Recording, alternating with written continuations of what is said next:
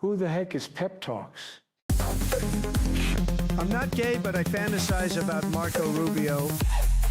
PepTalks. PepTalks. PepTalks. Let's eradicate the Kung Flu. I'm literally coming. PepTalks. PepTalks. Who the heck is PepTalk? They want our women. They want our children. PepTalks. Sometimes no means yes. Grab them by the PepTalk. Grab them by the Marco Rubio. Obama is a racist. PepTalks. I'm literally coming. I'm literally coming. PepTalks. We found weapons of mass PepTalks. destruction. My fellow Americans, it has been confirmed today from PepTalks that we are indeed all high on politics. Good afternoon, everybody. Welcome to High on Politics, Wednesday edition. It's our early day today, so hope you all are ready to cover some news. We got some Todd Blanche stuff to cover. This guy is, you know what? It wasn't a surefire thing to begin with. Definitely, like as far as all the appointments go, I think that this is kind of where they definitely hit that brick in the road. Is that a phrase? I don't know. It should be. I mean, you hit a brick in the road, then you trip, and then you fall, and then you fall flat on your face, and it hurts.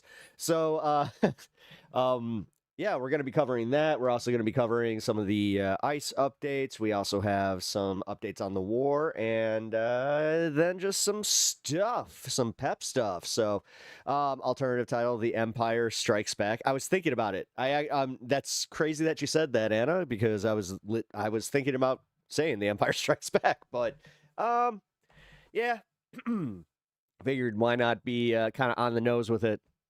You know, got to make these titles kind of catch people's eyes, and it's the whole game, right? It's the whole game. But as you guys file in here, please do me the solid, hit the like button, double tap the screen, and also go over to Twitch. Please check out my Twitch. I'm going to be doing another Twitch exclusive coming up here in the next few days. So definitely remember to go over and follow me over there if you have not already. I know copyright. Wait, what's going on with copyright? I see copyright. Oh, you think that's copywritten for start? Oh, yeah. I didn't even think about that angle of it, but hey, good catch. Alrighty, let's welcome you guys in. Etch, how you doing? Mitch, how you doing? Anna, how you doing? Ravy, got a gifted? Hell yeah, you did. Thank you to the people who have been gifting subs through or memberships throughout YouTube. I really appreciate that. Full disclosure, that helps a lot, like a lot. If you guys get yourself a membership, it helps out the channel to the point where, yeah, it's like that little, it's like a little rocket boost, you know when like the space shuttle, like they get like into orbit, consider it like one of those things where it's just like, it's not like a little tss, tss, it's like one of those like you like blow thrusters or whatever to actually like so yeah, there we go. Hey, thank you for the follow, Ray V, dropping in for the follow. I appreciate that. Hell yeah, welcome over to Twitch. You are the 625th follower. That's pretty freaking awesome. Man, Twitch is picking up a little bit. It's kind of cool. Dark Peps today? Yes, yeah. Dark Peps today. Today's laundry, it's laundry day. Most of my, my colorful clothing is all in a pile of laundry right now. So, yeah, I gotta do that. God, I hate laundry. I know some people love it. I hate it. I absolutely hate laundry. Laundry is like the #1 hated chore that I have for myself. I can't.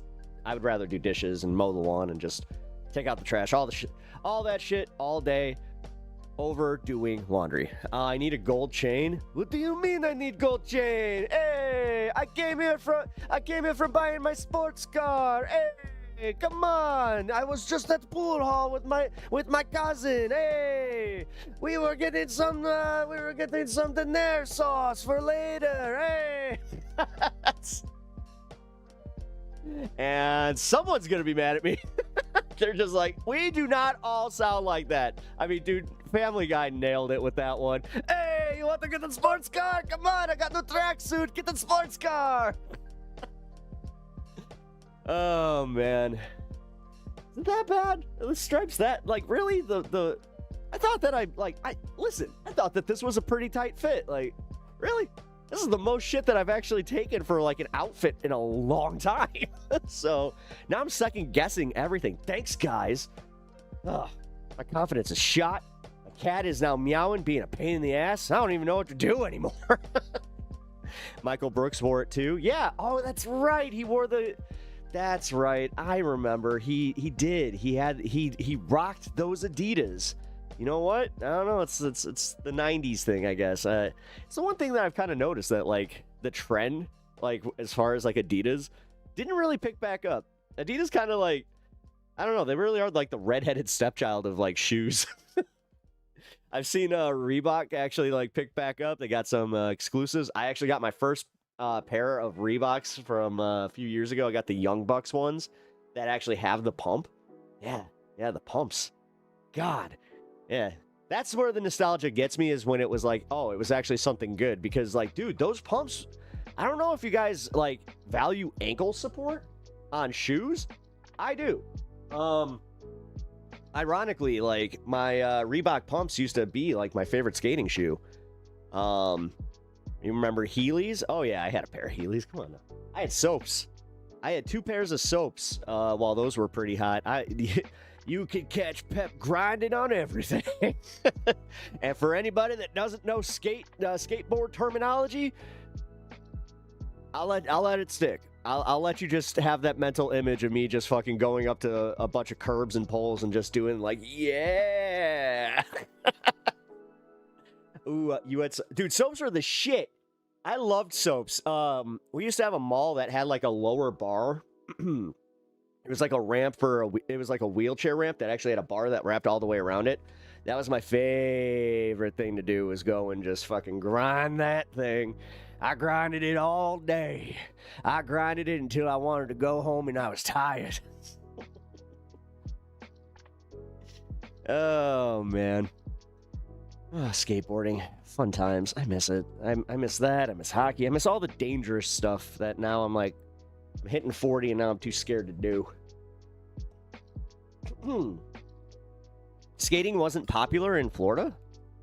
What? Really? Soaps were nerd shoes in my high school? What? What? That's whack.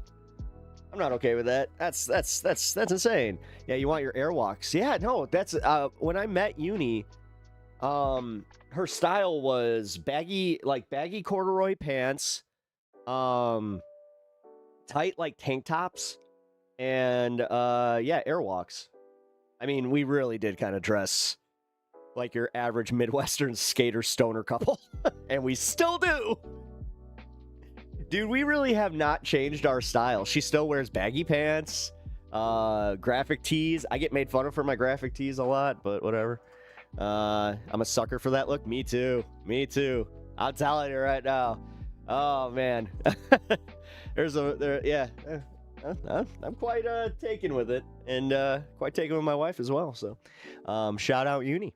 Baggy pants are back, bro. I'm pretty happy about that. Although the two baggy pants came back. Like, that was the thing. They could have stopped at just making the wide legs come back, because oh my god, if Diesel re-releases the wide leg pants that they had in 2016, holy crap, I'm there. Best pants I've ever bought. I've talked about them here. I'm literally wearing them to death. Like, dude, I'm gonna send you a link for my favorite pair of jeans. Hey, please do. I'm a sucker for some good denim. I really am. Like, the thing is, I've had my same pairs of jeans for over 10 years. One pair of my Diesels I've literally had for, like, since I was a teenager. It's just weird how I can actually fit in them now. That's the weirdest. Like, I was a bigger kid that lost a lot of weight. So I ironically had, like, that opposite thing that happened with my high school clothes, where I started gaining weight and I was like, oh, I fit in my high school jeans now. Oh shit, I fit in my my high school freaking sweatshirts. Cool. Yeah, I have a problem with getting rid of shit, but I also have a problem with buying new shit. So it's not like I don't have, like, believe it or not, like, despite all of this busyness, I don't really have, like, too much. Well, that's kind of a lie. I mean, I don't have, like, hoarder levels of shit, but I do have a lot of shit. But I don't get rid of it. Like, that's the thing. I try not to buy new if I don't need to. They're like $200 now, Mitch. What happened? Yeah. Yeah. Those are $200 for a pair of fucking jeans. I remember buying bullheads when those were expensive. Those were $75. I remember my dad almost having a heart attack when I got those.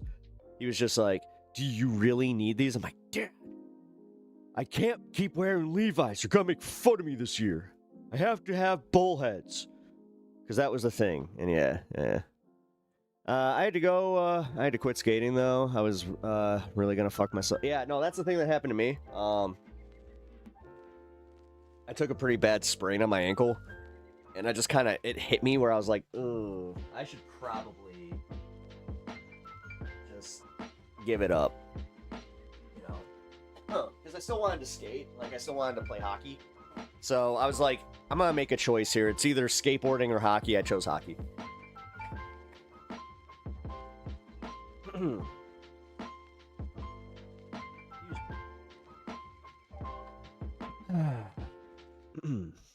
Like, come on, they're just still pants? Yeah, they're just pants. Exactly. Yeah, after the third motorbike stack, I thought maybe I should give it a rest now. Yeah. Yeah, once you get into enough accidents or you, like, start getting that, like, hockey, I had the warning sign. Once I took that head injury, it was enough where it was a good time to call it. Because I saw a neurologist. I asked him, you know, what his advice would be. His advice was what most doctors would probably tell you when asking if you should play hockey, is that you should have never played hockey in the first place.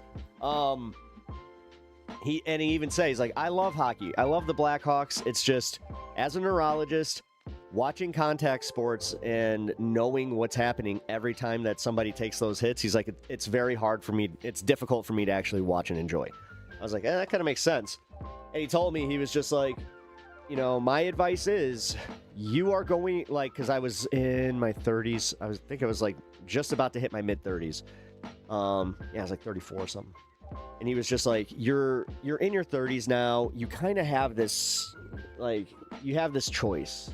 You can either stop now and just take the win that you didn't get hurt playing hockey, or you can risk a major injury every time you go out there. And, like, obviously that's kind of how it is. I mean, you do that with driving. It's literally living, but I guess, you know, he was right. He was right. I'm glad I did it. I also just, I miss it. I miss it a lot.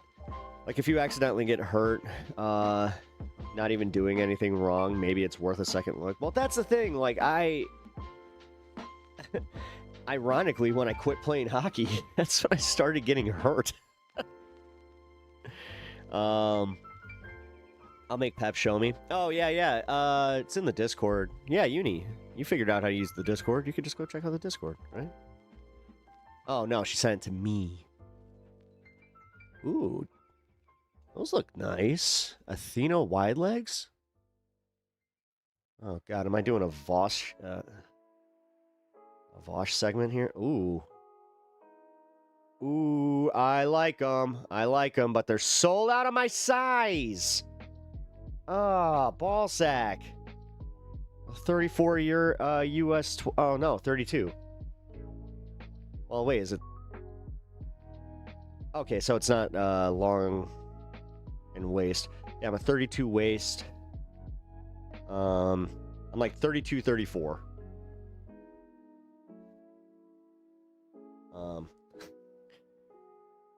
I like to hem, like, let's put it this way. If I buy a pair of pants, I like to have them hemmed. So I like to buy them a little big so I can have, yeah, either that cuff or just in general.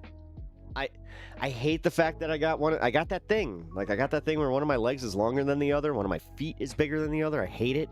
So, yeah. No, they're frayed at the bottom. Ooh. Well, see, that's the thing. Frayed at the bottom and, like, just trashed pants apparently is back in style, which, ironically, my diesels fit that mold. because I have literally worn those so hard that they don't have bottoms on them anymore. They're just shredded, which I guess is the look, but I'm uncomfortable with it knowing that I have loved those pants to the point where they are shredded, and oh, they're my favorite pants. They're so cool. Mine always end up frayed anyway. Yeah. Well, yeah, because you're skinny and yours keep, like, they fall down when you walk a little bit. So, like, you're constantly just, like, mopping whatever floor you're on. Uni's actually pretty tall, you know? Like, that's the thing. I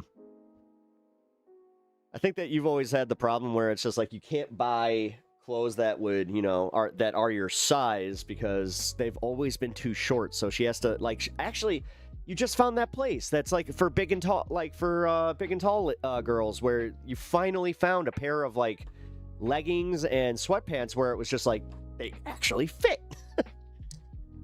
I like mine super long when I can find the 34 inseam. That's what I thought. Yeah. Because like I remember that you also did the thing where like you would buy like sweatpants and you would fold the top, which I always like that. I paid attention. It's called American Tall. Oh, that's how I learned to sew. It got too hard to find plus size petite range that didn't cost a fortune. You're just like, come on, dude. Why can nothing just be made for me? They have a whole denim section. I'm gonna check it out. No, thank you for the website here. Can I just send this to her? Oh yeah, here.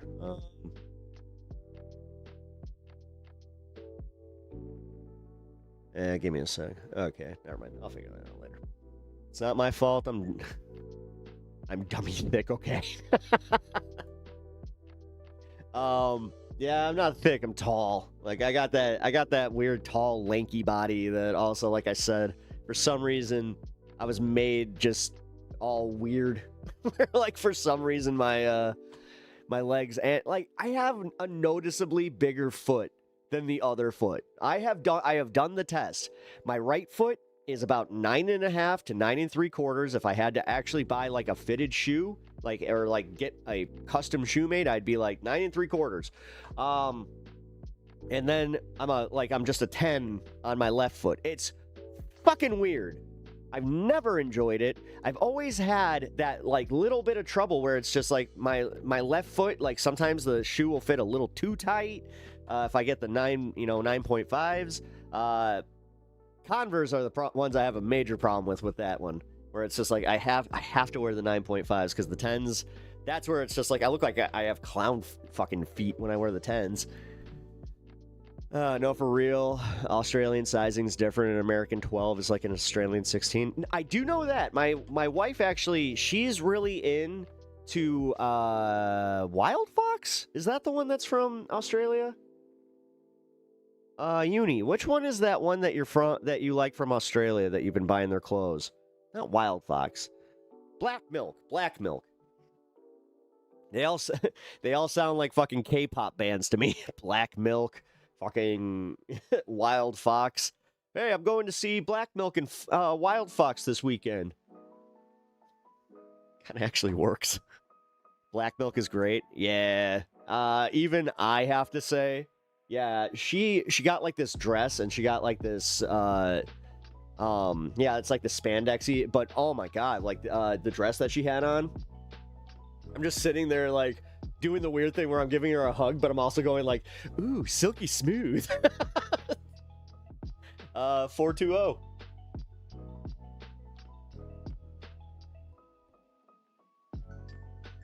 Yeah, she has a really cool one that has pot leaves all over it.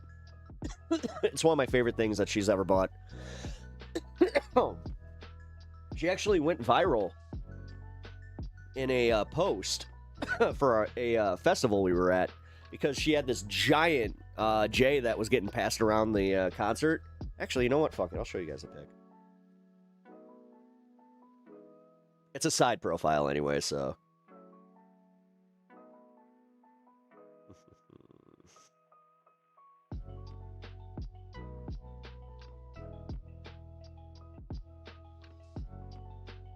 I could have sworn. Oh, there it is.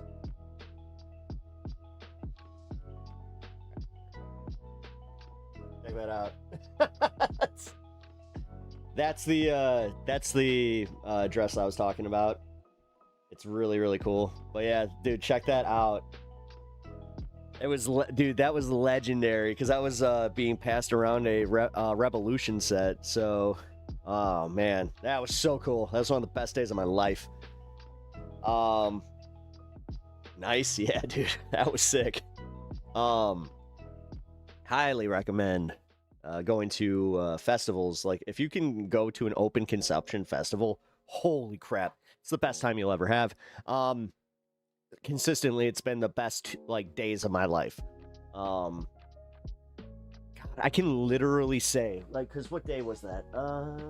September 7th of 2024 or 2025. Yeah, September 7th of 2025 was one of the best days of my entire life. Hands down. Living my best life. I was the pot fairy at the festival. Yeah, you were. She literally was walking around just handing out. She like had pockets full of J's because like they had a t-shirt cannon that they fired over 10,000 rolled J's out into the crowd. And she just like, she also just, she left us and we're all partying. We're like, man, it's been taking a while. And then she comes back. She's like, look what I got. Anybody want to smoke? It was freaking awesome. We're just like, oh, what the hell? And then she's like, I also got juice. She's like, you all need to hydrate. Yeah, she's our festival mom. You know, she's everybody's festival mom. God, I wish I was it was the best day of my life. I'm not even kidding. It was the best day of my life. I had so much fucking fun. I actually met somebody that I'm a fan of on social media. His name's Connecting with Wrestling and Connecting with Reggae. He carries around like a little sign that like, you know, you just put your face in and you're like, it's an account I have followed for over 10 years at that point. And I just ran into him and he was a super cool guy. It was like right when I started this channel. I probably annoyed him a little bit because I was just like, dude, how, like, what do I gotta do? And like, I was in between songs, and then the song started. I was just like, and that's my cue. Yeah, she came back with a bucket of cheese fries, like a literal bucket of cheese fries. That shit was crazy. The munchies were freaking on point, though. I will say that much. White Zombie was firing rolling papers into the pit. See, that's cool, but like this is even cooler. These were packed. Like these were full, dude.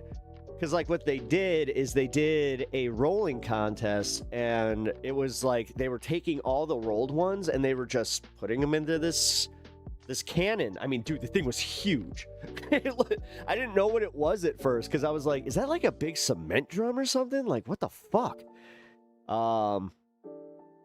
Yeah, I was amazed. No, that was cool, dude. Like, it was, yeah, legitimately, it was a bucket of cheese fries. And I'm not gonna lie, I sat there just like, raw, yeah, this is incredible, raw, yeah. It was awesome. Fuck, man. Not having a good day as far as my allergies today. Excuse me. Yeah, the cannon. Yeah, those juices were amazing. Yeah, they were like they were these giant fruit juices. They like they were in cups like this big. I felt like a toddler just sitting there with my bucket of cheese fries, and I'm double like I literally got my two hands on my cup just going. I might as well have been like this, just kicking my little feetsies, just.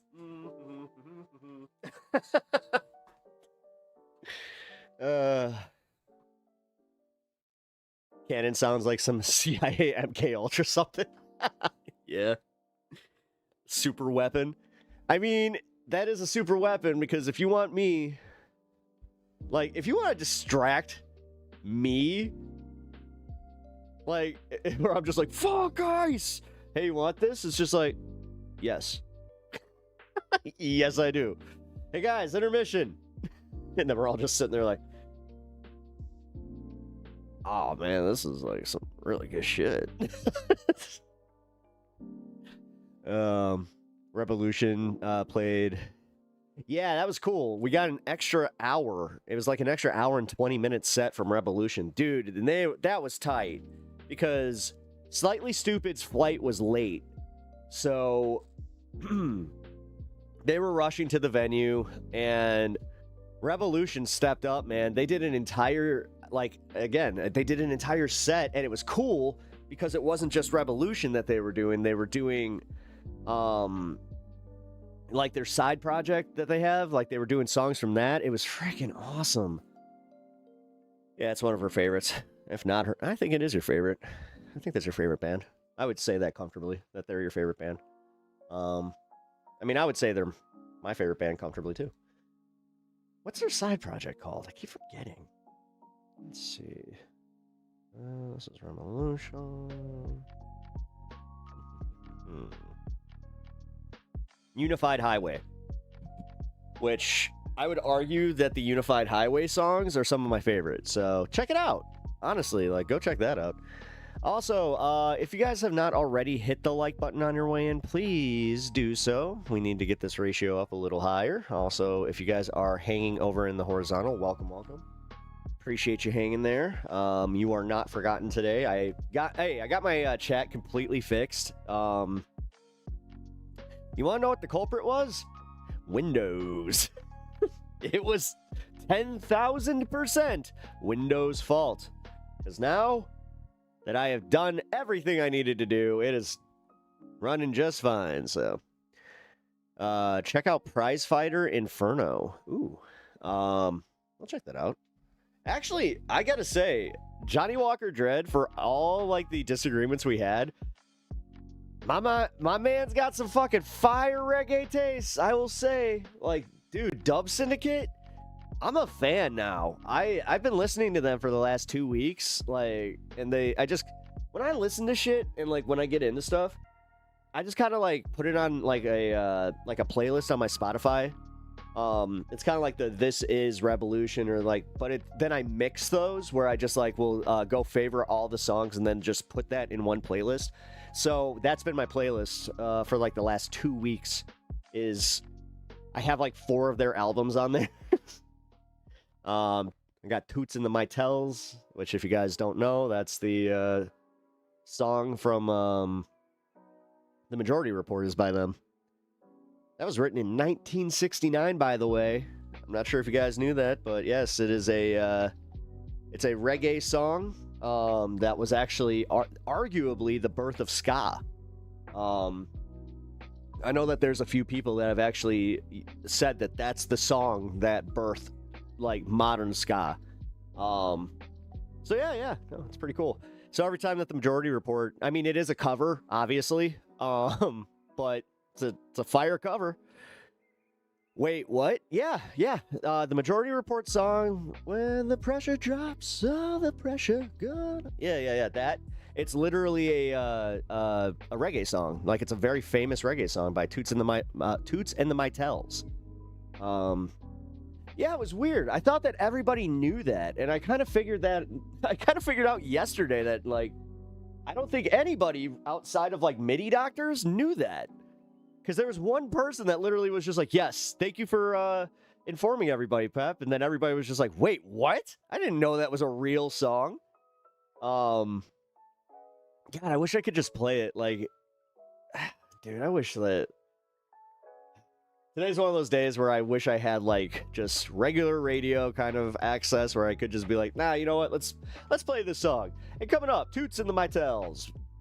Just, It is cool, too. It also starts the same way with, like, just the guitar.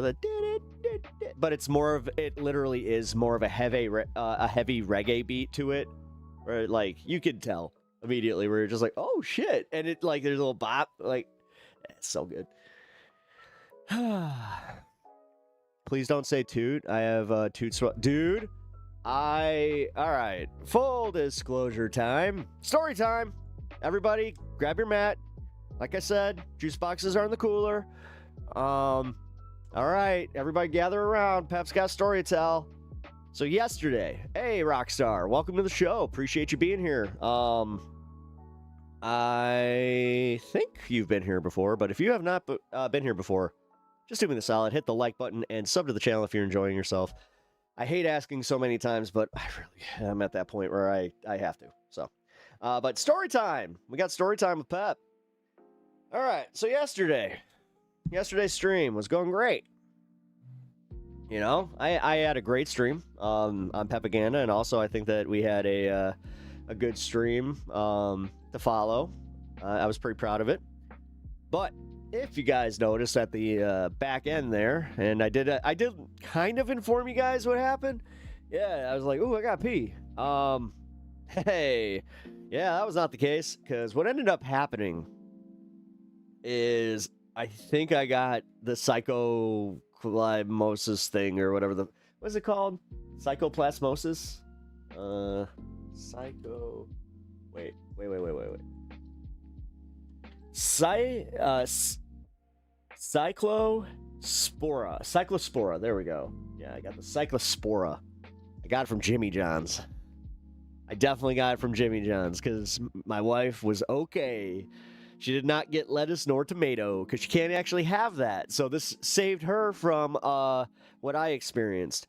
So I had a moment where, like, we were just watching, I think it was Piers Morgan, and I just kind of went, I felt my stomach go, I'm like, And then I just felt it where it was just like, gotta go. So I got, I knew better. So I ran upstairs. And what happened, and this is where viewer discretion is advised because this gets a little gross. It might as well have been like minus the actual sound of like a shotgun going off. Like, it was insane. I was like, what the fuck? The amount of pressure that I felt was just like, that's not normal. Did I just accidentally shit out my like entire colon? Like, what just happened? Yeah. So, I had the little, I had the one where it was just, it cleared out of my system and I'm good now. Like, I haven't had any issues. I think that it cleared it out of me, all in that one. Yeah, prolapse, Pep. I mean, dude, I wish I was lying. There was that one moment where I'm just like, oh my God. Just like, I don't want to know. Yeah, that was a lot. Like, oh God, that was a lot. That sucked. That sucked so bad. But I managed to make it. It wasn't a bad experience. Not like my friends. So my friend, he called me today and he's just like, dude, I just had explosive diarrhea. And I was just like, oh, it's going around. He's like, oh.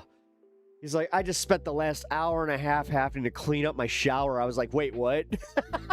It's just... He's giving me the breakdown. I'm like, oh, okay, you had it a little bit worse than I did. That's not great. My mom's saying, that always grossed me out. Could shit through an eye of a needle at 50 paces. What the fuck? Yeah, I mean, dude, that was wild. That was wild. Like, I still can't believe that happened. And also that I rebounded. I'm not gonna lie. There was that, like, part of me where it was like, I mean, it only lasted like a minute. But in that minute, I did have like a panic moment where I was just like, do I have to like tell Uni to go and like end stream for me? Because, yeah, dude, it got that bad where I was just like, and then all of a sudden, I just, you know the moment. You know your body where like, where you have that final bit, whether it be a fart, a burp, or just like that final just like push. But I felt so much better where I was just like, ooh, I actually like, I felt great. I was just like, oh, damn. I think I might have just given myself, nice little cleansing. You don't know all 29, 30 of us? Shame, shame, shame. I mean, I think I do. No, I mean, hey, it's 29:35 now, dude. Although, let's just call it at the 29:30, because lately, it's been kind of fluctuating. We get to the nitty-gritty. Yeah, we do. We really do. I actually did viewer discretion this time, guys. Like, come on. What am I supposed to do? Am I supposed to just, like, for every bit, just be like, guys, this is gross. Guys, this is gross. Guys, fair warning, this is gross. But also, poop? I don't know. I don't know. Maybe it's because of everything that we've been going through and just... It's the same thing that happens when you're a parent, I guess, where it just doesn't bug you, like, at all. Yeah, it just, nothing, it doesn't bug me at all anymore. Because, like, once you smell chemo shit, like, all due respect to Uni, I'm sorry that I'm blowing up your spot here, but they gotta know. When you are, and I think that you're okay with me saying it, as he says nervously. Yeah, there we go. Poop is a normal topic. Intestinal health is important. Get your butt checked. There we go. There we go. Okay. But yeah, chemo shit is... there is something else about it where you're just like, what the actual fuck? Like, been there, right? No, I'm telling you, man, there's nothing that prepares you for that either. Because, like, the nurses tried to tell me that. Like, her nurses advocate's really cool. She's got a great sense of humor. And she's trying to just tell me, like, oh, you know, just be prepared. The smell's pretty intense. And I'm just like, listen. And I kind of had that moment where I'm like, lady, I have smelled shit before. Trust me, I'll be okay. After that first round, and Uni, like, she comes out of the bathroom and she's like, I'm so sorry. And like, she was really upset about it, and that's the part that kind of makes me upset. It's just like, but yeah, it did. Like, I was trying to be nice to her. I'm just like, oh my God. Yeah, so just remember that if you guys ever, like, and listen, God, whatever willing, I hope you never ever have to smell that. And I mean that. I hope you never, like, I hope nobody that you know gets cancer. I hope you don't get cancer. Yes. Prostate checks aren't a thing. Your doctor is a perv. Yes, prostate checks are very much a thing, you dumb motherfucker. Holy shit. Holy shit. How repressed are you? Are you one of those guys where you're just like, I don't let nothing go up my poop chute? Because you're fucking, like, honestly, I think you're gay. I think you're fucking gay. Holy shit. Anybody that is that fucking scared, like, to the point where they spread some shit like that, where it's just like, your doctor's just a perv, he's sticking his finger up your bum. No, bro. No, and you also have a dirty asshole. I can already tell. You're afraid to fucking even, like, you know, accidentally. Like, you probably oh my God, you have some clogged ass toilets. I can already say that much. You definitely don't use a bidet. You're walking around with some fucking dingleberries. Oh my God, you're a dingleberry. It's a joke, dumbass. Oh, well, that comes across very, very well in text. Anonymous, with your very first post that you've ever been here with? All due respect. Yeah, this is literally your first... Okay, wait, no, this is your second time here.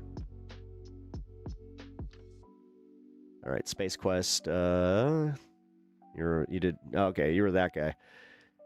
Talking about Space Quest. Yeah, dude, with a anonymous name and absolutely no hint of sarcasm. How in the fuck am I supposed to know that that's a joke? You can't just do that. Like, listen, I get it. If we were in our everyday life and you were saying this to me, probably wouldn't have the same response, but yeah, in text, LeMayo. Yeah, exactly. Battle frogs. Sexually insecure. They're not. The thing is, if they're joking, whatever, I'm dropping it. I'm dropping it. Because I don't want to make fun of nobody that, you know, is trying to joke. It's okay, bro. It wasn't a good joke. It really wasn't. Objectively, it just wasn't a great joke. But also, like I said, the fact that it was in text, it does lose its, not luster, the gusto, you know? Another word in there. Facial cues say way more than words. Yeah, I mean, even if you're doing deadpan humor, it would be like, I'd be able to at least tell with an inflection. I don't know why I'm going through that. Hey, Rebecca, good morning. Welcome, welcome. Good to see you. Hope you're doing well. Hope things are wonderful over in Australia. You missed the bit where we were talking about, what was it, black milk? Yeah, black milk. The clothing company that is in your area. Apparently it's, well, apparently listen, it's a good clothing company. They had a sweater that was the smiley, or wait, no, that one, I think that was Wild Fox. Uni, correct me on which one it was. Which one was the smiley face from Half Baked? Because it was literally the smiley face with the eyes as the leaves. It was so cool, man. I want that. And it was men's sizing, so I was kind of like, hey, that'd be cool.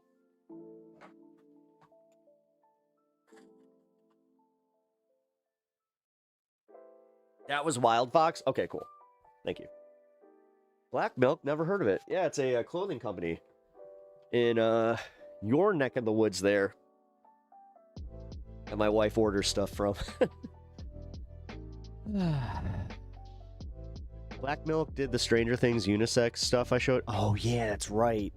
Yeah, that stuff was really cool. Yeah, the Hellfire Club. Oh man, yeah, I remember that collection now that you're saying it.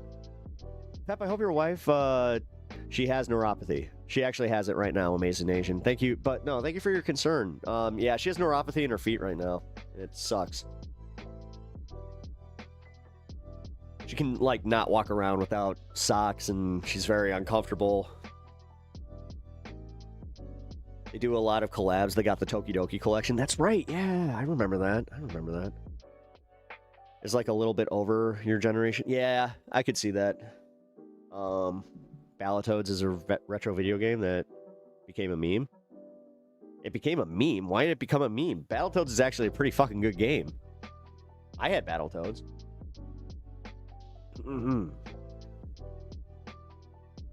Like Dangerfield, but better. See, now I don't know what Dangerfield is. The meme was that you call your local GameStop and ask for Battletoads. Oh, okay. Oh my god, I would totally take it seriously. I'd be like, we don't have Super Nintendos anymore. We also don't have the Sega one. And they'd be like, Battletoads! It's like, I'm sorry, they haven't made a new Battletoads. They were supposed to. I take it so literally. Okay. I just have to keep the Kleenex over here. Fuck. I don't have room. Huh. Let's put it right next to the trash can. Jesus. Ugh. Anyone can wear it. Yeah. I was about to say, yeah, the sizing is pretty cool, the way that it stretches.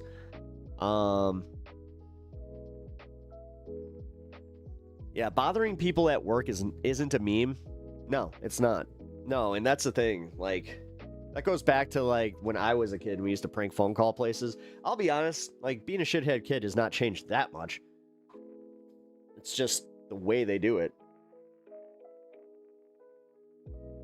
You young ones. Yeah, so young. I mean, I think you're only a few years older than me. Which, listen.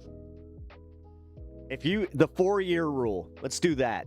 If you're in the 4 years, like, if we are 4 years apart, like, backwards or forwards, we were in high school together, or we were, like, part of the same high school year, or years, like, nah, come on.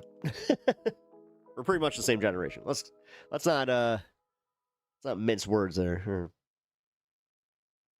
Now they recorded it and posted it for likes. Oh, God.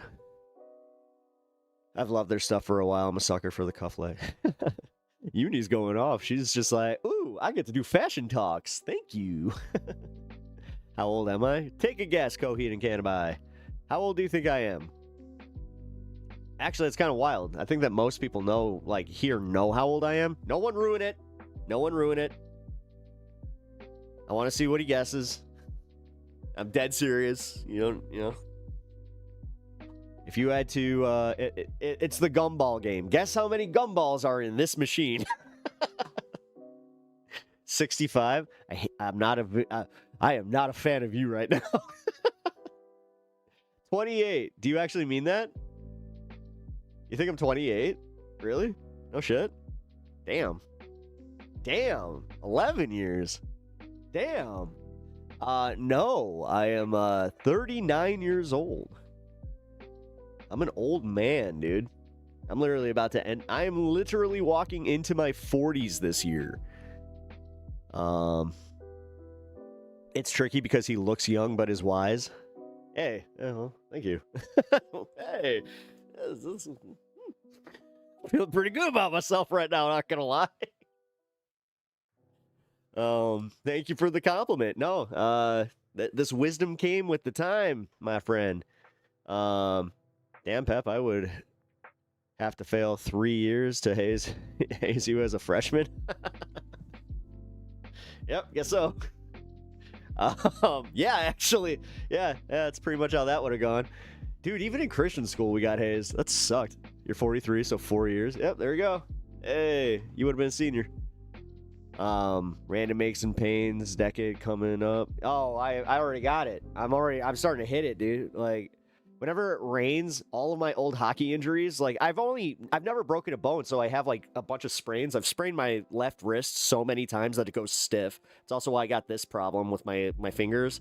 I've been tested for arthritis. I do not have arthritis yet, I guess, but, ooh, boy. Definitely starts to hurt. Actually, today, it's starting to hurt a little bit, just because of, like, this weird weather that we have. Yeah, ankles, knees. My back is okay, though. I always tried to protect my back. I know that if you have random back pain, funny enough, through Donald Trump and this Lindsey Graham thing, I kind of found out that, like, if you live with a lot of back pain, you might want to get your heart checked.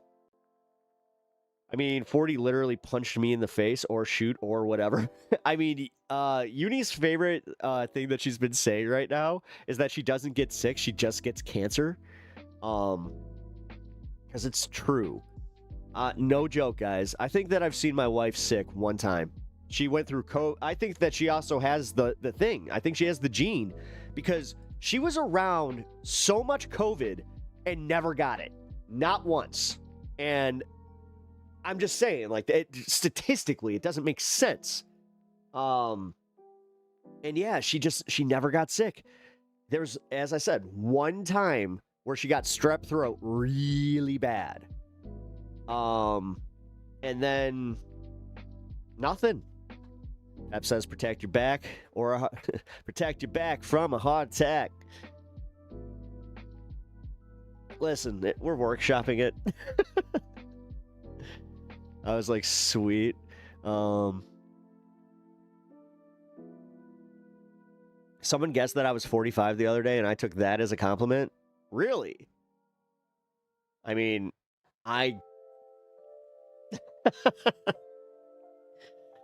if I hit over 10 years, I don't know, maybe it's because my mom used to do this. My mom always used to ask people how old they think she is. Because my mom looked 10 to 15 years younger than she actually was. It always fucked. When she hit her 50s, that legitimately fucked with people.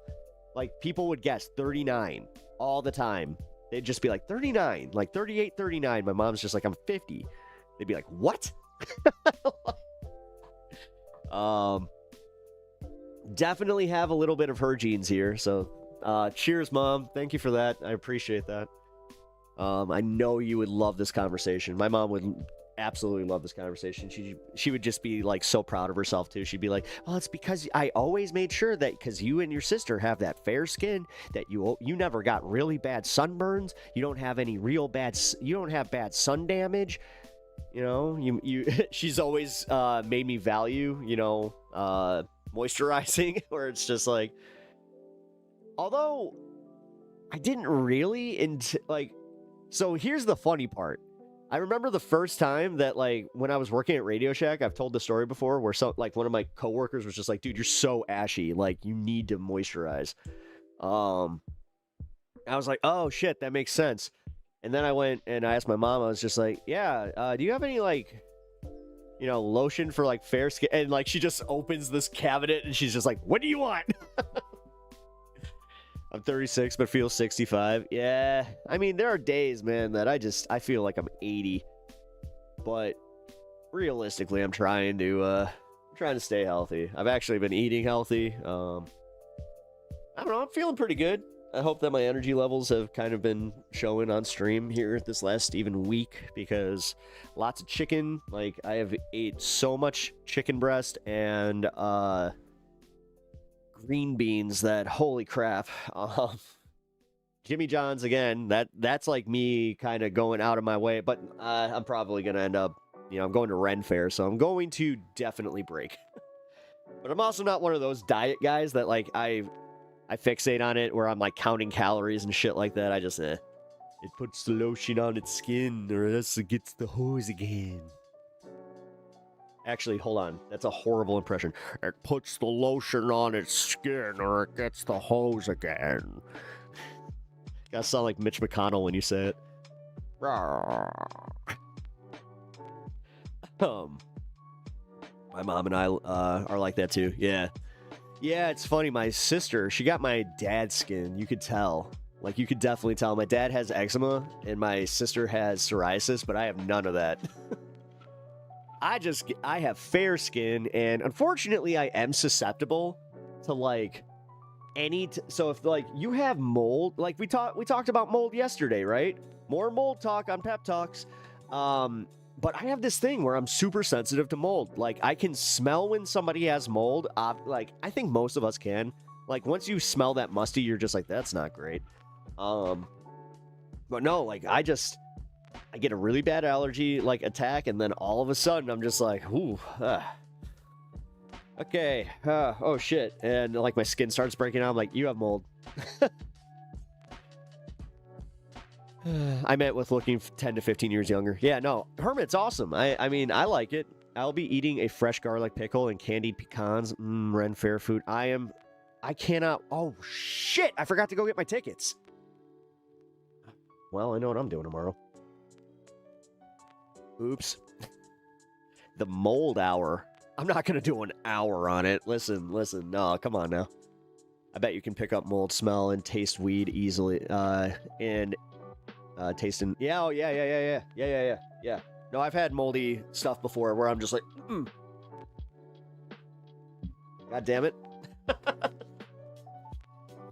actually brought something up where I'm just like, oh shit. No, today's allergies are brought to you by ragweed. God. We have like this ragweed field right next to us. Oh, fucking makes me miserable. And I had a fucking warning about it too today. I woke up this morning, I'm just like, oh, a little hard to breathe. And then I just look at my phone, it's like, you have a high ragweed count. And I'm just like, great. The one thing I'm like really, really allergic to, fuck. It's just like, why? And it has to be the one that, like, if the lightest bit of wind gets through it, I'm just like, like, I can't breathe. Thanks, Edie. Goes to the store for pickles and garlic. I'm telling you, like, garlic pickles are so fucking good. It's insane. I'm gonna get one. It's gonna be hot as shit. I am getting one as a treat for myself to fucking cool myself down. Oh, that's gonna be nice. Yeah, I'm actually most excited for the jerky they got. They got some of the best fucking beef jerky and turkey jerky that you can get. I am super excited for that. And then a turkey leg. We're doing a turkey leg this year because uni cannot have like lots of red meat. We usually eat the shepherd's pie that they make there, which is really good, by the way. It's like a proper freaking medieval shepherd's pie. The way it should be, by the way. If you go to a Ren Fair and it looks like a Marie Callender's, that's a problem. Just be like, no. It's like, dude, come on. You can't mash up some taters and just keep a freaking pot of some ground beef. Like, that's insane. Oh, shepherd's pie. I know. It's happening. And I just ate. Dude, I'm turning into like I am barreling into 40 and I'm just like munchy guy where like I've never been like this, but damn, dude, like the way that I appreciate food now has changed where oh, I love it. But you know what? What is life but just waiting for your next meal, you know? Might as well enjoy it. Make some good shit. Protect those kidneys? Hell yeah. I mean, I try. Like, realistically, guys, I'm not even trying to be funny here. I am trying to stay healthy because of everything that's been going on in my life. Obviously, uni's cancer kind of inspired me to make some changes. The big one, I gotta just do it, and it sucks because like I'm a cold turkey kind of guy. I did that with smokes where I was just like I never picked up a pack after I quit. So if I just stop drinking, I'm gonna stop forever. And it's not like from an alcoholic standpoint either where it's like I have a problem and I need to. It's literally I don't want to damage my liver as much as it does. You know, and like I've been seeing this stuff where it's just like, it's really bad for you. But then again, this is the ironic part. The people in my family that quit drinking were the ones that fucking started dying quickly. So I don't know if that means anything or just. Yeah, I'm supposed to stay with mostly fish and bird. I have a hard time. I have a harder time with having to slowly introduce veggies back in. I miss salad. Not right now. No, we just established this. You got lucky because you had 0 lettuce or tomato on your turkey sandwich. There's a reason I got that psycho diarrhea fucking thing. Yeah, I got the explosive shits from eating lettuce or possibly tomato. Don't know which one, but it was definitely from Jimmy John's, I'll tell you that much. There's a reason that they're doing this, though. Like, they're just getting rid of the lettuce, but it's not from Taco Bell. Jesus Christ. I can still smell mold. Here I'm ripping stuff out and looking, if there's anything and treating everything. Nice. Yeah. I have to do that in my garage. I smelled a little bit of musty in my garage. I was like, oh, shit. I think it's a rug that, like, because I had a leaky fridge for a minute. And then all of a sudden, yeah, that's when it started. So, it just sucks. I'm just getting to that point where I'm like, oh, man. Accidents waiting to happen. That is an awesome name, by the way. Good afternoon from South Boston. Hey, you've been here before. Welcome. Appreciate you being here, man. Or, sorry, I don't mean gendered stuff when I say dude, man, bro, any of that. That's just my vernacular. So I am very apologetic if you guys don't understand that, and you guys, like, if I am misgendering, I'm sorry. Like, that is not the intent by any means. I am just an old ass stoner that doesn't really care. Like, I can't change my vernacular. I'm sorry. So, unless it was actually like something that really hurt people's feelings. So, but I think that dude is non-gendered. I think bro, not so much. Man's the one where I'm just like, come on, man. And then it's just like, hey, I'm just literally like, it's just like it's a word filler. It's so awkward. Hey, South Boston. Moldy old people stuff. Oh, dude. Moldy old people stuff. Like I kind of talked about that yesterday about like how I used to work for an estate company. That's also how, like, there was one time we worked this one house that I'm just in this random room, right? Sorting through some of the stuff, and I could tell. Like, I was like, uh-oh. Like, I caught that, like, where it hit me in the top of my, like, my sinuses, and it just stopped my sinuses pretty much cold, where I was like, I can't breathe. So I walked outside, I'm like, okay, what the hell? Gave myself a minute. Went back in, it happened immediately again, and I got out, and I called out the owner, where I was just like, hey, You need to have this place checked for mold right now. And she was like, what do you mean? I'm like, there's enough mold in this house that I cannot breathe. Like, it's literally shutting down my sinuses. Because, again, I have a deviated septum. It's very easy to happen. Turned out that there's a massive mold infestation in the basement. So she was all pissed off because they had, like, her, like, 'cause she was also, like, the, she had an investment in the, like, realtor, or, like, her and the realtor had a deal with it or whatever. So she got a proceed of the sale of the house. But they were at that point where they had already bought it. So they were on the hook for the cleanup instead of the previous owner, which she was all upset about. But I'm just like, you know what? That's what got me to have this realization that people, like private realtors and just people that sell, like, fuck them. Fuck them. This is one of those rare times where I'll just say it, where it's just like, nah, because you cannot trust people. I'm sorry. When it comes to that shit, you just can't. Even if they're good. Even if you have that good situation, you just don't do that. Do not ever do that, where you forego getting something checked, or, like, because you know this person. Like, I hate people like that. And I'll be honest, she was shady as fuck. She was a lawyer, you know, like, she was nice, but I look back at it, she withheld money from me.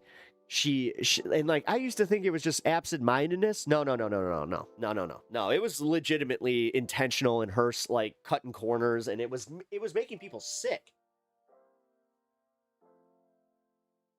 Like, as I said, the one time, like, the last time that I worked with her, she was selling stuff that had mouse poison, like mouse droppings on them. And when I brought it to her attention, she put stickers on it, and I was like, okay, no.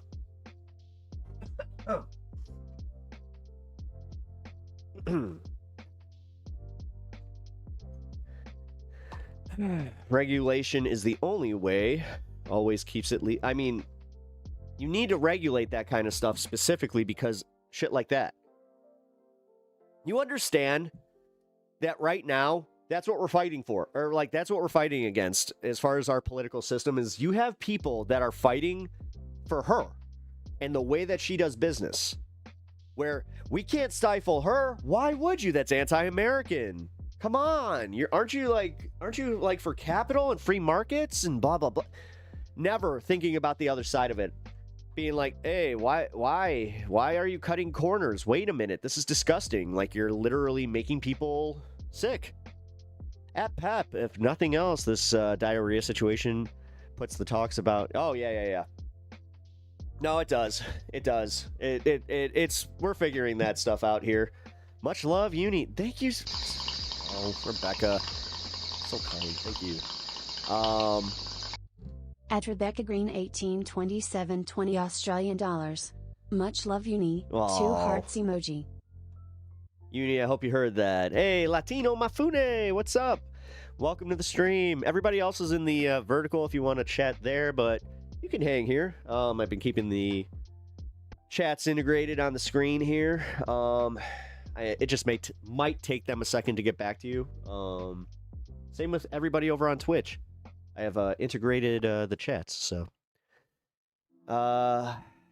in the faint chance that they might get to fuck over their fellow well, that's the thing. There's nothing more disgusting than the fact that these people will fucking, with a smile on their face, just be like, yeah. Oh, you're also getting a great deal. Oh, this area, like, it's so disingenuous while they're simultaneously knowing that, like, this place is dangerous. Like, yeah, that fucked with me. Seeing her selling, like, this train set that I knew for a fact still had mouse crap on it, I was like, no.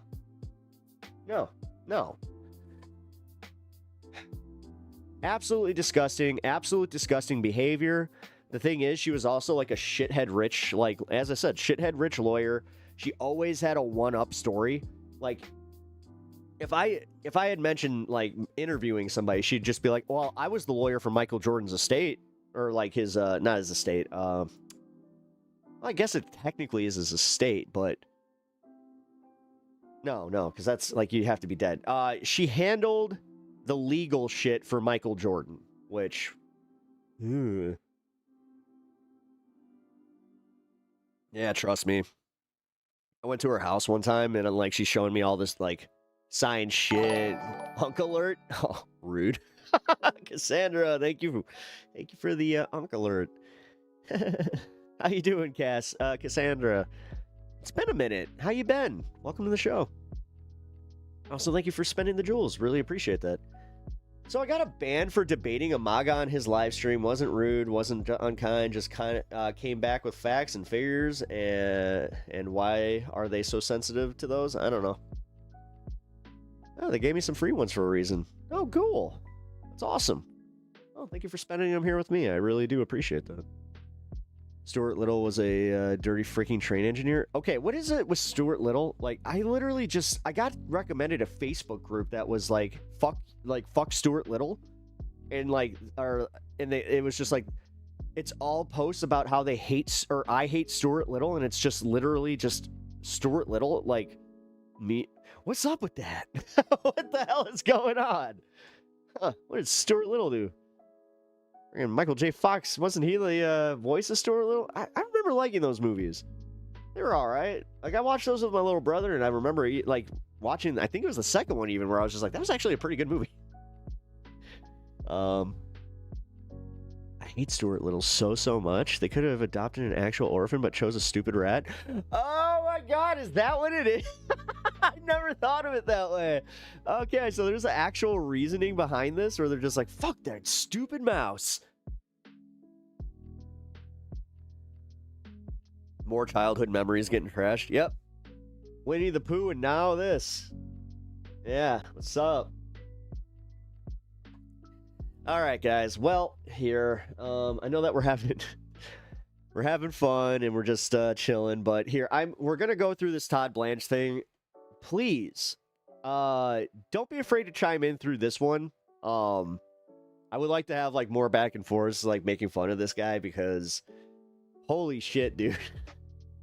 If there has ever been a candidate for something that just should not be nominated based on the way that he responds to these people, it's him. But I have a feeling he's still gonna get fucking through. Like, that's, I hate these confirmation processes because they really do kind of, they're so feckless, man. Like, what's the point if anybody can raise an objection and then they're just like, meh, overruled, too bad, he's the guy now. Like, Oh, I love Stuart Little discourse. We always joke about him being a little asshole. He's, what? Oh my god, is he really that bad? Okay. Well, as I said, we got the Todd Blanche stuff. I did actually like put a collection together today. So, hope you guys appreciate the fact that I had to sit through this entire thing and find all of the highlights from different channels, because there were a few channels that just, they weren't fucking producing highlights of any of the moments that I thought were pretty good. And then all of a sudden it was just like, hey, Forbes has it. I was just like, oh crap. If you guys don't know, Forbes is like one of the iffy ones. So if I'm gonna pause more through that one than I usually do. That's strategic, okay? The original Little Mermaid was a story. Oh yeah, it was a grim fairy tale. Yeah. And yeah, it's dark. It's dark. Oh my god. Yeah, the ending, how she just like turns into fucking like sea foam. Spoiler alert. Shit. Wait a minute. Spoiler alert for like a 400-year-old book. I'm not good with spoilers. I kind of do the thing where I spoil it first and then I say spoiler alert. That's not how spoiler alerts work.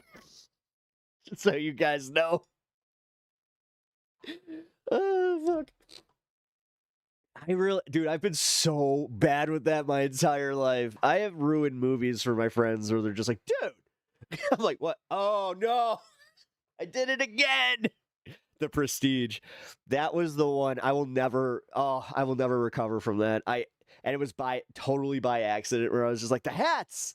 And he's like, what? I'm like, the hats. He's just like, I haven't seen the movie yet, dumbass. He was like, I was like, oh, shoot. Well, I didn't spoil too much. He comes back from the movie. He's like, you son of a bitch.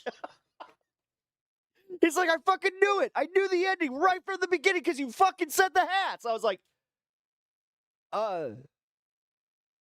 my bad. I'm sorry. I'm sorry, Rave. Yeah, all right. That one deserves all caps. I know, dude. That was Arcadian. I ruined it for Arcadian. That's what, like, I need to talk to him about that on stream where it's just like, hey, man, you remember when I ruined the Prestige for you? Oh, he was pissed. He was so mad because he said it. He comes back and he's just like, dude, I figured it out just from you. Like, when you said the fucking hats and then I heard you say clones, and I was like, I'm sorry. And he's just like, no, you suck. He's like, I watched that entire movie knowing that it was that was the thing. And I was just like, really? And it was so funny too, because he was like, when they brought the twin angle in, he got excited where he's just like, okay, he probably didn't spoil it. And then the end happens, he's like, motherfucker. I can't believe you spoiled one of the best movies of all time. It really is. It really is. And yes, that first viewing, if you just don't know. Oh. Yeah, I had Harry Potter spoiled for me. I never had to buy the books anyway. Pirate. Oh, well, yeah, true. Yeah, well, keep that one in chat. I do not condone yee-hawing and jolly rogering, if you know what I'm saying. I don't know. I got something in my eye, guys. Oh. It's like an eyelash or something.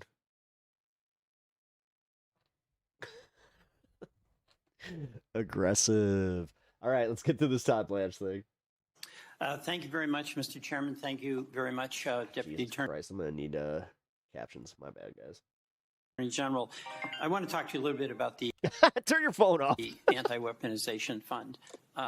Just by way of background, you've had a long-standing relationship, of course, with President Trump. Served as his personal criminal attorney, right? I met him for the first time a couple years ago. Right. And in the course of your Todd Blanche is just overall such an unlikable, weaselly little fuck that, like, I just don't understand how he's a defense attorney. How has he defended anybody? He's not good at it. Of the president, you earned over $9 million, correct? Well, my law firm was paid that much. I had 6 or 7 lawyers. Well, that was in. I would recommend the Book of Magic over Harry Potter. Book of Magic was based on a comic book, I believe. I don't have a problem. Oh, no, I was paid it. Where it's literally like a Harry Potter-esque character that even he even looks like Harry. But I'm saying is that the same property I'm thinking of? To my law firm, I had employees. Right. It's been raised that you have a close so he didn't get a dime from that, huh? Relationship with the president, but you're entitled to that, and the president is entitled to appoint as Attorney General a person in whom he has some trust. So that's not an issue for me. But on the Anti-Weaponization Fund, there is the question of whether a president who is suing the taxpayers, the IRS, for $10 billion, and where his formerly personal lawyer. See what I just did there? I hit the like button. If you guys can do the same for me, I would really appreciate it. Also, if you haven't already subbed to the channel and joined yourself, the taxpayers, is there a conflict of interest? And my understanding is that before it's at the DCU. That's what I thought. Okay, yeah. Got here, you did get ethics training. That was it was literally what I thought it was. You were acting Deputy Attorney General, correct? Yes. And my understanding is that you were advised that you should not be engaged in matters that affected President Trump. Is that the one where the kid's mom is technically the wand? Like she puts her essence in the wand? This individual capacity. I remember there was something like that. Is that correct? No, I'm not sure what your understanding is based upon, but no. There's very clear ethics rules that I was required to follow that I do follow. It's based on a letter from Mr. Terrell, and you received normal ethics training. Yes. And normal ethics includes that you do not represent someone with whom you have been representing them. Thank you. It's literally basic. Before. Yeah. In a personal matter. Right. Yeah, it's literally, it's basic. This is like one of the most basic tenets that we have instituted to make sure that nobody can just use a fucking lawyer like him. I'm not trying to get uber technical, but there are very technical rules around the let me- ethics requirements, and I follow them. All right. Well, maybe you could provide us with what the ethical materials I can tell were you that right were now if you're provided. What I'd like you to do is send us the materials. Let me go on. If you had an issue, there was a dispute involving, say, Paramount, would you have a lawyer from the Justice Department who owned $9 million in stock negotiate on behalf of the government with that company? It depends on as long as No. This is oh my God, this is simple law school bullshit. And like, I'm talking like first day, not even like first year. First day law school bullshit. You kind of learn what a conflict of interest is and how to avoid it. there's an ethical and no Holy reason there was shit, no dude. conflict. This guy, had he's just fucking mincing words here. Like, this is kind of crazy. Also, thank you for the Uncle Lurk 2.0. In stock with Paramount. I'm representing the people. There's an adverse relationship, adversarial relationship. You'd let me negotiate on behalf of the people when the outcome of those negotiations would have an impact on my stock price? Sorry, I just want to understand your hypo. If a lawyer for the Department of Justice has $9 million in Paramount stock, they should not be on that case. Right. I agree. Yes. Okay. And, you know, what happened here with the president that's so mystifying to many of us, it would be analogous if the governor of Vermont sued the Department of Taxes for $10 billion. And we don't appoint attorney generals, but in New Hampshire they do, but let's say we did. And the governor is formerly personal attorney. There's no comparison Let me finish my question. The governor sues the Department of Taxes for $10 billion. His former George personal R. R. attorney. Martin used to be my favorite. And I could still argue that he kind of still is. Like, dude, Knight of the Seven Kingdoms, the collection, like the trilogy, is so good. He's appointed attorney general. I highly negotiates recommend with the at least read The Hedge Knight. It's just Department of Taxes and ends up settling by setting up a fund in the control, essentially, of the governor for 1.77. Todd Blanche probably thinks that conflict of interest is decided between Italian herb and rye. $6 billion.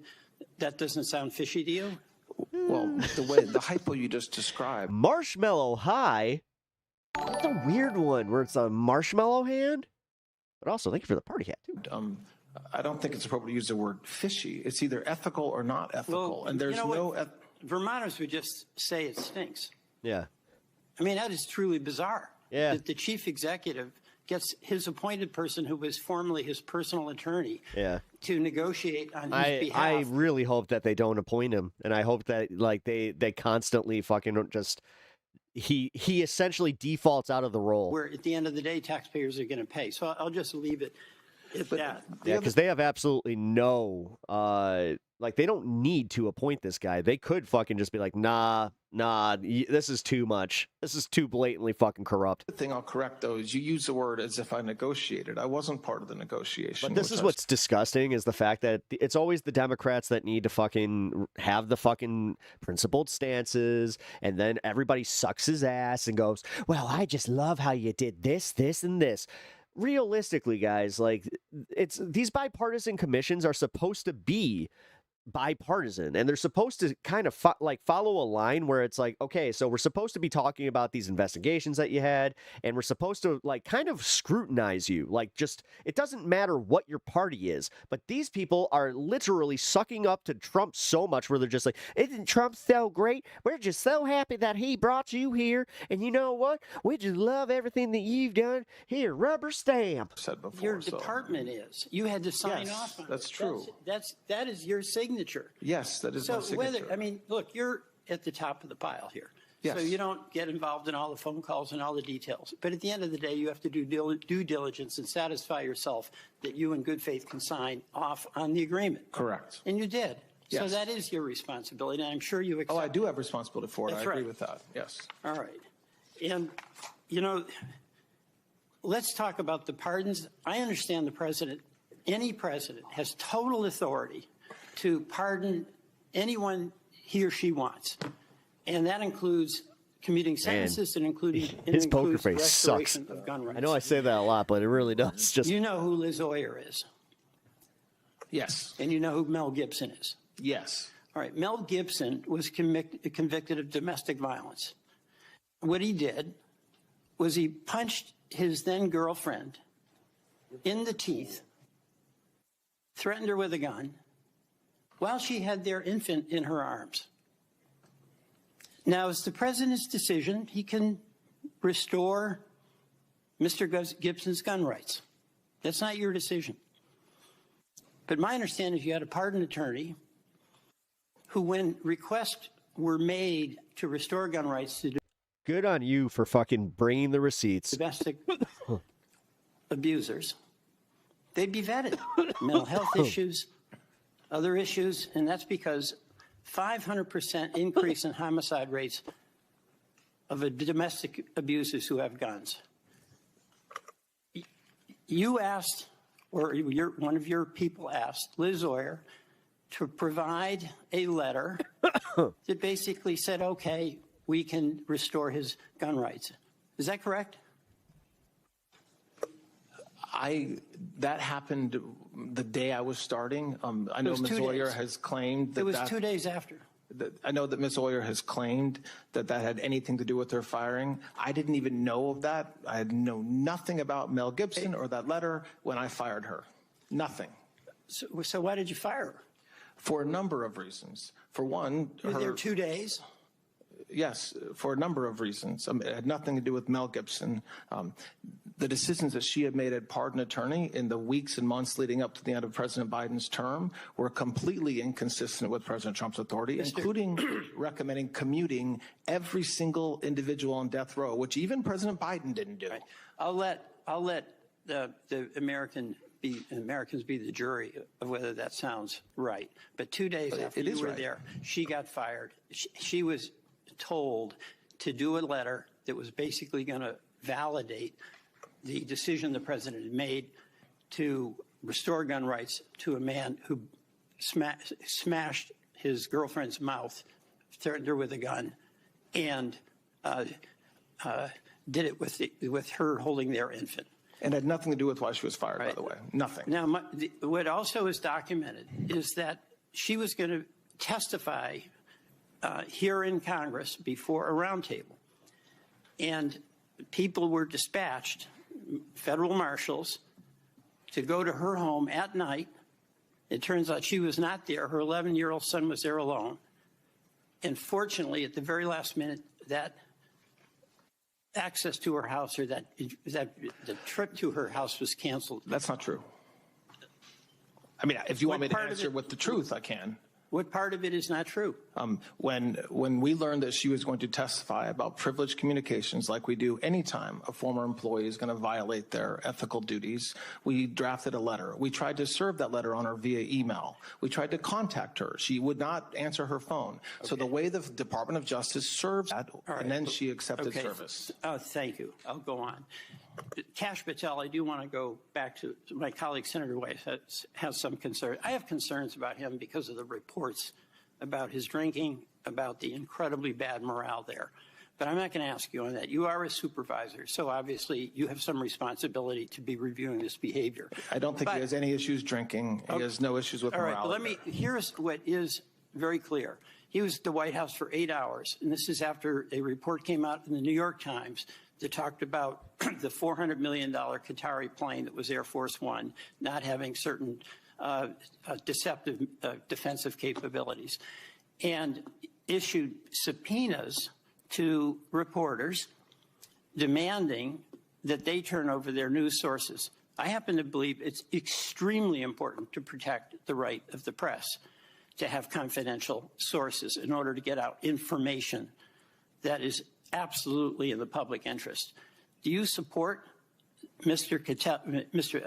Patel's efforts to subpoena and get reporters under the grill to disclose who their confidential sources are?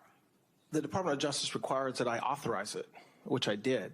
And those reporters, we're not targeting reporters. They're material witnesses, just like a reporter would be a material witness to a car crash. Yeah, they are witnesses. And so that's and the question you want to ask them is who were their sources? Yeah, it's literally trying to get these people to fucking not have source protection anymore. Part of the First Amendment. It's just blatant. No, the question we want to ask them is who provided them with classified national security information, which everybody in this body should want to protect. I would hope. Senator Hawley. Thank Yeah, it's literally to attack whistleblowers and to make sure that they can't fucking say anything. Thank you very much, Mr. Chairman. Mr. Blanche, good to see you. You too, Senator.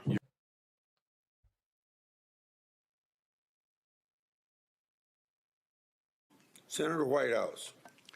Morning, Mr. Blanche. Good morning.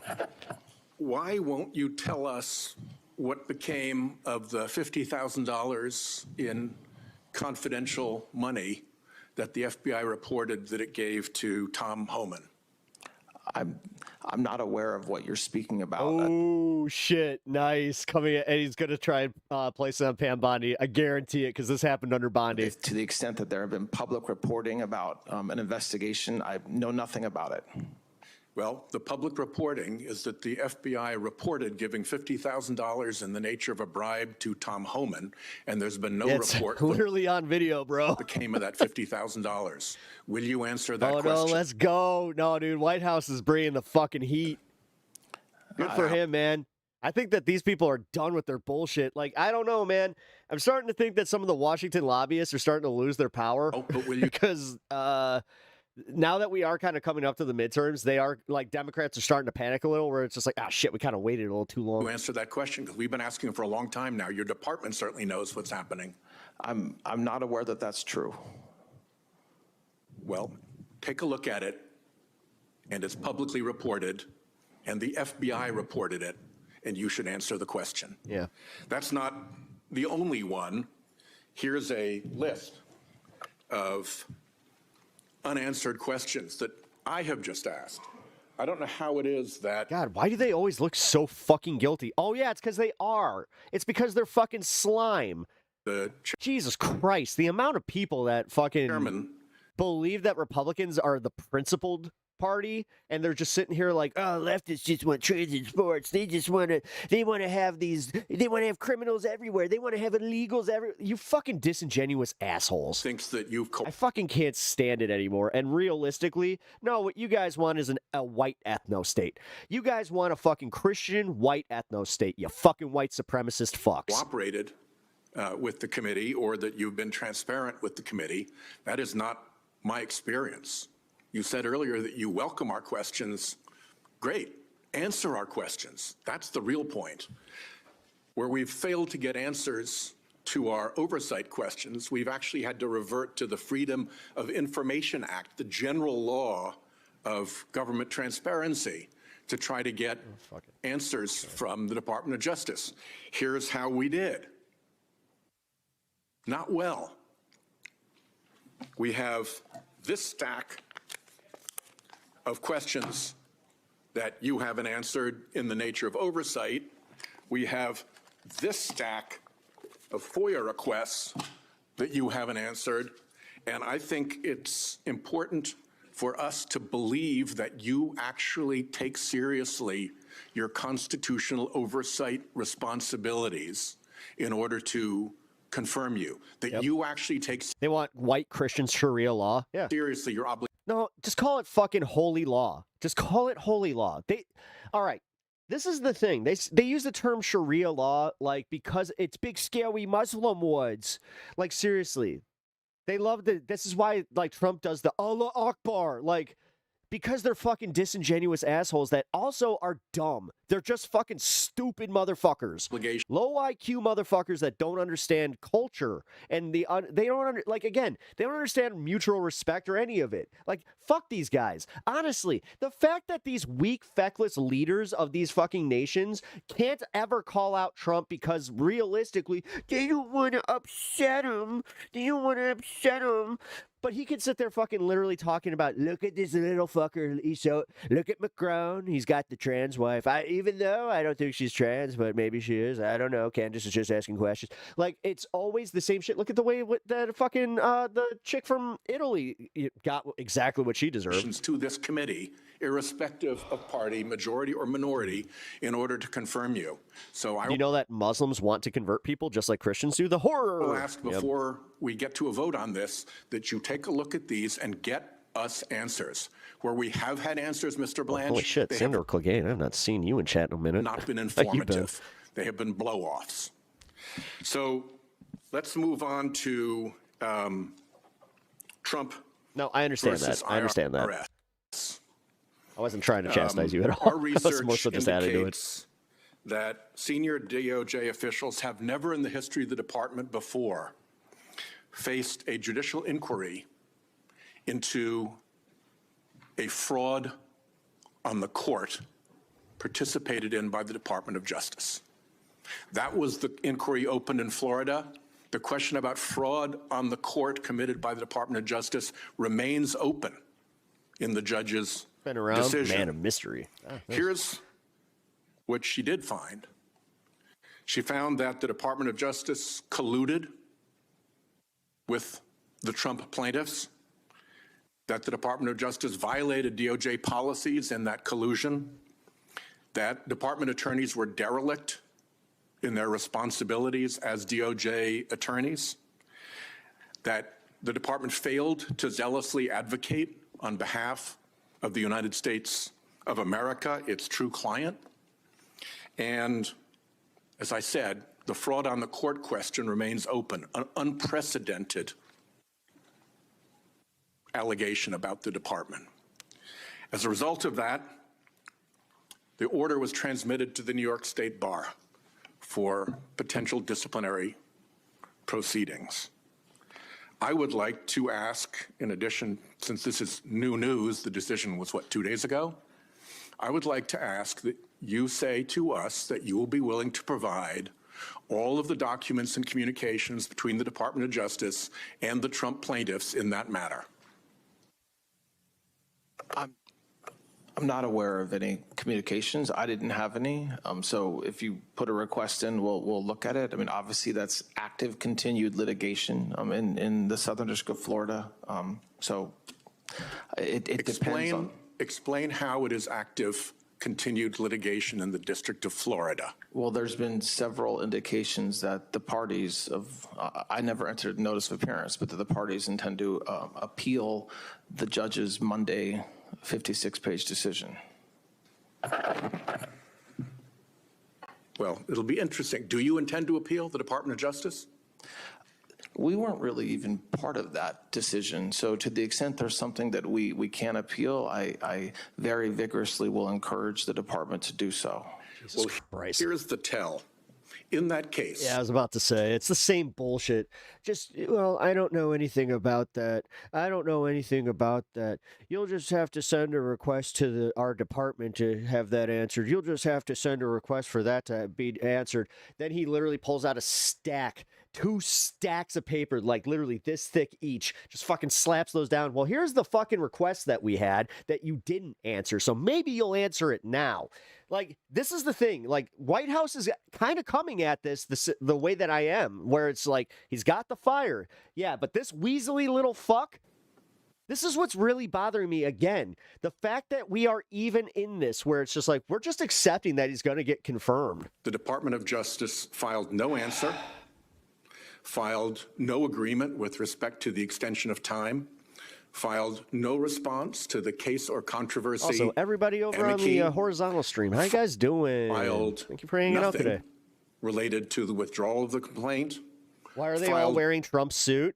Yeah, first JD, now this douche. Yes, it's literally the same suits. They wear the same fucking, like, it's disgusting. It's literally fucking sad.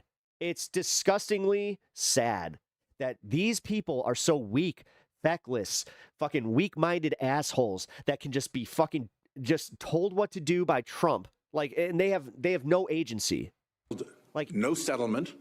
Most of the people that love Trump, same thing. They have no agency. They need to wait around for their Lord and Savior to say what he thinks about something before they can go and give their opinions. And filed no response to the fraud on the court inquiry. To me, as a one-time litigator, that looks like really weird behavior. And when for the first time in history there's an inquiry into fraud upon the court committed by the Department of Justice, the silence from the department in response to that is deafening, Mr. Blanche, deafening. And it strikes me that the stratagem here was to file no pleadings, to try to keep the department out of the authority of the court, when what the department knew to be a collusive and false enterprise was blown up in that court. Now, it didn't work because the court found collusion, and it takes two to collude. And they also went on and made the other adverse findings about the department's conduct. And the problem here, Mr. Blanche, is that it's not just that one occasion. Between judges appointed by every president harshly criticizing the department. Exo Kislov? That was very, very specific. Work in your I'm glad that you're discovering things about yourself. Tenure, grand juries rejecting indictments, judicial findings of outright misconduct, capable lawyers fleeing the stinking ship. Yeah. This seems to be the most troubled Department of Justice in history. Here are some of the misconduct findings against your U.S. attorneys. And yeah, thank you, Etch. I haven't put it up yet. Here's a word cloud of the commentary $5. by federal judges about the conduct of your DOJ. These are red flag words that when I was a U.S. attorney would have provoked at minimum an internal conversation about what the hell went wrong, and very likely a conversation with OPR and maybe OPR pursuit. Words like pretext mean a lot coming from a judge about a government argument, usually enjoying the presumption of regularity. We need answers. I need you to be able to tell me that this kind of misconduct is going to stop if you're confirmed as Attorney General. Can you say that? The Department of Justice works hard. The prosecutors work hard every day, and I appreciate the hand-picked words that you have behind you right now, but that's not reflective of the 100,000 indictments and informations that have been filed to do the work that I talked about earlier today. And so while cherry picking a few isolated words from district court or magistrate judges in certain By the way, for anybody that doesn't know, anytime that you guys donate to the stream, the dog gets a treat. Districts is something that you're entitled to do. I try to do equal to the dono, depending. To suggest that this Department of Justice is not executing as we should and doing the right thing every single day. I will tell you that you are wrong. That in the history of the department, this kind of criticism by federal judges is unprecedented, and it comes from judges of every different political persuasion. Let me ask about the FBI. How long do you intend to put up with that Kash Patel character? Are you good with his airplane jaunts? Are you confident he's not drinking on the job? Are you sure none of his travel is a pretext for vacation activities like snorkeling, Olympics, and visiting girlfriends? Are you sure he knows what he's doing? I love how, again, his tell is the fact that he just anger faced.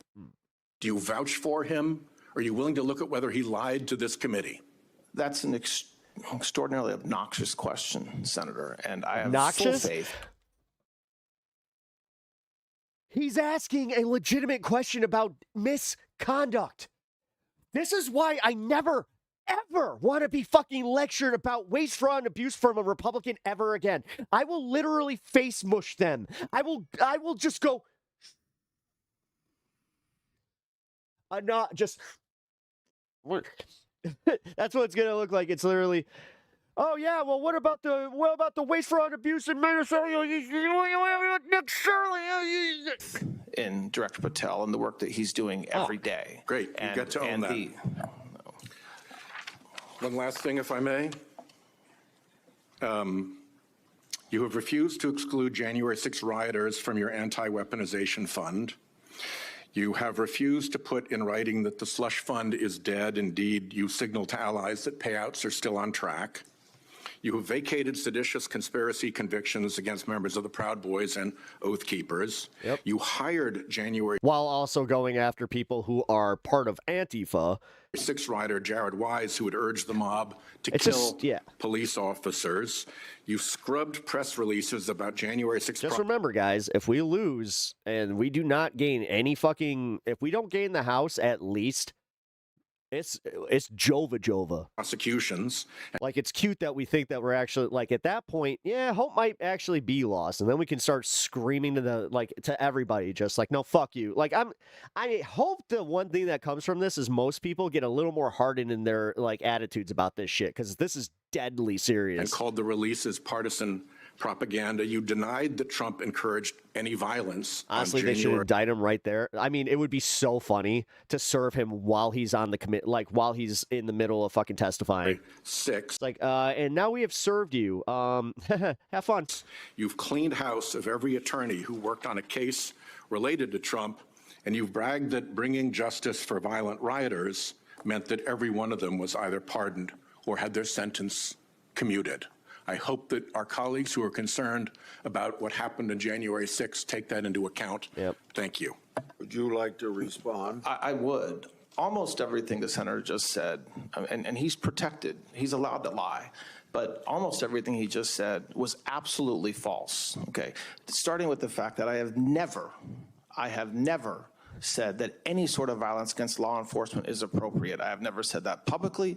I have never said that in a speech, and I certainly do not believe it. I did not hire the person referenced, and that is, again, something that just happens not to be true. When I talk about what happened with the convicted January 6 defendants, I talk about what President Trump did. He has the absolute right to pardon anybody for any reason he sees fit, and every one of them got pardoned or commuted. I am not celebrating that. It is a fact. And the fact that my department had to take action in response to those pardons by dismissing some cases is exactly what I have to do under the law, and it's what I did. So that the narrative that the senator just suggested and put on me as something I believe is absolutely not true.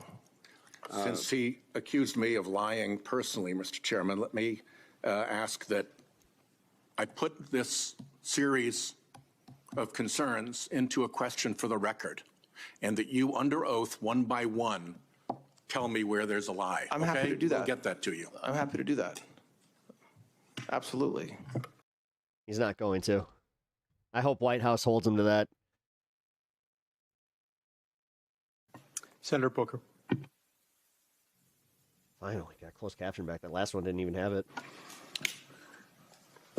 Yeah, sorry, I'm not going to speed these up today. Good afternoon, Mr. Blanche. Good afternoon. Our president has a very well-documented history of attempting to corruptly influence government officials to advance his own personal interest. He called the Republican Secretary of Georgia asking him to find enough votes. I can't stand Cory Booker, but at least on this one, he does cook them. To overturn the election. I watched this one this morning. Well, I watched most of these before I started the show, so. He withheld military aid to pressure Zelensky to investigate Joe Biden's son. For these things, apologies for pre-watching, guys. I know that's a cardinal sin when you're a streamer. Been impeached. He's been criminally convicted in Georgia, indicted in Georgia because he uses his power to unjustly influence people. When a president routinely pressures public officials for his own personal benefit, the Department of Justice has to remain independent. I love this thing.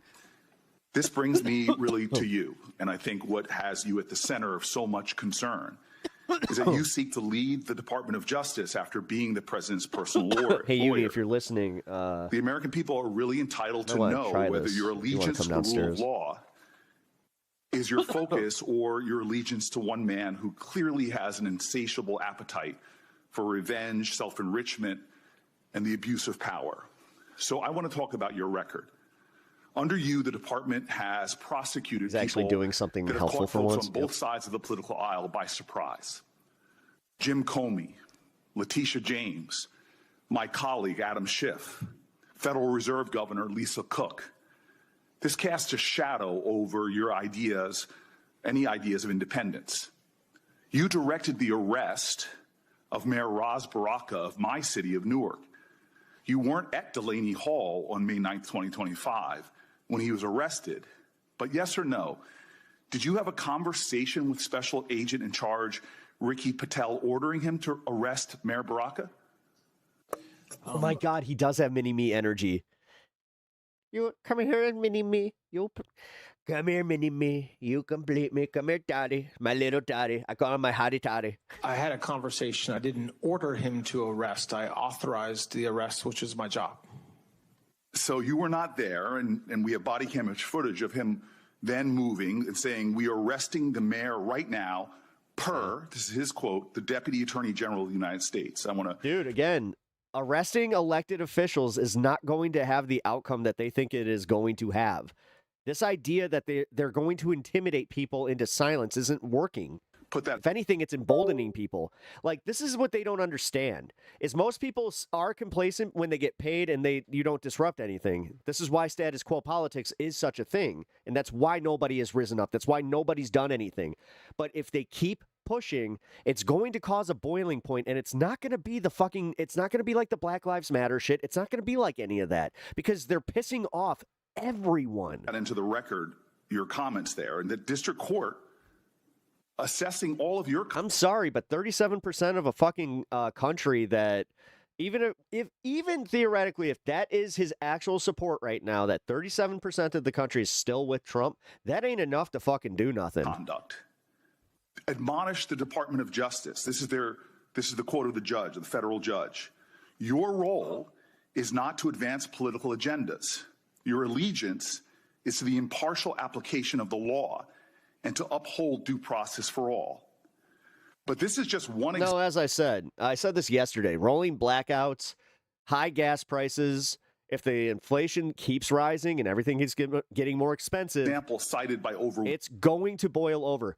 Trump keeps putting these little Band-Aids on, like the Walmart thing, where I contacted the head of Walmart and told them to lower the prices, even though that was blatant bullshit. Walmart came out and said, hey, we're adjusting our prices, which is just code for, hey, our greedflation they're starting to notice, so we're gonna walk it back a little bit. 1,200 current and former Department of Justice officials. Trust me, it's gonna get a lot worse once we start really seeing the fucking shit hit the fan. And no matter what, man, there's no way with him restarting this war. Like, this is why I'm kind of worried about the energy sector not responding the way that they did the first time to the Russian. Like, dude, Russia's oil reserves got hit, or like a Russian oil field got hit. You remember what the last time that a giant Russian oil field got hit? What happened? It was under Biden. Yeah, you remember how high the gas prices were under Biden? It's weird. It's kind of weird how that does, so that and the Strait of Hormuz, like, you're telling me that all of a sudden, all that shit's closed, but we're still, okay, gas prices still low, huh? How's that work? Appointed under presidents of both parties who warned that you should not be in. It's so weird that gas is not moved. I'm telling you right now that it's all a fix, dude. This position because of. But that's also what's going to end up dooming us, is the fact that these aren't competent people. They're not even competent in their scams. They're going to get what they want out of it, and then once they get their profits, they're just going to be like, fuck it, let it all fucking collapse. Your inability. They genuinely think that, like, because they have their bunkers, they have their little communities, that nothing is ever going to happen to them. They think that nothing is going to affect them at all, because they're just like, it's going to affect the little people. To be independent. I mean, realistically, dude, this is that fucking bourgeois shit, and this is where, like, I know that this is where I don't like the people on the left getting too hyperbolic about this shit, like, guillotine, all that shit. Like, come on, let's be real. Let's be fucking real. In this modern era of TikTok politics and everything, that's not what's gonna fly. But again, if you guys want to, like, pocket or shelve that until mass blackouts, energy crises, like, that's what gets people riled up. And I hope you understand that. Like, and that's where you kind of need to keep that, again, in your back pocket, where you're just like, all right, well, I'm angry about ICE. I'm going to go make my voice be heard. But don't be surprised when your average American doesn't show up for those causes, because your average American is a selfish asshole that only wants to have what benefits them. Plain and simple. Just plain and simple. That's America. That ain't just Republicans. That's America right there, baby. So once it starts affecting them in really, really obvious ways, that's when you go, hey, by the way, we kind of got this, thing going on. You want to join? To Donald Trump over the rule of law.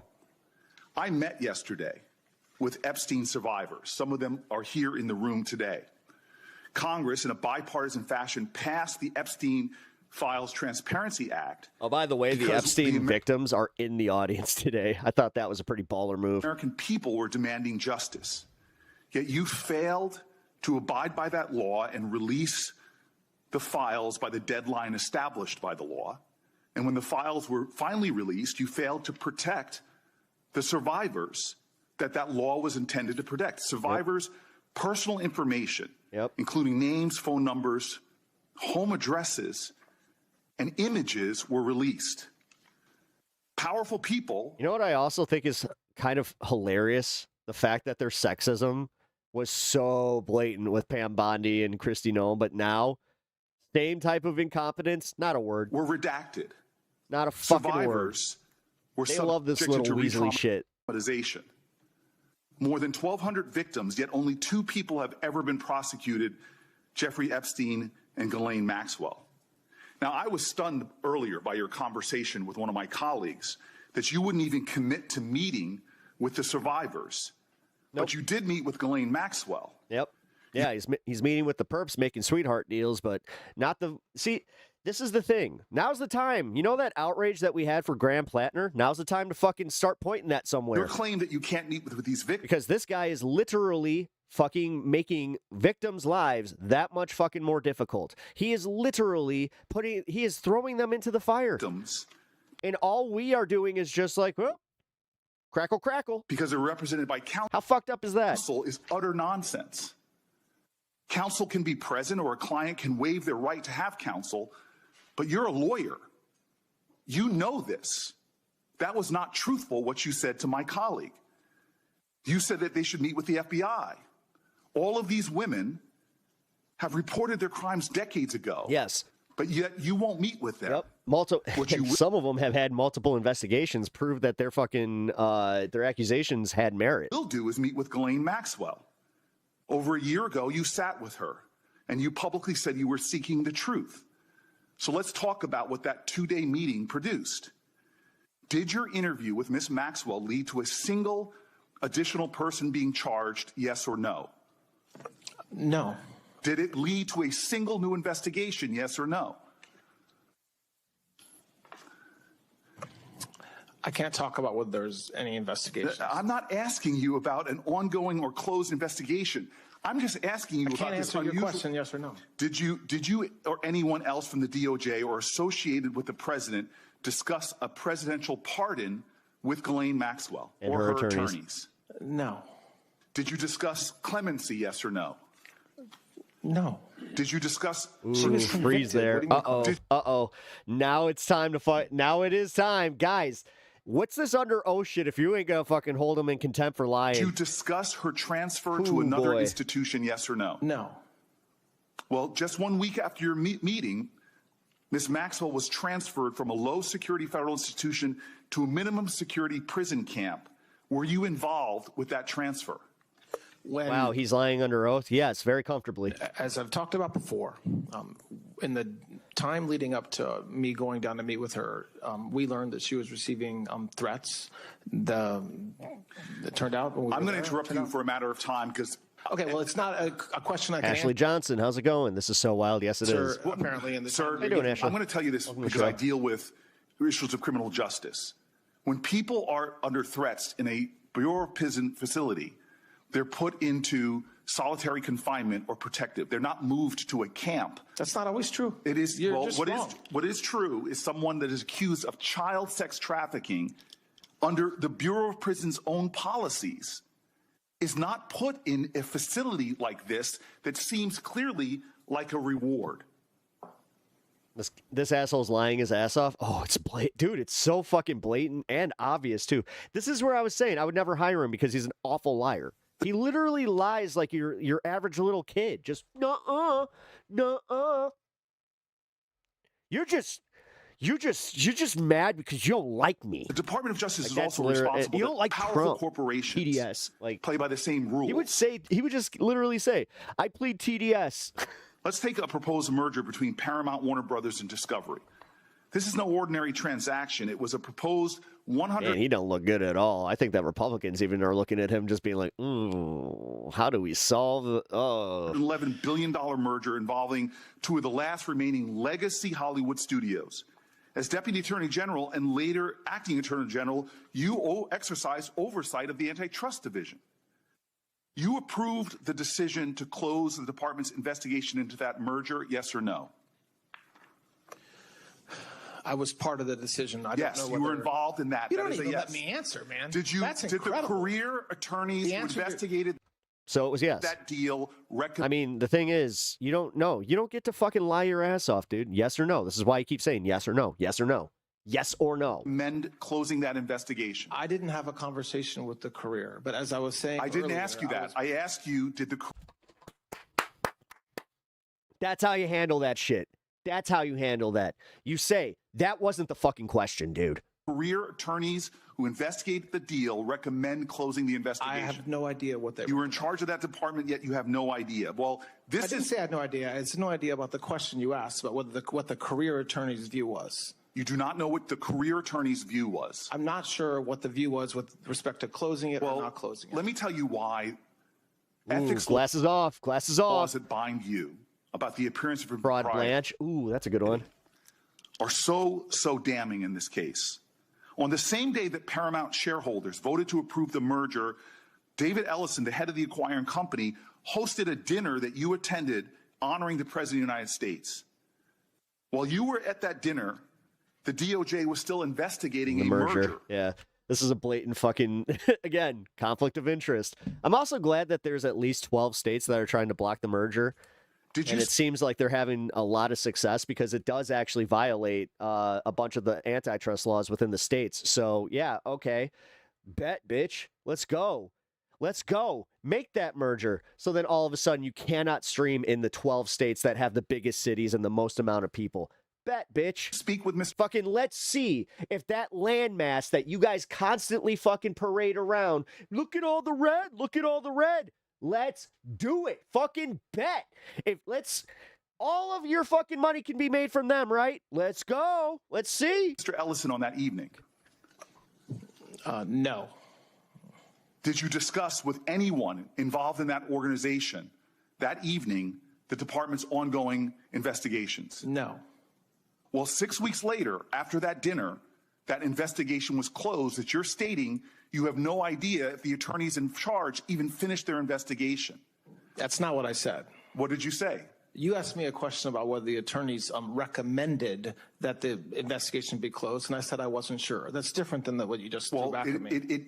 Do you believe that creates an appearance of impropriety that you were at a dinner? No. Okay. The Justice Department ethics rules are very clear about avoiding the appearance of impropriety. In a case like this, I don't think that's appearance of impropriety. I think that's improper. That the connected and the powerful are getting a chance to rub shoulders. It would seem appropriate that you avoid those kind of appearances and dinners like that. Every appearance or dinner or speech that I give are cleared by ethics officials. So your attendance at that dinner was cleared by ethics officials? Everything that I do. I didn't ask you everything you do. Was your appearance at that dinner You cleared? can ask the questions, but you cannot control my answers. I'm under oath, and I can answer the questions. I choose to answer them. Were you so what I will tell you is when I do yes things or outside, no? when Were I do you things, approved when by I do ethics things to- outside of the department, Just literally go, wah, it's a speech, wah.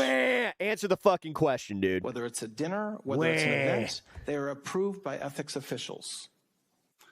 You did not answer whether that attendance was approved. Every time I go out, it's approved. Yes.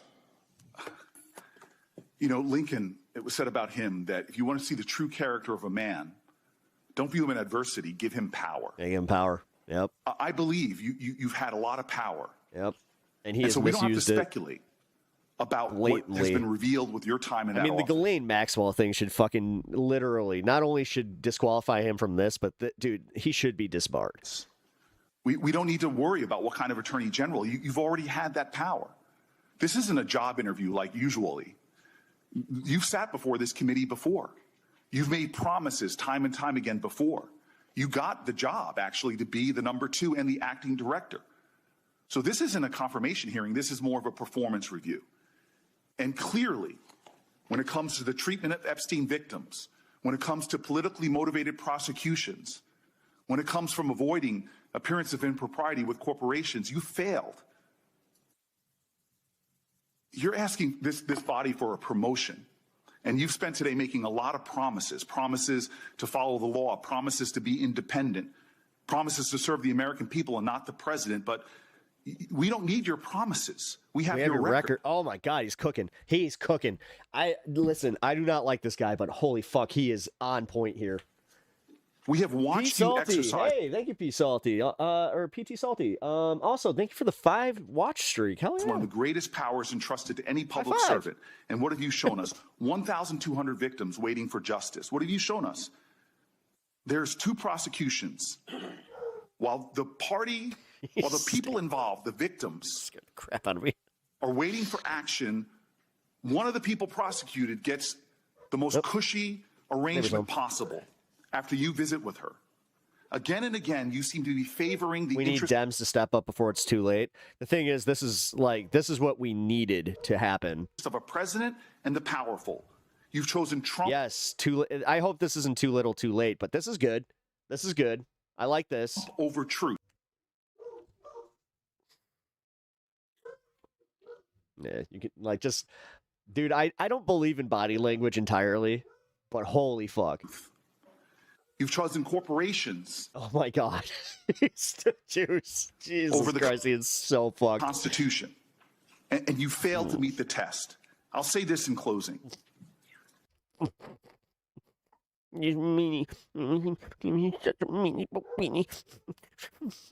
This is why your nomination should fail. The Attorney General's client is not the president. It's the American people. You've been protecting one man for most of your career, for years and years and years. He has demonstrated himself to put undue pressure. This is why he was impeached. This is why he was criminally indicted. If your record and your testimony today should show us anything, it should show you, in my opinion, that you should not be confirmed to this job. Oops, good clip, good clip. All right, now we go into Forbes. Ugh, this is where it gets a little dicey. All right, let's keep an eye on this side here, because it'll be. In thanking the men and women of the Department of Justice for their service. Jesus Christ, dude. Fucking Forbes. I want to begin where Forbes, I swear to God, Forbes, anytime that they do like a this type of coverage, specifically when it's a Republican, they conveniently have their volume all the way down. Maybe we have. I have this volume all the way up on YouTube, all the way up on my freaking my OBS. So like, I'm sorry if you guys can't hear this shit. That the Islamic Republic of Iran is well known to detain, torture, even kill political Jesus dissidents. Fucking Christ! Now I gotta turn up evangelical too. Christians. Would you not? Yes, Senator. They have done that. Christ. Yes. And last week, the Iranian American Legal Defense Fund filed a lawsuit alleging that the Trump administration they always use copywritten music too. Yeah, they do. Adopted a policy of collaborating with the Islamic Republic of Iran to provide details about asylum applicants. This is the United States government providing information regularly and frequently to the Iranian government about Iranian nationals who are seeking asylum here in the United States. These are declarations made under oath before the court about high officials stationed here with Iran getting information from the United States government, and then the American government deporting hundreds of individuals, including evangelical Christians, back to Iran, where they face torture, imprisonment, potential death. Were you or the Department of Justice consulted about this policy? Well, that's not our policy, Senator. We would never send somebody home to be tortured. That's not what the American people would expect of us. That's certainly not what President Trump does. So I'm not familiar with the lawsuit you're talking about, but there's no such policy. Will you commit to investigate these allegations? I know nothing about the lawsuit. I will, when you say commit to investigate allegations, we don't do that. But certainly if the law... The fuck are you talking about? Yeah, you do. Lawsuit needs to be answered. Yeah, then you take him to the grand jury. Motherfucker, you are just blatantly lying now. And part of that includes investigation, absolutely. Well, you do investigate allegations. Yeah. Holy shit. Did he just say that with his full chest? Of illegality. This policy would clearly be not only Wow. illegal, There is but no such morally repugnant, would it not? You've agreed with me that it should not be the policy of the United States to do it. But in your question, you're suggesting there is such a policy. I'm telling you there is no such policy. Well, if there is no such policy, then I presume you would investigate it. When I see the lawsuit, I'm just not familiar with it. We will, of course, do what's But appropriate. you'd agree with me. Oh, dude, again, I have had better excuses from my fucking 7-year-old nephew when you ask them just like, hey, did you break this? Well, no, I didn't break it. Technically, it fell because of the vibrations of the ground. That it would be wrong. That it would be wrong, meaning it would be wrong to send somebody home to be tortured. Yes. Let me ask you,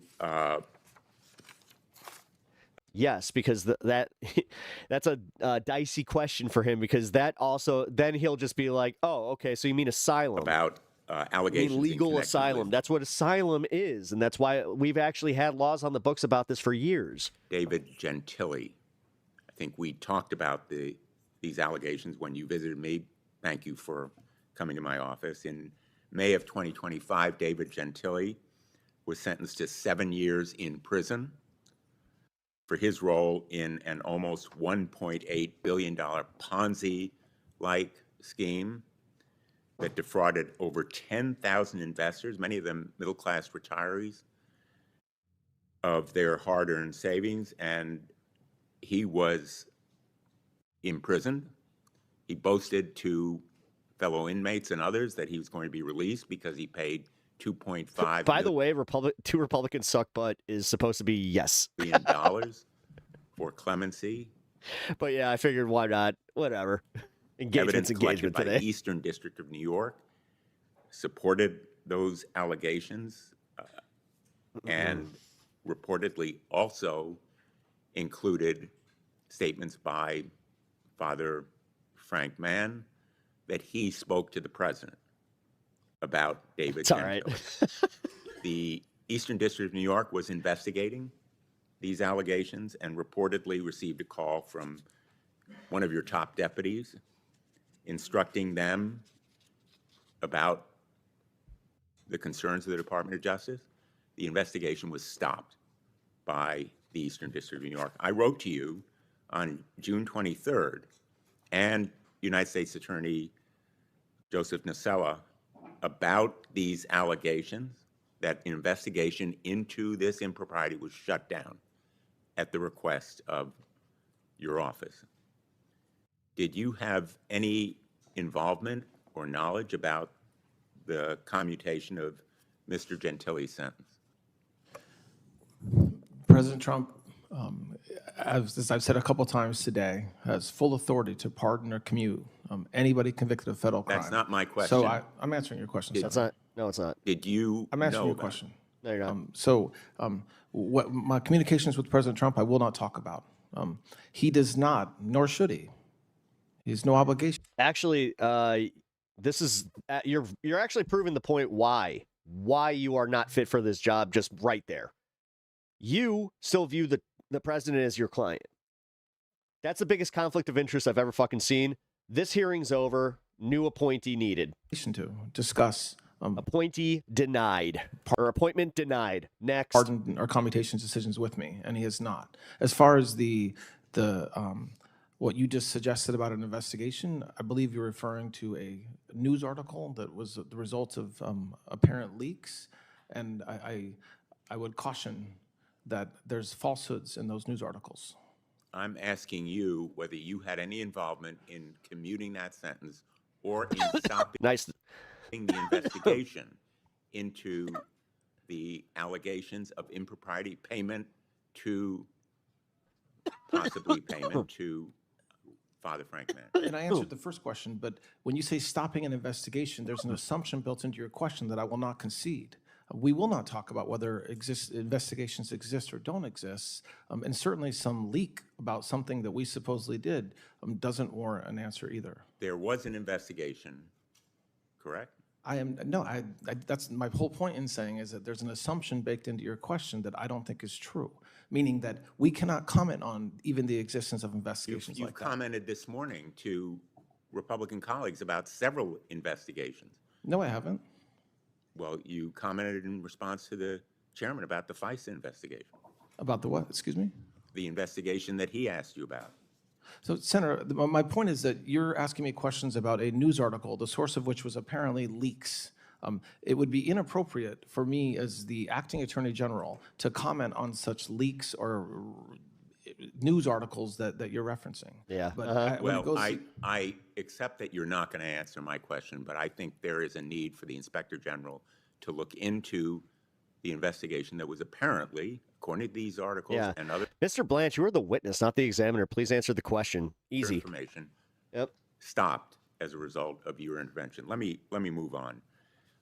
In 2017, more than 10,000 9/11 victims filed suit against the Kingdom of Saudi Arabia. That lawsuit is heading to trial. Information was promised by President Trump in September of 2019. That information has not been provided. Will you commit to meet with those families and provide the information they need for their Hey, lawsuit? Jess, good to see you. Welcome in. folks from my office have met with the representatives of those families. We will commit to continuing to have communications, of course.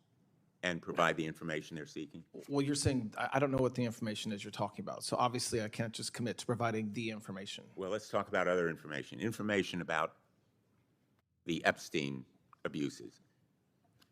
Your predecessor apologized to the Epstein survivors with good reason. Because as you've said today, mistakes What's up, Ron? were made. How's it going? I'm asking Welcome to you the show. today, Thank you for hanging out with today. Epstein survivors in this room, to apologize to them. Well, so my heart breaks for every victim of any sexual crime, whether it's involving Mr. Epstein or somebody else. Yeah, you're really showing it. And so if you're asking me to You turn around and tell that to the women behind you right now. Look them in the eyes and say that. apologize that this happened to them, of course, absolutely. This is a horrible thing, which is why this I department would hop away with 1 foot up Blanche's of ass. Justice, this administration, Good, how are you? I'm doing all is right. focused Having a very good day. heavily on going after these predators. Not sure if And I so, told you yes, guys, of but me and the wife, we actually went for a Pokemon Go walk, which we haven't done in many, many years, but we had a good time. Of course, that's part of my job. as Pikachu being Day, by the way. For anybody that still has a Pokemon Go account, by the way, empathetic to the Will you victims of Pikachu Day. apologize to them for the Guys want special mishandling and Pikachus. mistakes that were made by the United States Department of Justice? I will absolutely say that any mistake that we made should not have been made. And I very much, Well, they're I in very this- much apologize. I can answer the question, or you can just interrupt me, Senator, but I am answering your question. I very much am, and I have said this to anybody that asks and publicly before, any mistake that was made is not appropriate.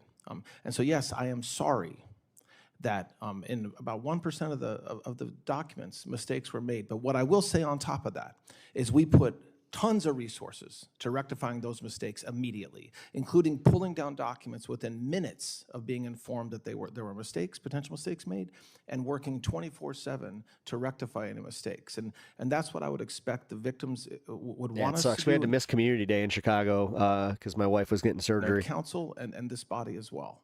And We would have gone. you would agree with me, wouldn't you, that you can well meet with any of the survivors or victims with their counsel present? You said you can't meet with them, but you could meet with them if their I never counsel said was- I can't meet with them. I said if they were represented, I had to meet through counsel. But of course, I can meet with them. I'm the acting attorney general of the United States, so yes, I can. I very strongly believe that if for these victims to tell their stories and the evidence that they have, they should meet, like any victim of a crime, with the FBI or a law enforcement agent, and that we will do everything we can to prosecute if we can.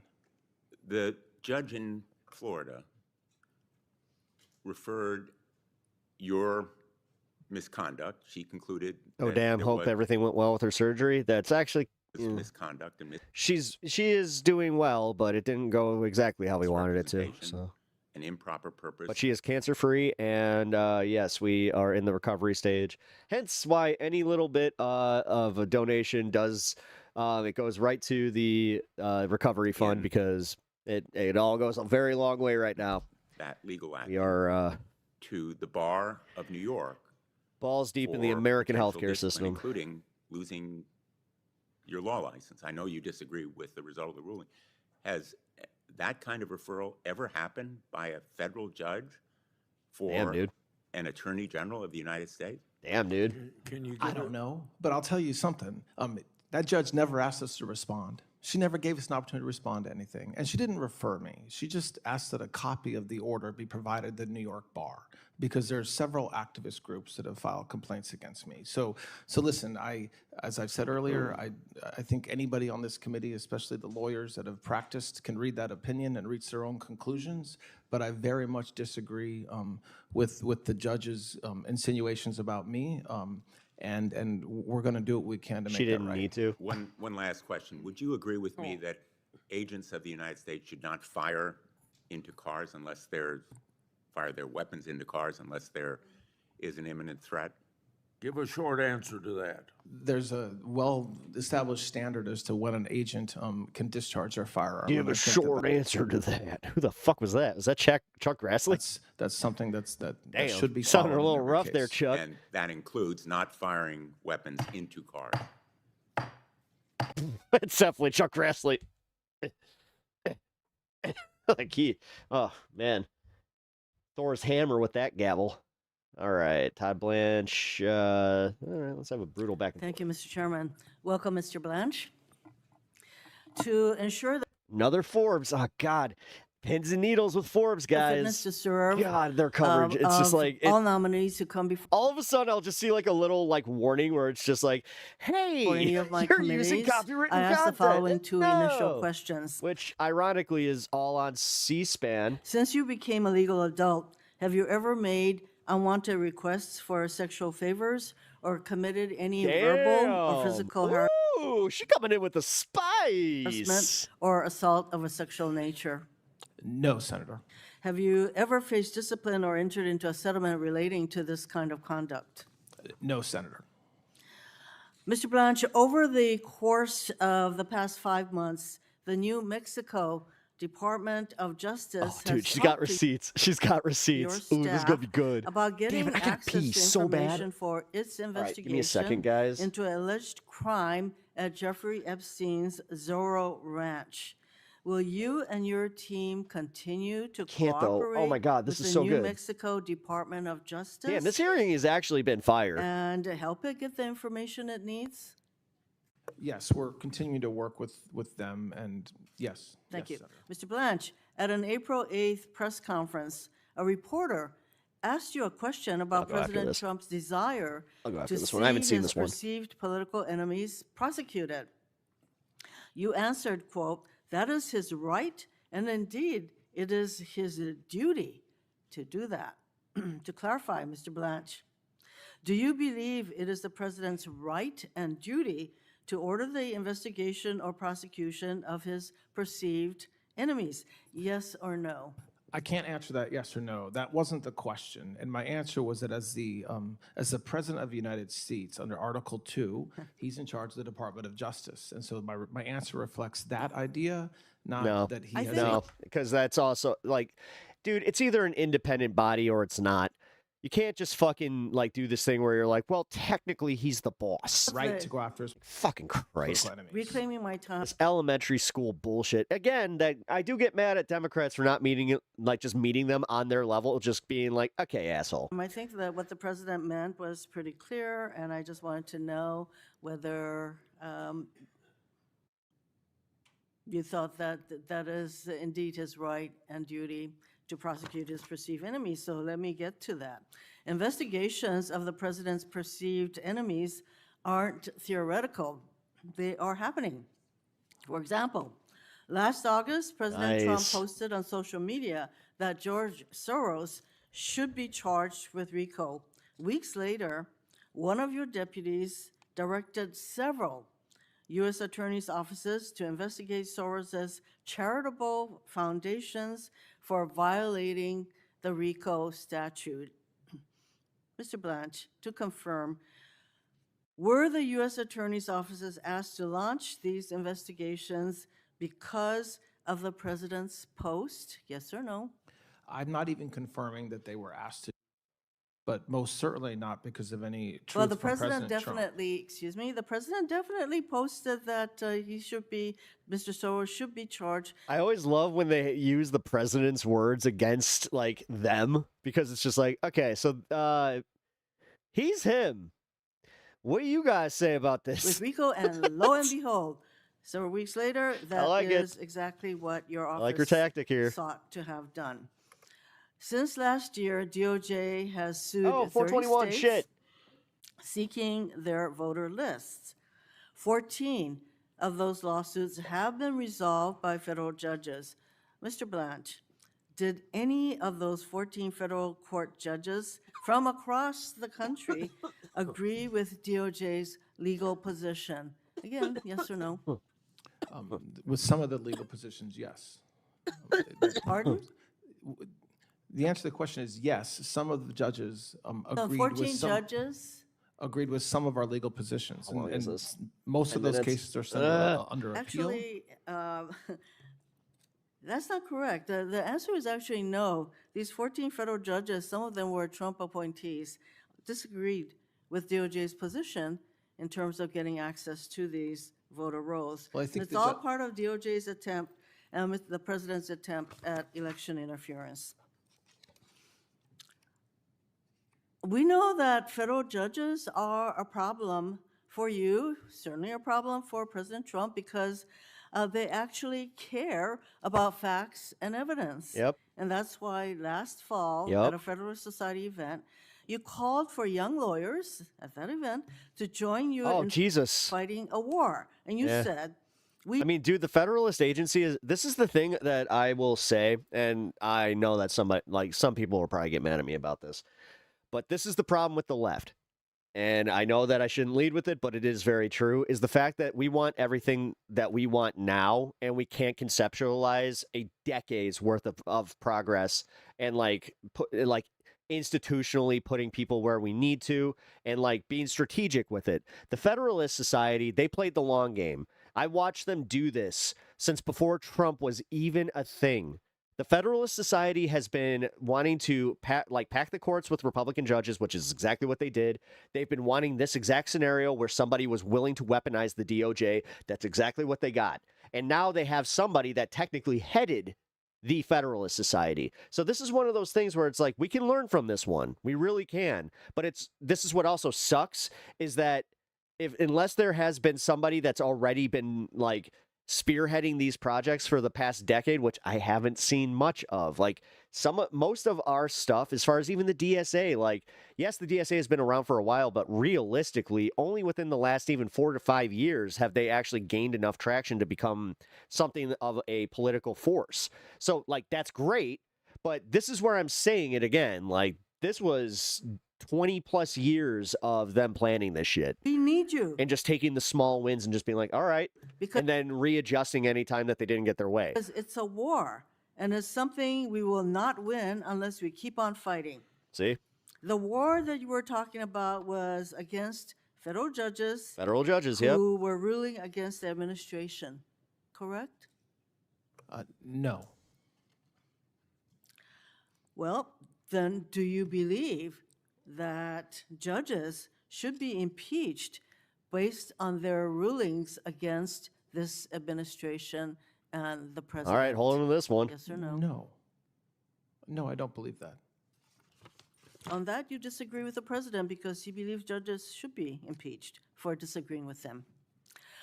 President Trump sees DOJ not only as a tool to attack Avatala, holy shit. I haven't seen you in a minute. How you been? his enemies, but also useful Can't stay for long, helping but I his just heard that friends. Trump's administration To that has announced that they are mandating testosterone testing in the military for older personnel. Yep. On May 18th, you signed an Attorney General order establishing funding and setting out requirements for the so-called Anti-Weaponization Fund, correct?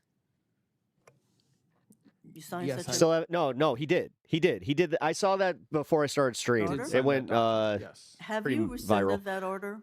Yes, the order is no longer in effect. There is no Oh, that- weaponization fund. Mr. Correct. Bennett, that is not my question. My question is, did you rescind that order? Yeah. Let them be as sexist as they want on that one, guys. Honestly, If there's still Republican women that are just accepting this shit, honestly, don't try to save them. I'm fucking sick of it. At this point, let them learn. Yes. And if they don't, then just let them sit in it. I don't fucking care. I don't care if they sit in an abusive relationship, unhappy, getting fucking beaten by their fucking misogynist husband because they didn't want to fucking listen to the libs. You know what? And this is where I have zero energy for those types of people.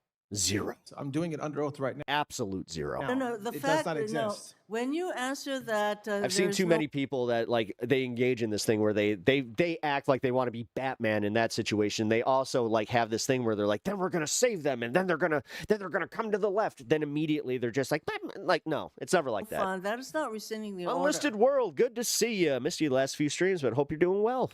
Because you can resurrect that order at any time. So actually, We had a good your answer weekend, is man. No, you have not rescinded Also, had a fire stream yesterday. By the way, my Pepaganda stream from last night is going to be on this space. I'm going to be sharing it on my channel. I am very proud of the 2 hours that I did yesterday. I think it might be one of the best streams I've ever done. Mr. Blanche, one of your first acts as I watched the entire thing back. That's how I know, is because I didn't cringe at all. I watched the entire thing back, and there were a few times I was laughing out loud. the Attorney So I General was just like, to damn. issue a memo eviscerating DOJ's enforcement work against crypto criminals. Crypto crime surged in 2025. Mr. Blanche, are you aware that Americans reported over $11 billion? So, never be sorry for not being here. It's fine. It's fine. It's perfectly fine, guys. In crypto fraud Fucking A. I'm glad that you always make your way back. losses That's to hey. the FBI. I'm one of those types of parents here where, you know, if we live across the country, I'm just glad to hear from you every once in a while. Just don't forget my birthday. Our crypto enforcement is way up compared to a year and a half ago. So I didn't eviscerate anything. To the contrary, actually, we empowered AUSAs around the country to go after criminals in the right circumstances, and Mr. Blanche. we continue to do it. I take it you are not aware that there were reports of over $11 billion in crypto fraud reported to the FBI. That was my question. Are you aware or are you not aware? Are you talking about the fraud that we have prosecuted? No, I'm talking about She literally just stated it, you dumb fuck. the God damn it. See, the thing is, like, they think that by stammering these points and, like, by just being like, oh, well, you mean the ones being... She literally was talking about a very specific incident, and then he has the nerve to be like, well, I need the very, very specific incident in which you are actually accusing me of. Which one is it there, Todd? Which one can you actually answer? Oh, neither? That's right, because you're a disingenuous fuck. $1 billion worth of crypto crime. This Sorry. is a pretty good, simple question. I just don't understand Are the you or question. are I'm you sorry. not aware? But Hope I'm doing well. I'm doing good. Seem you're aware because you're making all kinds Honestly, things are on the they're on the upswing a little bit. I'm feeling better. My depression is definitely getting a lot better. My wife is on the upswing as far as her health and us being able to go out and enjoy life a little bit more. excuses. The fact So, yeah. is that Thank you. By the way, guys, real quick, thank you for all the support emotionally and everything. Like, you guys have been awesome, and through this really, really tough time, you made all the difference for me personally. And I know that Uni has definitely felt the vibes, but I don't know what I would have done. So thanks. we crypto Means a lot to me, guys. enforcement, you eviscerated that work Weird time to do that, but that your department is supposed to be doing.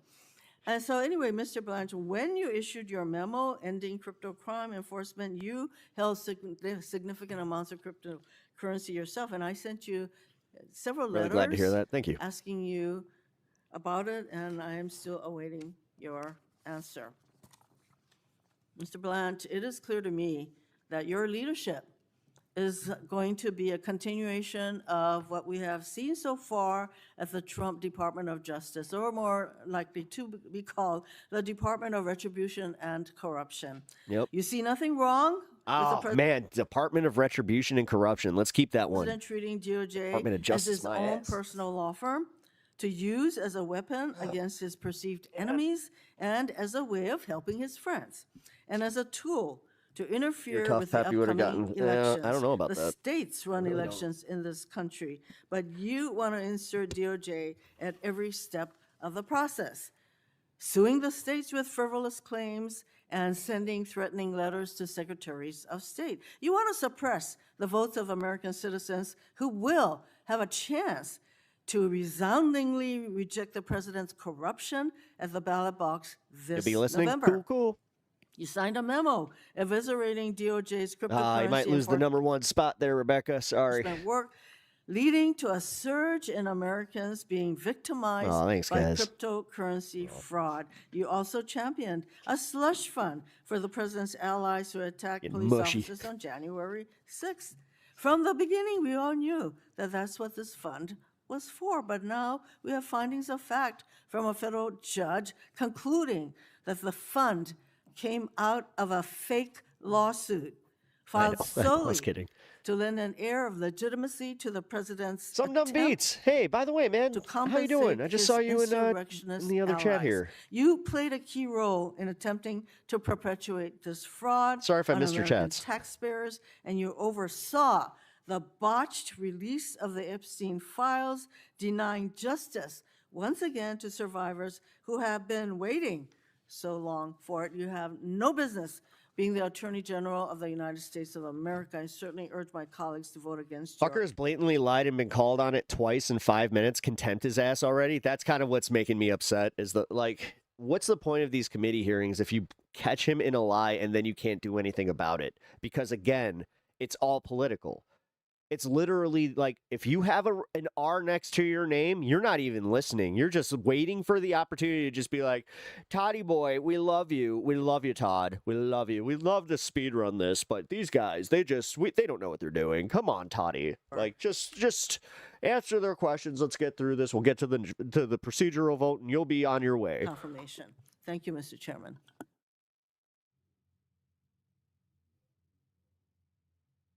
I mean, all right, that's it for that.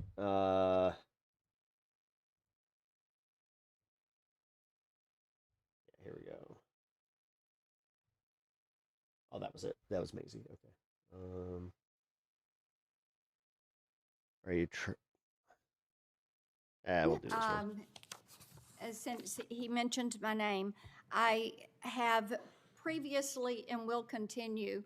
There is video, there is a transcript, and This woman is a fucking just ghoul of a human being. She's also like proof that I'm sorry for any of my my southern brothers and sisters, but she's literally what embarrasses you and makes us use like the fucking I don't know things. I'm a little bit ignorant. It's okay though because my ignorance just makes me right.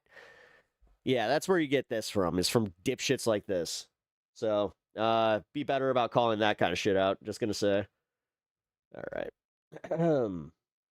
We're learning a bit more. Wait. What the fuck? I had another Todd Blanche. There we go. I was about to say. I mixed this stuff a little bit. Blanche storms off. There we go. Okay, cool. We're back.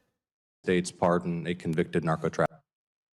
And it's not just of John Ossoff, but also independent Senator Angus King and other Democratic Senator Mark Kelly. I'll be right back. Did the President of the United States pardon a convicted narco trafficker? Yes. Who won the 2020 election? I'm not going to do this with you. This is a job interview. We've established that you have an obligation to be honest and forthright with the committee. Yes, you do have an obligation to be honest and forthright with the committee? Yes. Who won the 2020 election? Like I said, I'm not going to get into that with you. But you do have an obligation to be honest and forthright with the committee. Is anything that I just said not honest or forthright? Yes, you're not being honest or forthright. Who won the 2020 election? I think I've answered the question. We can keep doing this.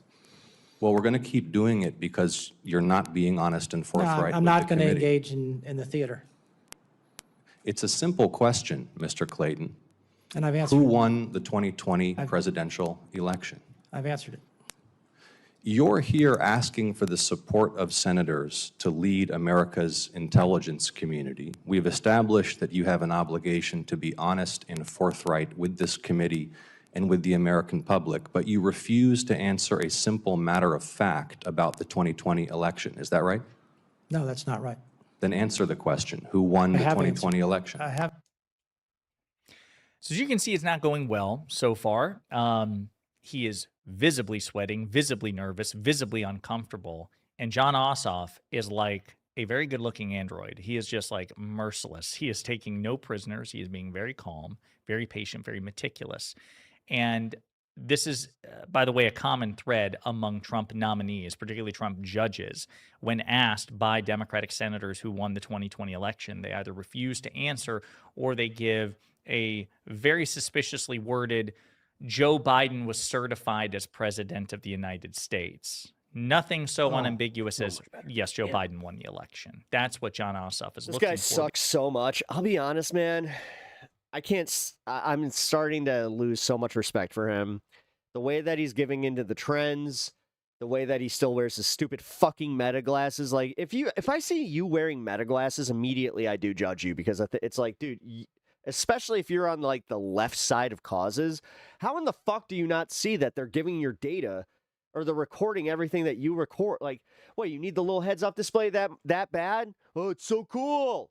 You fucking dummy. Because that's the truth.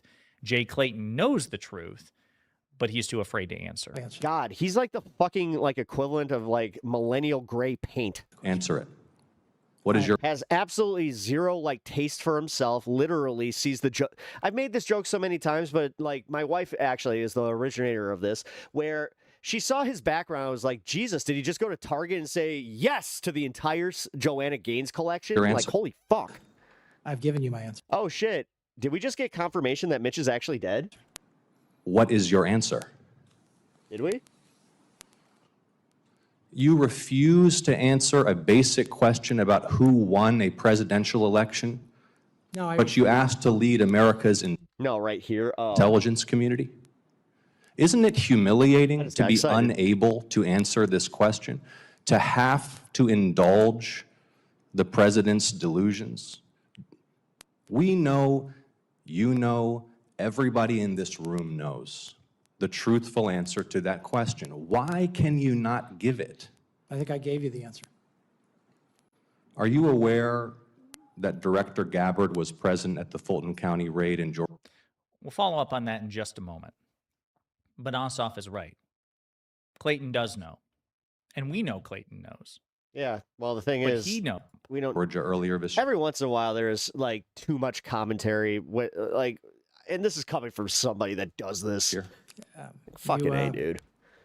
You discussed that with me yesterday in your office. Are you aware that Director Gabbard was present at the Fulton County raid earlier this year? You brought it to me, my attention. What is going on here? You've said at the beginning of this you have an obligation to be honest and forthright with the committee. I'm asking a very simple question. Are you aware that Director Gabbard was present at the Fulton County raid earlier this year? Yes or no? Are you aware? I was. You won't answer. This guy's going to be in charge of the fucking CIA. Dude, our country's a fucking joke. That question either. I just said I was made aware of it by you yesterday. If that's the case, why wouldn't you just say yes? You could have said yes. You made me aware of it yesterday in our conversation. Instead, you gave a non-answer. I mean, that's I love literally what Todd's been doing this entire time. What is going on with you? What is wrong with you? The answer is he's nervous. He's afraid to tell the truth. That's what it is, Senator. The first time you learned that Director Gabbard was present at that raid was in my office yesterday? It was the first time that, in my recollection, I've thought about it recently. Now, was I aware of it before? What? What? Yeah, what? The fuck? Look at the guy. This guy. Wait a minute. I just now noticed this. Do you see look at the guy's face? Yeah, the guy behind him is over like his shoulder, over his left shoulder. Do you see that guy's like, bruh, you are like shitting the bed on this. Yep. He didn't ask you when was the. Why do they have to call him the honorable? Like, you're not. First time you thought, dude, it's very about presumptuous. It recently. He was like, were you aware? So now you're saying, first you said, you made me aware in the office. So wait, that was the first time you were aware? Well, it's the first time I thought about it recently. Well, that wasn't the question, asshole. He's so terrified. By the way, the reason he's terrified is because it's not in the Director of National Intelligence remit to be doing this sort of shit. Yeah. If the FBI is conducting an investigation, the DNI really has no role to play. This is unusual. It's unprecedented. The reason that Tulsi Gabbard was there was try to help prop up Donald Trump's bogus bullshit claims. Yep. that the 2020 election was stolen. That's why Ossoff is asking about it, because he's basically curious, are you going to do the same thing that Gabbard did? You brought it to my attention yesterday. Okay. I had not So thought, you had not known. I had not That's a thought good summary picture of the entire thing. Just about it until you brought it to my attention yesterday. Your answers lack credibility. Your testimony lacks credibility. You're being evasive and you're not being candid or forthright. And everybody across the country is going to watch this and know that. Are you aware that former Director Gabbard testified that her presence at the raid was, quote, requested by the president? he's like, I don't know how to answer this. Not aware of that until now. Okay, you are now aware of that. Yeah. Are you aware that members of this committee are already probing Director Gabbard's potential misconduct in this matter? No, I'm not privy to. It's one of the worst Oh my God, this guy's a moron. confirmation hearings I've ever seen. And believe it or not, again, This is a disaster. prior to this, God damn. Just when I thought that fucking what's her face? Pam. he was actually Pam Bondi's was the worst one. respected on a bipartisan basis. I think that respect has gone out the window. He looks like an idiot. You're probing to. Are you aware that the General Counsel and Deputy General Counsel of your office have already provided testimony to this committee regarding this matter? No. If the White House Chief of Staff or the President asks you to travel somewhere across the United States and oversee the execution of a domestic search warrant on a sensitive election facility, Dunderhead? will That's you do actually it? good. That's a good name for him. Is that appropriate? Is that appropriate for the Director of National Intelligence? That's a hypothetical. We all know it's not appropriate. Senator for the Ossoff, your Director of time has National expired. Intelligence. Will you answer the question? Your time is expired. Will you give him the opportunity to answer the question? Is this not material right now, sir? Is it appropriate for the Damn, fucking Cotton just got Director of National down. Intelligence to oversee the execution of domestic search warrants at sensitive election facilities? Yes or no? I think you're asking me, as you just said in your first comment to me. Yes or no? Is it appropriate? Look, No? you are asking me to comment on a matter that you just said That guy behind him really is giving him the face of just like, dude. was under No, investigation. I'm asking. I'm not- Okay, Senator Ossoff, your time is expired. Oh my God, what a fucking dum-dum. Woo! So That was bad. painful, dude. God damn. All right, fucking, how much more of your fucking commentary on this do we have to fucking put up with? Get to the point. questions. But actually, I'm going to skip over to Mark Kelly, because Mark Kelly takes a different approach here. Your characterization, I'm not going to continue to The do reason this. why we struggle with this, and I think it's especially important in the job you're nominated for, is because it seems that folks who are nominated for these positions. This is the second hearing that they've taken over like this, by the way. The one yesterday was just as bad. Just fundamentally refuse to disagree with something the president says. And the problem I have with this is he isn't in the room today. Yep. You're going to be in a room with him many times. And at times, you should have a difference of opinion. And if you can't disagree with him when he's not in the room, are you going to be able to disagree with him when you're sitting across from him? Damn, that's a fire question. In the Oval Office or the situation? Damn. That's what I struggle with. Wow. Clear, concise, simple. Because this job is different. You This can job, sell the American it's not people on about that one, where it's just like, softening dude, the this is pretty, edges this when is the as simple truth as it gets. Is unpleasant. It's about delivering information and making sure the president understands that information. And by the way, people risk their lives to get this information. And if it's not transmitted to the president, if he doesn't understand it, I mean, there's going to be disagreements. Yep. People will die as a consequence. Yep. Is that it? Okay. Bye. That's enough of you. Thank you, Mr. Chairman. Mr. Blanche, you represented the president I'm sorry. Until he gets rid of those meta glasses, I'm going to have a pretty harsh opinion of Josiah. in at least three criminal cases, the hush money payment case in New York, the January 6th case, and the Mar-a-Lago classified documents case. Kind of proves to me that he really is like a shit lib. You said when you appeared last before this committee, you would consult with ethics lawyers. about I don't that use apparent that term conflict of lightly. interest in handling any case involving the president, having been his personal counsel. Did you consult with Joseph Terrell, a senior ethics lawyer? Red card. Oh, I believe I met with Mr. Terrell, yes. Did Mr. Terrell tell you that ethics laws and policies required that you not be involved in cases involving your prior representation of the president? Yes. So in those three matters, the hush money payment case, January 6th case, Mar-a-Lago case, you were to recuse yourself? I'm recused, correct. Well, by the way, the cases are not ongoing, Senator, but to the extent there's any work around those cases, yes, I'm recused. So you said to CPAC a couple months ago, the other things that are happening, there is not a single man or woman at the Department of Justice who had anything to do with those prosecutions, meaning the prosecution of the president. Damn. So you're saying that it's not a conflict of interest for you to be involved in the firing of prosecutors who prosecuted your client, your former client? There's no conflict there? Is that No, there is. I wasn't involved. So at CPAC, you're taking Oh, shit. Avatala, thank you for the 5. I appreciate that. Got to get back to work. At Avitala the Winged Wolf $5. Unfort, I've got to get back to work, but it was great to see you guys. Have a good one, you all.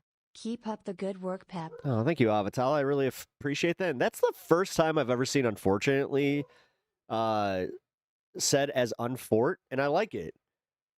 I'm going to adopt that. Thank you.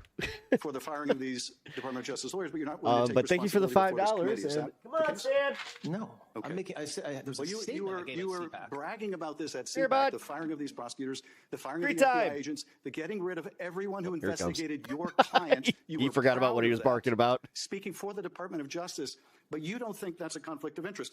You it's moved to Stan vacate, Cam I so don't he think can you're going see to his deny Robin. involvement in this. You moved to vacate the convictions of 12 Proud Boys and Oath Keepers, which Here erased their comes. convictions, restored their gun rights. These people were convicted in the January 6th investigation, which also involved the president who you Making his represented. way. You were involved in dismissing those cases, were you not? I was I'm the acting attorney general, so yes, my department moved to dismiss. I was So not involved. you didn't recuse yourself from that Come on, matter. dude, treat. You were No, willing- there's no reason to, from the Proud Boys matter. Yes, it was. Lawyer, it you know was, the rules. it There was are the- rules that say when I yes, have to there are be recused, rules, and that's not one of them. and there are rules. And when you're told to recuse yourself from investigations I that always you do. handle for the president, you're supposed to recuse yourself. No, when I so represented the president. you've also said, you've also refused to release Volume 2 of the Special Counsel's report. That was an investigation into the Mar-a-Lago documents case. How is that not an abundant conflict of interest? Refusing to release to the public an investigative report of an investigation into your client. I am not a judge, a federal judge. No. has said The it cannot be department's released. position under you, Mr. Blanche, was do not release the report. Yep. So that position. If you went into court asking them to release it, it would be released by now. So Yep. how is that not a patent conflict of interest? What you're saying happens to not be true. I did not do that. What you're talking about happened before So I became the you Deputy support Attorney the General. release of Volume No, 2? I don't, but I'm recused and it had nothing to do with that case. Like, you can't accuse me of violating my ethical rules and then lie about what I did. So you had nothing to do with the decision to prohibit the release of the report. You had nothing to do with the department's wasn't in court. position. I No, I'm wasn't not the asking whether deputy- you were in court. I'm asking you whether anyone sought your opinion or used your guidance in refusing to release Volume 2. When You're that saying you had nothing to litigation, do with when that that decision? litigation was ongoing, I was a private citizen, still representing the President of the United States. Damn, dude. It was before And March. shifty shift. Fucking Since March. in that ground underneath this guy. Since there's been anything Fucking done, Christ. Judge, Mr. Blanche, I haven't been part of I asked you in your last confirmation hearing Making him whether dance. you would release the report, and your answer was no. Your answer was not, I will recuse myself. Your answer was no, I will not release the report. That was your testimony last before this committee. You subsequently were advised by ethics lawyers not to be involved in these matters, but it appears you were involved in these matters. Let me ask you about another matter. I wasn't involved. You can't say it appears I was involved, but I said I wasn't. Let me ask you about another one you have your name on. Jeez, the truth has to matter at some point. It does matter. We just don't hear much of it from you. But let me ask you about another Vern? matter you have your I name mean, on. I don't think you can deny responsibility here. can't say yes and or that is no. the Yep. IRS settlement agreement. So you put your name on this.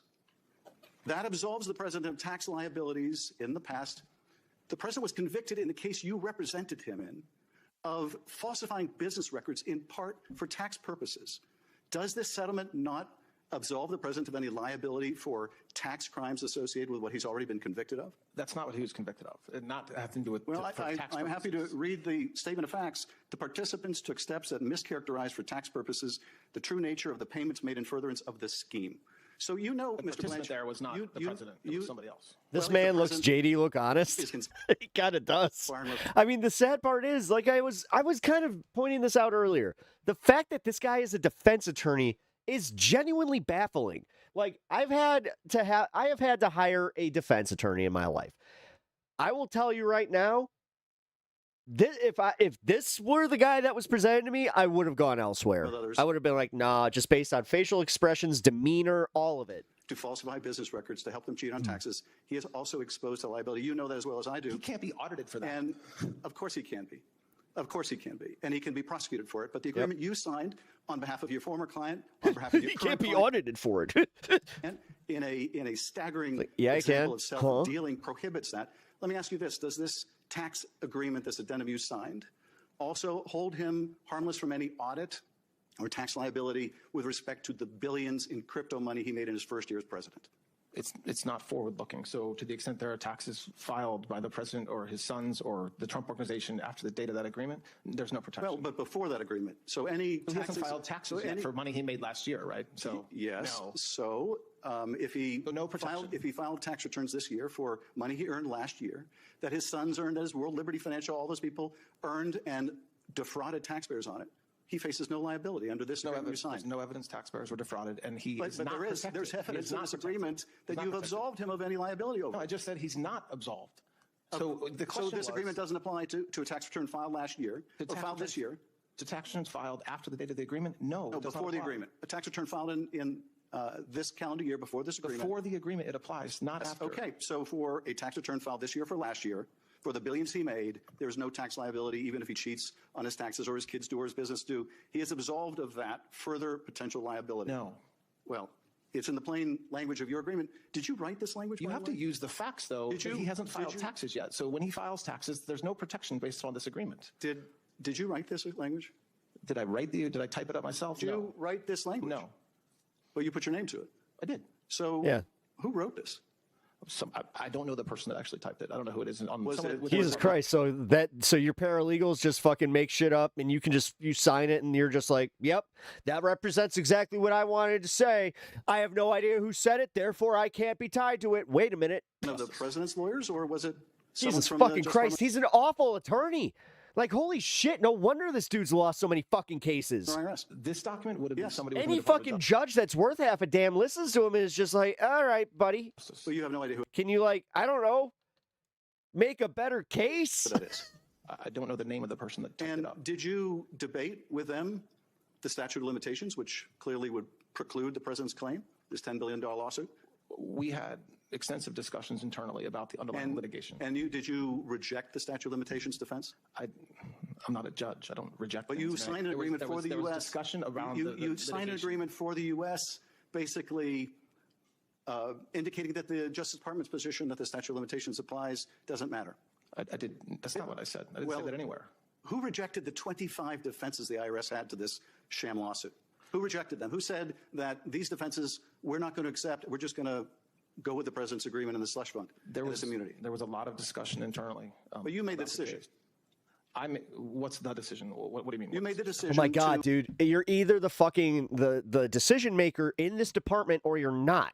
Not defend Holy fuck. the IRS and the Justice Department. You made the decision and said to sign this slush fund agreement. We made the decision to settle the case. Can we just point out the fact that these guys have zero integrity and no balls? Like, these are not real men. You want to talk about testosterone? Jesus Christ. Fucking stand up. Stand up for these people. You're throwing everybody else under the bus, you fucking weak, feckless asshole. Correct. Yeah. And dude, in doing that, anybody who looks at Trump and looks at anybody that's within his orbit as like the arbiters of testosterone, it's kind of sad. And it is actually, it does explain a lot about why your personalities also suck. you basically decided that you were going to be the lawyer for the president and the lawyer for the IRS and the Justice Department. As the court found in this case, there was no adversarial relationship. Yes, the sir. court found it was a sham. It was a collusive relationship. And what I don't understand, Todd Blanche, what happened to the Todd Blanche who was a prosecutor in the Southern District of New York? What happened to the prosecutor people had respect for? What happened to the prosecutor who once respected the rule of law? This guy's the What next happened to Moist Critical. I'll take it. the prosecutor who said that there wouldn't be a I'll whiff take of it. political partisanship and then prosecutes the My president? name's Charlie too, so you know what? Enemies over Seychelles cases. Hell over yeah. making a video stating the plain law and constitution. What happened to the Shout Todd out Blanche of long the hair Southern District of New York Charlies. that could convert him into you? Someone willing to say the president has both that'd be the sick. right, and the duty to prosecute. And I would have like, oh man, like that's the one thing I respect about Moist Critical is the fact that he has wide appeal. His political enemies. I cannot never imagine said that Todd Blanche of the old days would have ever done that. What happened to you, Todd Blanche? I'll tell you this. I think Robert Carroll What's had critical it right is not an when he insult. said that I'm not sure if they were trying to insult me. I hope not. I mean, that was actually quite the compliment. I'm kind of taken where it's like, oh, power doesn't corrupt as thank much as you. it reveals. I suspect it's just revealed who you are, and who you are is someone willing to sacrifice everything you once believed Fucking hell yeah, dude. in for that. I don't know why it took this long for everybody to just say it. Position of Attorney General. And it is a Bob McPherson. What's up, buddy? sad story that we have seen from Trump appointee after appointee after appointee. We have seen people compromise themselves little by little and then a lot by a lot until they're sitting before this committee and trying to justify the unjustifiable. I yield back. May I just briefly respond, Chairman? Yes, you may. Very briefly. So you asked me what happened to Todd Blanche. I am still here. I am the same exact person I was when I was a federal prosecutor in the SDNY, which is do the right thing and do everything you can to keep communities safe. So when I was a line prosecutor, when I was a supervisor, when I was the head of a division, my motivation and my goal was the same thing with the people who worked with me and worked for me, which is do the right thing, enforce the laws, and put bad guys in jail. And so you spend time talking about, I did not interrupt you. I did not interrupt you. A little courtesy would be appropriate. So when you ask me what has changed, okay, and you talk about a single document that I signed, okay, and somebody had to sign that document when the president sued, okay, so I tried to do the right thing. What I do every single day, and what the prosecutors in this country do every single day, and the nearly 100,000 indictments and informations that have been filed since January 20th, is exactly what everybody in this building should I just want in a remembered. Tonight's the night. to do, which is to make our community safer, enforce the laws, both civilly and Finally criminally, get rid of some of and my always do hair. the right thing with integrity, which is exactly what I'm doing. So I am the same Todd Blanche I was when I was a federal prosecutor in the SDNY. Here.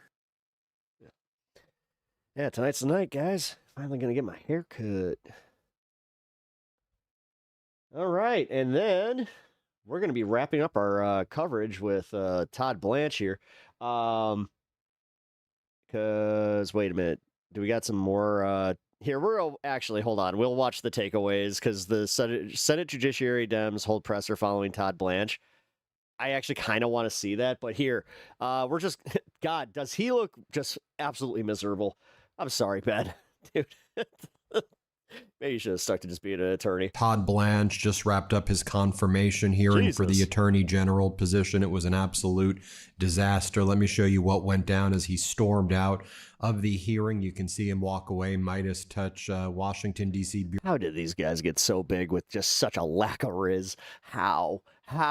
Look at the three brothers. Can we just admit that they are the fucking most awkward people on the planet? They all are awkward looking, awkward sounding. You got Eager Beaver, the little brother fucking who's in charge of making sure that they get all their sponsorships in. Then you got the other one who's like, I don't know, man. Like the way that his eyes like bug out and like these like milquetoast Libby fucks, like I just don't understand it.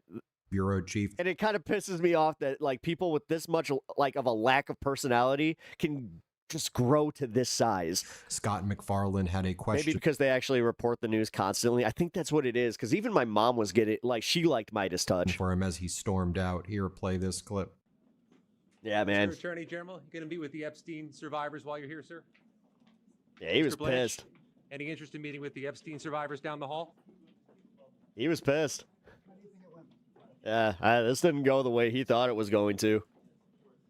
And the thing is, the Republicans didn't really stand up for him the way that he thought that they were. Yeah, man, I got to fucking... this is the fun part about watching this entire thing. Went down inside of the hearing. God, for the clips. Democratic Senator Schiff was cross-examining Blanche. Let's play this. Well, it's in the plain language of your agreement. Did you write this language? You have to use the facts, though. Did you? He hasn't filed Did you? taxes We're not going to yet. watch this So whole when thing, he as I files said. taxes, Because we already just went through all of this. Did Oh, here's the fucking other brother. They empower Hey, check this shit out, though. His words.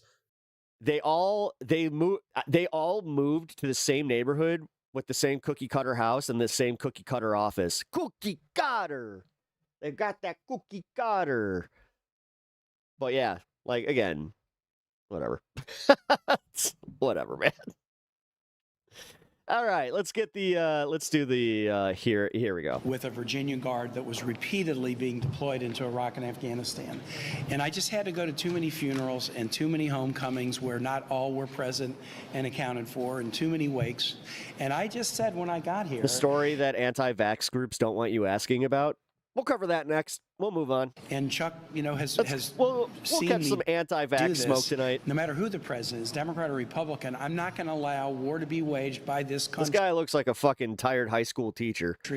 Via shortcuts or end runs around. Guys, I told you to quit. Can you please just listen? This is an important lesson. We're this close to the end of the semester. I'm trying to help you here. The Constitution. We shouldn't be sending our kids, our best and our brightest, into harm's way without a vote of Congress. And By the way, guys, if you have not double tapped that screen and subbed to the channel, please consider doing so. And also, if you think that you're subbed, can you please just double check, because we've been having issues with and this isn't just me. There's a lot of other YouTubers out there that don't even do politics or any of that. They're having the same issue. So can you just double check, see if you're subbed, and if you're not, please consider doing so. I've taken that same position with Presidents Obama and Biden, President Trump, term one, and now President Trump. We told President Trump before this war started it would be foolish for him to do it. There was no reason for the United States, after 25 years of war in the Middle East, to get dragged back in. But he decided to do it, and no consultation with Congress, no real notification of Congress, certainly no seeking of congressional approval. And if you wage a war without a clear rationale, without a clear plan, without allies, without consultation with Congress, guess what? It's not going to go well. And it's going to be tremendously unpopular with the American public. I do agree with this guy think here. I live in one of the most pro-military states in this country. One of the first 14 casualties, Robert Marzon, a warrant officer, was a Virginian from Spotsylvania County, died within a few months of retiring at age 54. Virginians have paid $1.8 billion at the pump just for more gas than they would have paid had President Trump not started the war. And there's all kinds of other inflation. So whether it's the death of our troops, the injury of our troops, the deaths of innocent civilian school kids who get mistakenly bombed on the opening day of the war, the huge cost to the American taxpayer, All right, brother. the huge Can we cost get to to the American fucking family, it's actual time for this- hearing? Jesus. It's this war that has alienated our allies. It's this war that has totally diminished American power Let's get and to ability. this. Let's get to the press conference of after the fucking actual hearing. Here we go. Is to be independent and God. impartial. Can't stand Chuck. We just need to be status quo as possible so we don't upset the status quo, status quo, status quo. Donald Trump status quo. I don't want to see no DSA. DSA bad. And Todd Blanche My Chuck Schumer impression. clearly is anything but independent or impartial when it comes to Donald Trump's agenda, including his agenda of retribution against his perceived. Is there a single person that believes that Chuck is actually against the war? I mean, yeah, a bunch of fucking really stupid. Like, this is the saddest people in the country. The ones that watch politics, that watch all this shit. They love MS Now, and they watch it like it's sports, but they genuinely believe in this shit. Those are the saddest people on the planet. Enemies. He's like I'm talking about like your liberal aunt who's just like, I love Adam Schiff. Nancy Pelosi was such a hero. Those types of people. clearly not fit to serve as attorney. Isn't Cory Booker just, I could just rub his bald head and just have so much fun. General of the United States. He's not independent. Couldn't even respond to a very fundamental law enforcement policy or best practice question about the need for independent investigations, credible independent investigations when there's officer-involved shootings, including federal officers, as we've seen a couple times just this last week alone. He says Kash Patel is doing a great job. There's so much that you can point to to show that the Department of Justice has been doing a horrible job this last year and a half. And I mention that only because most nominees that come through here will couch their responses with, well, if I'm fortunate enough to be confirmed, then I will pledge to do this or I'll commit to doing that. Todd Blanche owns what's been happening with this Department of Justice since day one. He's been the Deputy Attorney General, and since Pam Bondi's firing, he's been the Acting Attorney General. He needs to be an independent Attorney General, not Trump's personal lawyer. The people of the United States deserve better. I mean, can we be honest and just be like, hey, if it was Biden's personal lawyer, people would have freaked the fuck out all across the political aisle. Fox News wouldn't shut the fuck up about it.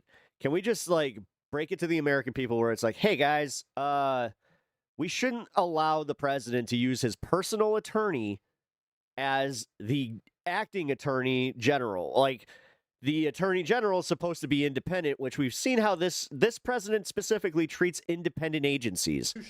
Deserves better. K-Path, holy shit, haven't seen you in a bit. How you doing, Kat?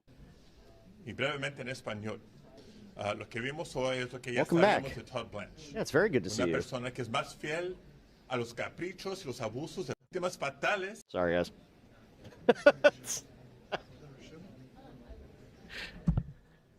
Thank you, Senator Durbin. There was a central question in this hearing, and that central question was, who does Todd Blanche represent?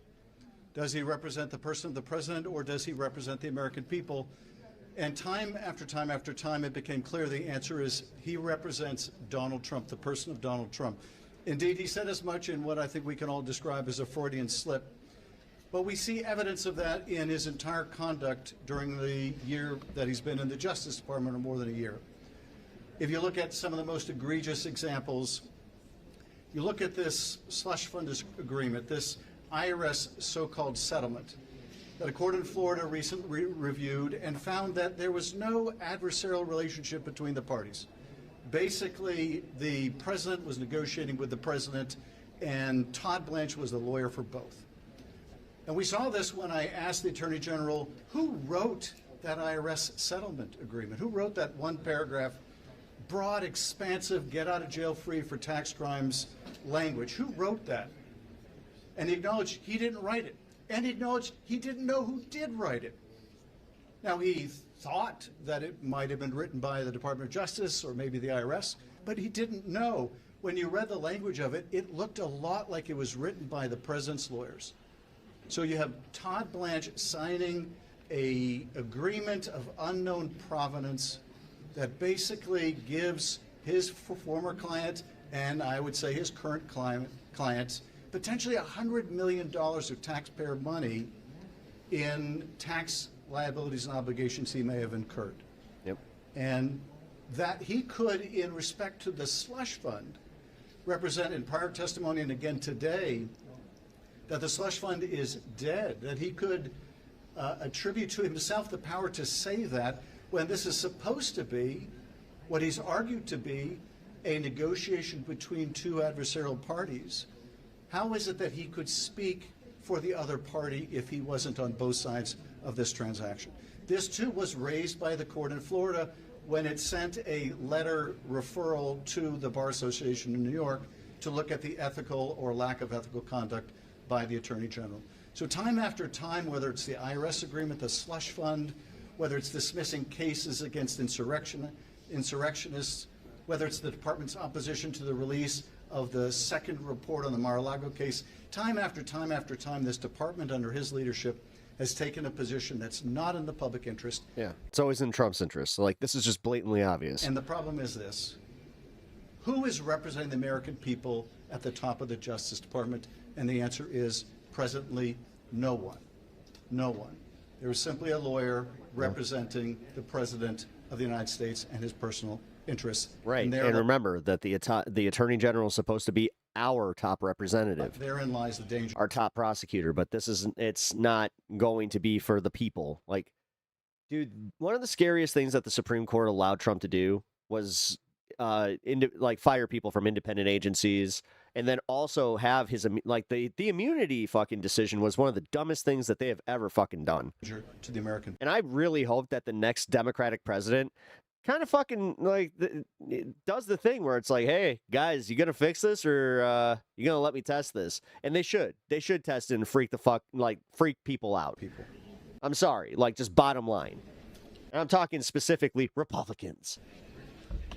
Having some balls is not going to fucking scare Democrats away. Sorry. So, if anything, it's going to make them go like, oh, god damn, I actually like these people finally. Today was farcical, and it doesn't take anyone needing to be fully involved in the law to understand and witness what we saw today. And look, the first requirement of somebody in a hearing like this, when you swear to tell the truth, is to tell the truth. And we even saw him trying to bend the truth or avoid answering questions, or even worse, simply not telling the truth. So this is just one take of his lack of qualifications. This was not a job interview. It was more of a performance review, because we've seen the kind of leader that's going to be. My colleague Dick Durbin I'm glad asked that he him, why hasn't he put it met back with and said it. Like, that's kind of victims funny. of Jeffrey Epstein and Ghislaine Maxwell? Why hasn't he met with them? And he said, I couldn't. I'm bound by the law. Well, any first-year law student knows that that's just a lie. That's just wrong. And that's what's frustrating about this experience. And during my questioning, he seemed more concerned with Ghislaine Maxwell's safety than what he did to the survivors of Jeffrey that was the part Epstein that got me when he about it, where I was just like, released come their personal on, like how in the fuck are we just gonna allow this, where it's like the victims are in the same fucking room? Like, I'm sorry, you should have done the same thing that you did to Pam Bondi. Turn around, look them in the eyes, and tell them that. Their addresses, just watch them their go. phone numbers, and their images. And one has to ask why. Why would he go and have a 2-day interview with Ghislaine Maxwell, and then suddenly she shifted into the lowest possible security camp against BOP's, Borough Prisons guidelines? Why? Well, clearly this man is acting more as a shield for Donald Trump and other powerful people. I mean, it's the most obvious shit. He's literally still acting as Trump's attorney. I'm glad that they keep repeating that. Than he is in acting in the best interest of what. No, this is one of the most blatant, like, just no confirmation for you. But the thing is, he's still probably going to get fucking confirmed, which is so dumb. And he's going to get Democrats to actually confirm him, too. Justice. Like, that's what's just more disgusting, is the fact that they can't do this lockstep thing against Todd Blanche. This is just one issue. Time and time again, we have seen that his role and his job is not to uphold the law of the United States of America, but it's to do the bidding of Donald Trump, to be his shield against investigations of his corruption. Yep. And to be a sword 10,000%. to go after. Yeah, dude, he's literally, he's been threatening federal judges, like, come on. People that the public knows have done nothing wrong. Yeah. Literally going after an FBI director for playing in the sand. So I'm sorry, this is a farce. This man is clearly not qualified for this job, but that would be bad enough. Putting him in this position is dangerous. It's dangerous to our democracy. It's dangerous to victims of crime. It's dangerous because he's representing a president that is attacking universities, attacking law firms that don't bend at his knee, attacking my colleagues for doing their constitutional duty. Yeah. This should inflame outrage with Republicans and Democrats. Yeah, pretty much everywhere. And indeed it has. I agree. Bill Kristol came out against him for how he handled the Epstein files. Former DOJ alumni appointed by Republicans have come out against him. We have seen people across the political spectrum, with the exception of my Republican colleagues in the Senate, who are still doing an advanced form of yoga, bending over backwards to do whatever the president wants them to do. So I'm sorry. This is a dangerous day. We're about to confirm someone to the highest law enforcement in the land who's proven that he's going to use the law against American people. And Americans all around this country are going to be looking. Yeah, it's just placing loyalists. That's why I don't understand when they still get Democrat votes. At who has got our back? Who is going to watch out for us? We're trying to put food on the table, and he's having fancy dinner parties with powerful billionaires. Shut the fuck up, Corey. Don't try to fucking act like you're with us in the working class. Stop LARPing. When he's supposed to be overseeing Fucking their turd. mergers Who does he represent? Clearly, it's Donald Trump's agenda, and it's not the rule of law and the 340 million Americans. So this day should anger and outrage not partisans, but anyone who objectively wants this nation to stand for something. Strand. Truth and justice for all its people. All right. We got one more. What are we The doing? heart of the question, many of my colleagues have already referred to it, is who does Todd Blanche work for? You know, there's nothing wrong with the president appointing a friend, and there's not a question Durbin. about his competence. But the responsibility that that person who is appointed is first to the Constitution and to Yeah. the American people. It's not to the Yeah, first but what he just said there, that kind of gives it away. The only thing today's hearing confirmed is that Todd Blanche represents only one client, an awful client, Donald Trump. Even if his title is Attorney General. Wells from Vermont. The justice of these. I was about to say, stop. No. Can we actually hear from the Good afternoon, victims? Thank you. everyone. My name is Andrea Sterling, and I'm a Jeffrey Epstein survivor. In most sexual abuse cases, people don't get to know the predator, the files, or all his victims. Yet the entire globe has access to the Jeffrey Epstein files, Yep. billions of people, and yet we still haven't got any answer. Not millions of people, billions of people. And speaking of billions, how does the DOJ prioritizes taking billions from Americans to put Trump's name all over the US, reminding us survivors that his egotistical projects are a priority over the victims from poverty, Amen, sister. victims from Amen. war, We've been victims from here it ICE, is. and victims from the Epstein files. All right. How does that represent justice? My mom brought me to the US when I was underage, and I remember little by little falling in love with the American culture. The American culture is beautiful. Americans are hard workers, sharp, resilient, innovative, and have a strong sense of justice, or at least that's what I thought. What happened? What happened to the United States? The United States today is a chaotic place, not a peaceful one, unless you live in a bubble. As an American and Jeffrey Epstein survivor, I wouldn't want Todd Blanche to represent What will the Trump justice supporters do with their miserable lives when Trump is gone? I don't know. I genuinely don't know. of this country.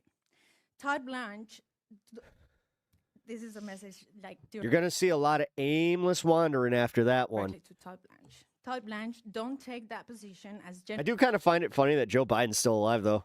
Like, the fact that he outlived Lindsey Graham, like, that brings a very big smile to my face. General Attorney of the U.S. You remember when they were saying that he was going to die in office? Hey. Hey. That role requires clear answers that you haven't been able to give, and that role requires a lot of pressure and connection from normal people. I think you're clearly great at representing powerful figures, but not us, Yep. normal American civilians. We urge Senators Thom Tillis and John Cornyn to vote no on his confirmation as Attorney General. Yep. Thank you. And that's what they need. That's why, I'm glad that they called out Tillis because that's exactly who they need to do it. All right, let's do this Philly D thing. I was actually not going to do a Philly D segment today, but this one, he literally is talking about anti-vax stuff, and I can't stand the anti-vax movement, so we're going for it. We've got to talk about how you have this mom who's Fucking can't stand these assholes. And then again, this is, like, I know exactly what this case is. I've already looked into this. So real quick, I will let Phil do his thing, but so this is literally the case that, like, Jenny McCarthy and all of this shit was based on, about fucking them thinking that vaccines vaccines cause autism. vaccines were what happened to her twin toddlers, but now she's being charged with murder as a group co-founded by RFK Jr. is still supporting her. Also, this Hey. Donald Trump, Todd Blanche, Jay Clayton situation's insane and why it's going to get worse Thursday night. You've got a massive Canadian wildfire crisis that's turning into an air quality nightmare here in the States. And while you have Democrats derailing a must-pass defense bill around an unprecedented military partnership between the U.S. and Israel. We're talking about all of that and even more on today's brand new Philip DeFranco show. You daily dive into the news, starting with this. We need to talk about the situation around a woman that you've never heard of by the name of Andrea Shaw. She's a now 23-year-old mother in Idaho, and on May 1st, 2020. Okay, no, this is not that case, my bad.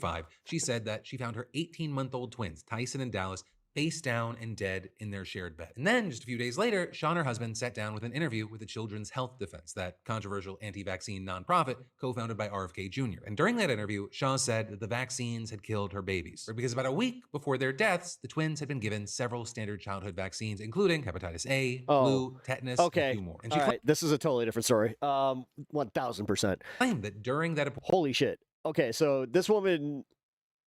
appointment. What the fuck? And then, knowing MAGA, they were just like, see? Oh, God, I bet Reddit was just... questions with her pediatrician about the flu vaccine, in particular because members of her husband's family, they had reactions to it in the past. So Shaw, she says that the doctors convinced her that the twins, they should still get the shot, and then 2 days later, she took them to the hospital after they started experiencing diarrhea and lethargy. And according to the hospital records, one of the kids did have a temperature of 99 degrees, but the doctor It's funny, said yesterday, I remember 420 hit, and I looked like for your let's go or your little like leaves, they weren't there. And I was just like, oh.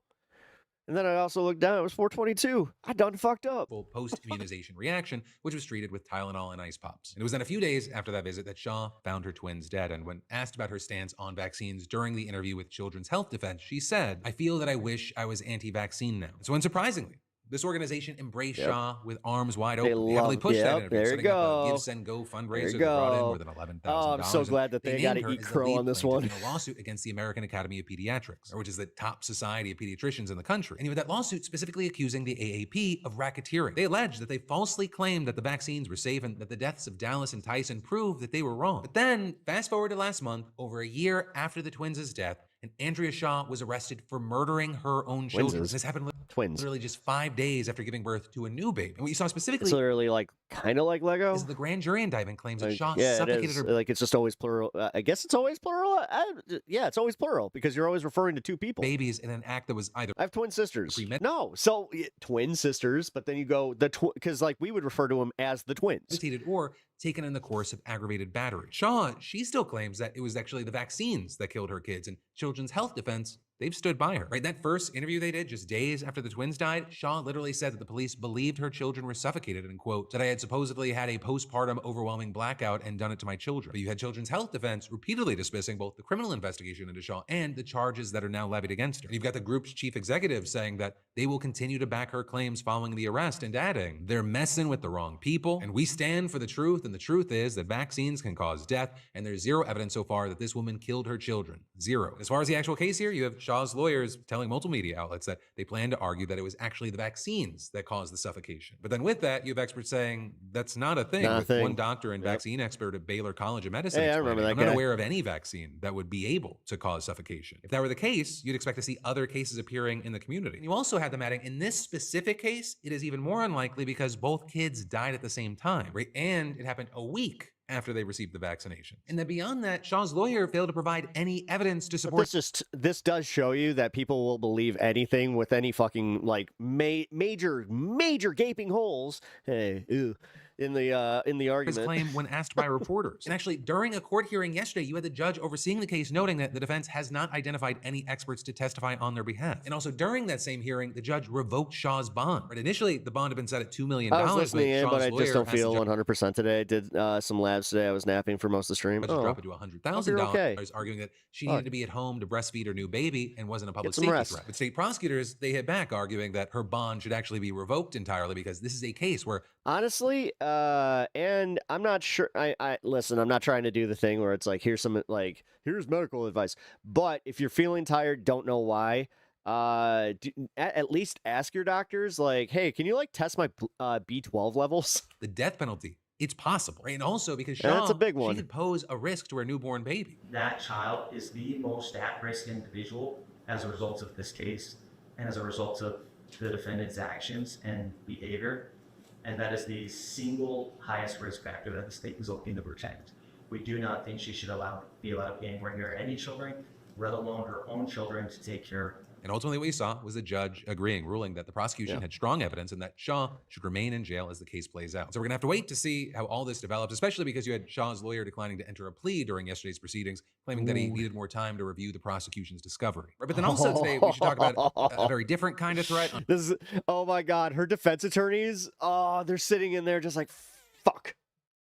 Oh, fuck. On a much larger scale. And that's that you have tens of millions Iron of is a people. big one. That's what caused, triggered all my stuff. Started with being tired. There you go. Crazy smoke from these wildfires in Canada and Minnesota. Because if you didn't know, there are hundreds of fires raging across Ontario and northern Minnesota, with dozens still out of control. Thousands of people have been evacuated, with several more towns on standby, and one entire community has been wiped out. You've got roads shut down, national parks like Boundary Waters getting closed to visitors. Minnesota Governor Tim Walz, he declared a peacetime emergency and mobilized the Minnesota National Guard to respond because the flames are moving so fast. All right. 10 and go make some memories. But then, diving right back into the news, we've got to talk about this Todd Blanche situation, because you had Trump's nominee for Attorney General at his confirmation hearing today, and it was something special. How long do you intend to He did labs for his stomach bacteria. Ooh. put up with that Kash Patel character? Are you good with his airplane jaunts? Are you confident he's not drinking on the job? Are you sure none of his travel is a pretext for vacation activities like snorkeling, Olympics, and visiting girlfriends? Are you sure he knows what he's doing? Do you vouch for him? Are you willing to look at whether he lied to this committee? That's an extraordinarily obnoxious question. Right, and Blanche, actually, he's been acting Attorney General since Pam Bondi got the boot back in April, which honestly, for some reason, feels like 3 years ago. But actually, the day before this hearing, the New York Times publishing just this trove of Justice Department emails that gave some insight into Blanche's role at the DOJ. And you had it showing that he actually wrestled control over the so-called weaponization working group away from its former head, Ed Martin. Right, and that's the task force that, among other things, investigated the prosecutions of Jan 6 rioters and Biden's use of an auto pen. And also, reportedly, Blanche's deputies were responsible for probing stuff like an FBI memo that targeted a conservative Catholic group in Richmond, prosecutions of anti-abortion activists, and federal scrutiny of conservative school board members. Actually, one really totally not fucking, they're not doing political prosecution at all. Interesting one is that one team, it's led by all one of the up and Blanche's up. aides, reportedly focused on a single person, Tina Peters. That's a Colorado elections official that was convicted, imprisoned, and later released for election-related crimes. So basically, you had Blanche's office appearing to be directly involved in many of the most high-profile efforts to rectify Trump's personal and political grievances. So when you had this hearing start today, one of the biggest issues was about the DOJ's That was mean. I don't like mean pressure. And questions. actually, Okay, calm down there, Victor Marks. Damn, that was mean. You're just a big old meanie bobini. I don't like the mean questions. He was asked whether he considers Donald Trump his friend. Blanche let out this awkward little Freudian slip. I'm his lawyer. Was his lawyer. Right, and that just... Oh my God. Oh my God. Dude, we missed that one. That was bad. Oh my God. I am his lawyer. I was his lawyer. Start today, one of the biggest issues is about the DOJ's independence from White House pressure. And actually, when he was asked whether he considers Donald Trump his friend, Blanche let out this awkward little Freudian slip. I'm his lawyer. Was his lawyer. Right, and that's just one of the many reasons a lot of people have an issue with him. But also, even his intentional comments didn't give more reason for confidence. Is the Department of Justice that you are running independent from the White House? The Department of Justice, like every single department in the executive, is part of the executive. I mean, Article 2 of the Constitution gives the power of the executive to President Trump. So we certainly operate with integrity.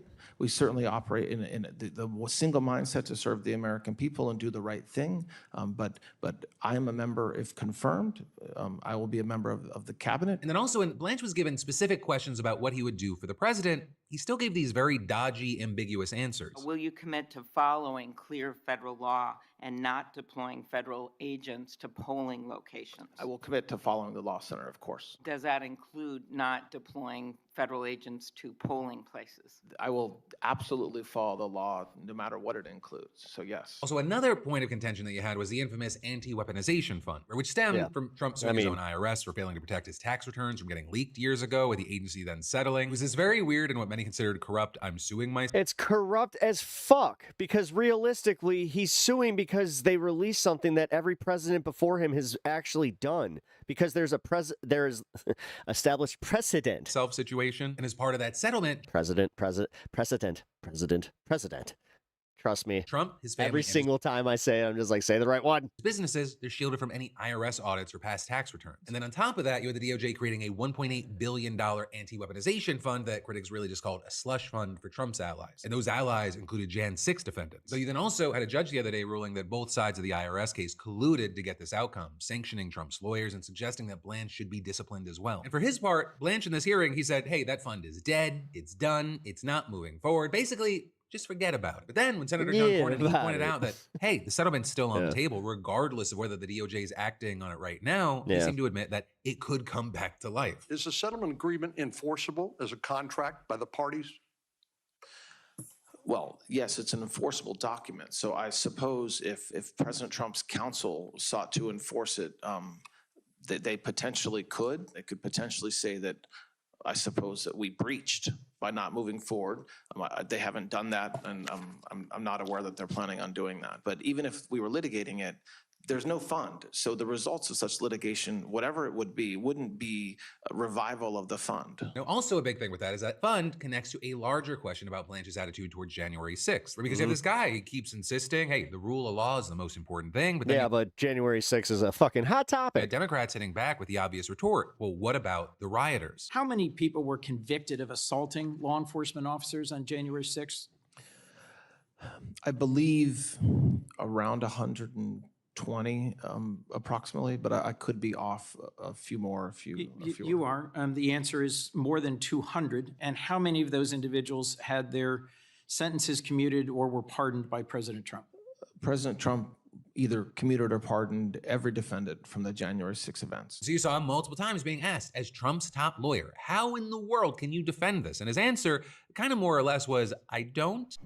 I have never said that any sort of violence against law enforcement is appropriate. I talk about what President Trump did. He has the absolute right to pardon anybody for any reason he sees fit, and every one of them got pardoned or commuted. I am not celebrating that. It is a fact. Right, if that feels like wishy-washy bullshit that's to you, wishy-washy you definitely bullshit. aren't alone, Yep, because Senator that Chris is. Coons, he hit him with his own quote from an interview that he gave during CPAC. If you look at what happened to the men and women convicted because of January 6th, by 5 p.m. on January 20th, every one of them was either pardoned or had their sentence commuted, okay? So when That guy, that's not good. Like, even he was like, folks say you've done... He doesn't believe that that's a good thing. Dude, because people have eyes. They understand, and it's like, no, dude, they were violent, and they were fucking definitely doing some fucking shit that needed to be dealt with. But now you literally have this child-brained idiot in the fucking White House that's just like, they love me, so I love them. Maybe I'll even give them a job. Hey, ICE, you got some openings? Hey, isn't that convenient? ICE has openings. You have a very Who wants a bonus? very short memory. And so, yeah, as Coons pointed out, that sure as fuck sounded like celebrating the pardons, but Blanche, yet I'm just doubling down. I wasn't celebrating it. I was merely stating a fact, which is that the January 6 defendants did receive a very generous pardon or commutation from President Trump. But then also another topic that Blanche kind of kept stumbling over was, of course, the Epstein files. Because you also had 10 victims actually showing up to the hearing, and they sat there the whole time staring Blanche right in the face. What you had were Democrats. Damn. Good for them. Oh, that's conviction that I fucking love right there. Let's keep that one up because, again, what are the Republicans going to do? What are they going to do? Are they going to keep denying the victims of the Epstein file? Like, seriously, you do understand that it's gotten to that point where they are at the point of just being like, why are you still talking about Epstein? It's just like, because there's victims. Well, they're not, I don't know if I'm actually... Like, are you gonna say what I think you're gonna say? Because it's like we already thought that's how you felt, but you guys did this thing where you really pretended that it was something that bothered you because you thought that there were some celebrities and some Democrats in there. Turns out that there wasn't, or the ones that you thought were in there, and then it turns out that there's a lot of information on certain somebody of the files. The way it redacted tons of embarrassing information. Oh, man. It didn't redact some of the victims' names. And Blanche. He apologized, though. I will let you judge how sincere it was. Any mistake that was made is not appropriate. And so, yes, I am sorry that in about 1% of the documents, mistakes were made. But what I will say on top of that is we put tons of resources to rectifying those mistakes immediately. But even as you had him admitting in the passive voice that mistakes were made, he also pretended like Trump did not spend the better part of a year desperately flailing to keep the files from getting released. Right? In Blanche's retelling of history, Trump's DOJ, they wanted just so badly to release the files because it's the most transparent DOJ ever. They were just barred by law from releasing them, and we can actually thank Trump for signing the law that made them public. Even though now several of the Republicans that pushed to make those files getting released possible are no longer going to be in Congress, right, because they became personal enemies of Donald Trump. And even now, after the files are out, you have Blanche still not committing to personally meeting with the victims who were present and hearing their stories. Chairman, I appreciate them being here today. I also have somebody from my office who's spent her entire career working on cases like Mr. Epstein's. She's available to talk to them. Will you meet Nope. No, you should. with these You're the fucking top law enforcement official in the country. No. 10 survivors? No, you should meet with them. But if they are represented by counsel, we will work with their counsel. If they don't have a lawyer, I will certainly make arrangements to make sure the right people at the Department of Justice meet with them. He's doing everything he can to not look these victims in the eyes. Absolutely. And actually deal with them. I'm not allowed to meet with them directly, as you Yeah, know. you are. What are you talking about? And later, you had Blanche seeming to contradict himself. I never said I can't meet with them. I said if they were represented, I had to meet through. No, you totally contradict. Dude, I love this. This hearing was, oh my God, this was bad for him. Counsel, but there's no way. And dude, this was one of the more watched ones. The fact that Philly D is covering it this in depth, this means that a lot of people saw this shit. Of course, I can meet that with them. normally don't. I'm the acting attorney general of the United States, so yes, I can. But then also, today was not just about Blanche, because you also had Jay Clayton having his confirmation hearing, and he's yet another Trump nominee who refused to admit that Joe Biden won the 2020 election. And that becomes especially concerning because the office that he might soon lead is responsible for, among many other important duties, identifying and countering foreign influence and interference in U.S. elections. Because Clayton is Trump's pick to replace Tulsi Gabbard as Director of National Intelligence, who announced her resignation back in May. And while Trump, he actually first named Bill Pulte, a loyalist who has no national security experience and has launched mortgage fraud investigations against Trump's enemies as head of the Federal Housing Finance Agency as acting director, that immediately sparked pushback, and Trump announced that his permanent pick for the role would be Clayton. And as far as some of Clayton's background, after making millions of dollars working as a Wall Street attorney, he served as head of the Securities and Exchange Commission during the first Trump administration. He's also now serving as U.S. Attorney for the Southern District of New York. And ultimately, he wasn't really seen as all that controversial of a figure, at least by the standards we kind of have come to expect under Trump. Because while, like Pulte, Clayton doesn't actually have any experience serving in any intelligence agency in any capacity. Which, yeah, that was insane. I can't believe they even put him up. Not to mention, a few days before winning Trump's nomination, he publicly questioned the integrity of American elections. We're doing an absolutely terrible job, and the American people are right to question it. But still, despite the very obvious concerns, you had some lawmakers kind of eager to keep Pulte away from taking over entirely. In fact, so much so, they moved to suspend Senate rules to hold Clayton's confirmation hearing and secure a vote as quickly as possible. But then you had Trump abruptly delaying the confirmation proceedings, ordering Clayton not to appear at the initial hearing in an effort to force Congress to pass the SAVE Act, which is that voter ID bill that rights groups Oops, you mean he shot himself in the dick with this one? Cool. Say would disenfranchise millions of Americans who don't have access to passports or can't easily access Trump pissing in the wind again. their birth certificates. Not to mention that it's kind of a big veiled effort to essentially kill mail-in voting. And that move led to Democrats pulling their support for a bill reauthorizing Section 702 of the Foreign Intelligence Surveillance Act, which is another controversial program allowing intelligence agencies to carry out mass warrantless surveillance under certain conditions. So that delay, it also cleared the way for Pulte to take over as acting director. Richard Baker, thank you for the subscription. Really appreciate that. And just in his short time in that role, he already fired some intelligence officials while also working on the declassification and potential release of documents related to election security or interference. With that, tomorrow night, he's expected to appear alongside Trump for that televised address we talked about earlier, where he's expected to make claims about election fraud, possibly focused around voting machines. And so now you've got Democrats, some of whom, they may have been willing to accept Clayton, wondering, is he going to be any different than Pulte? Especially since just last week, he also authorized subpoenas for a group of New York Times reporters who reported on security issues relating to the new version of Air Force One that was gifted to Trump by the Qatari government. And so what you had were a number of Democratic senators pouncing on that today, with Ron Wyden of Oregon, for example, asking Clayton who directed him to issue those subpoenas. But Clayton, he mostly sidestepped the question, saying that he signed them in connection with an ongoing national security investigation, and added, I am absolutely committed to and respect. That's a really good idea for a comic book. Our First Amendment and the role Air Force Zero. Press. Right, but the election issue, it really came to dominate the hearing. Or like a group commandeer it and use all of its anti ordinance kind of stuff and cause a bunch of Oh, that could be fun. Because Clayton time and time again danced around, just one simple question. Do you deny that Joe Biden won the 2020 election. Then me getting creative. Clayton notably added, We have Ghost Train, good to see you. substantial How you work doing? to do. Welcome to the show. that I've made in improving our electoral processes. It's part of national security, and I feel strongly about that. an answer that ended up not inspiring a lot. I just kind of feel like our director of national security shouldn't be like a dead ringer for a garden gnome, but A lot of confidence. And so then you had Angus King, an independent from Maine, really laying into Clayton. Who won the 2020 election? I've answered that question. I'm not going to get into that. You have not anymore. answered that question. Could you answer the question? Who won the 2020 election? Pretty simple question. I'm just worked asking hard a for the really transition. simple So- question. Who won the 2020 election? As I said to you, we went through our processes, and Joe Biden became the president of the United States. I'm here to talk about my qualifications. One of your qualifications is you told us you're going to tell the truth to power, and you won't answer a very simple question. I think I've literally answered the simplest question. many times. You have not answered it. Right, and with all that, Yeah, I'm probably pretty I would sure say that a the kid closest could he answer came to that one. answering was with Arizona Senator Mark Kelly when he acknowledged that Biden had the most electoral votes. But still, he just wouldn't say Biden won. And so you had Kelly arguing at this show that Clayton, he doesn't have what it takes for this job. You're going to be in a room with him many times. And at times, you should have a difference of opinion. And if you can't disagree with him when he's not in the room, are you going to be able to disagree with him when you're sitting across from him? Nice.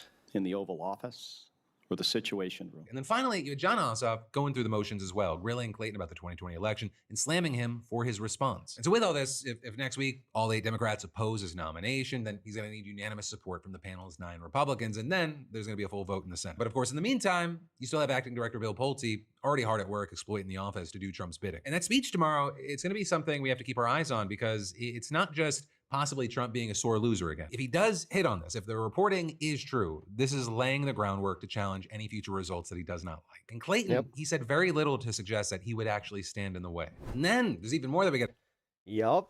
Again, thank you, Phil, for covering that. That's huge that Philip DeFranco covered that. All right. Geez, man, this show's flying by today. Tell him, astronaut senator, what's up? Yeah. He's been to space.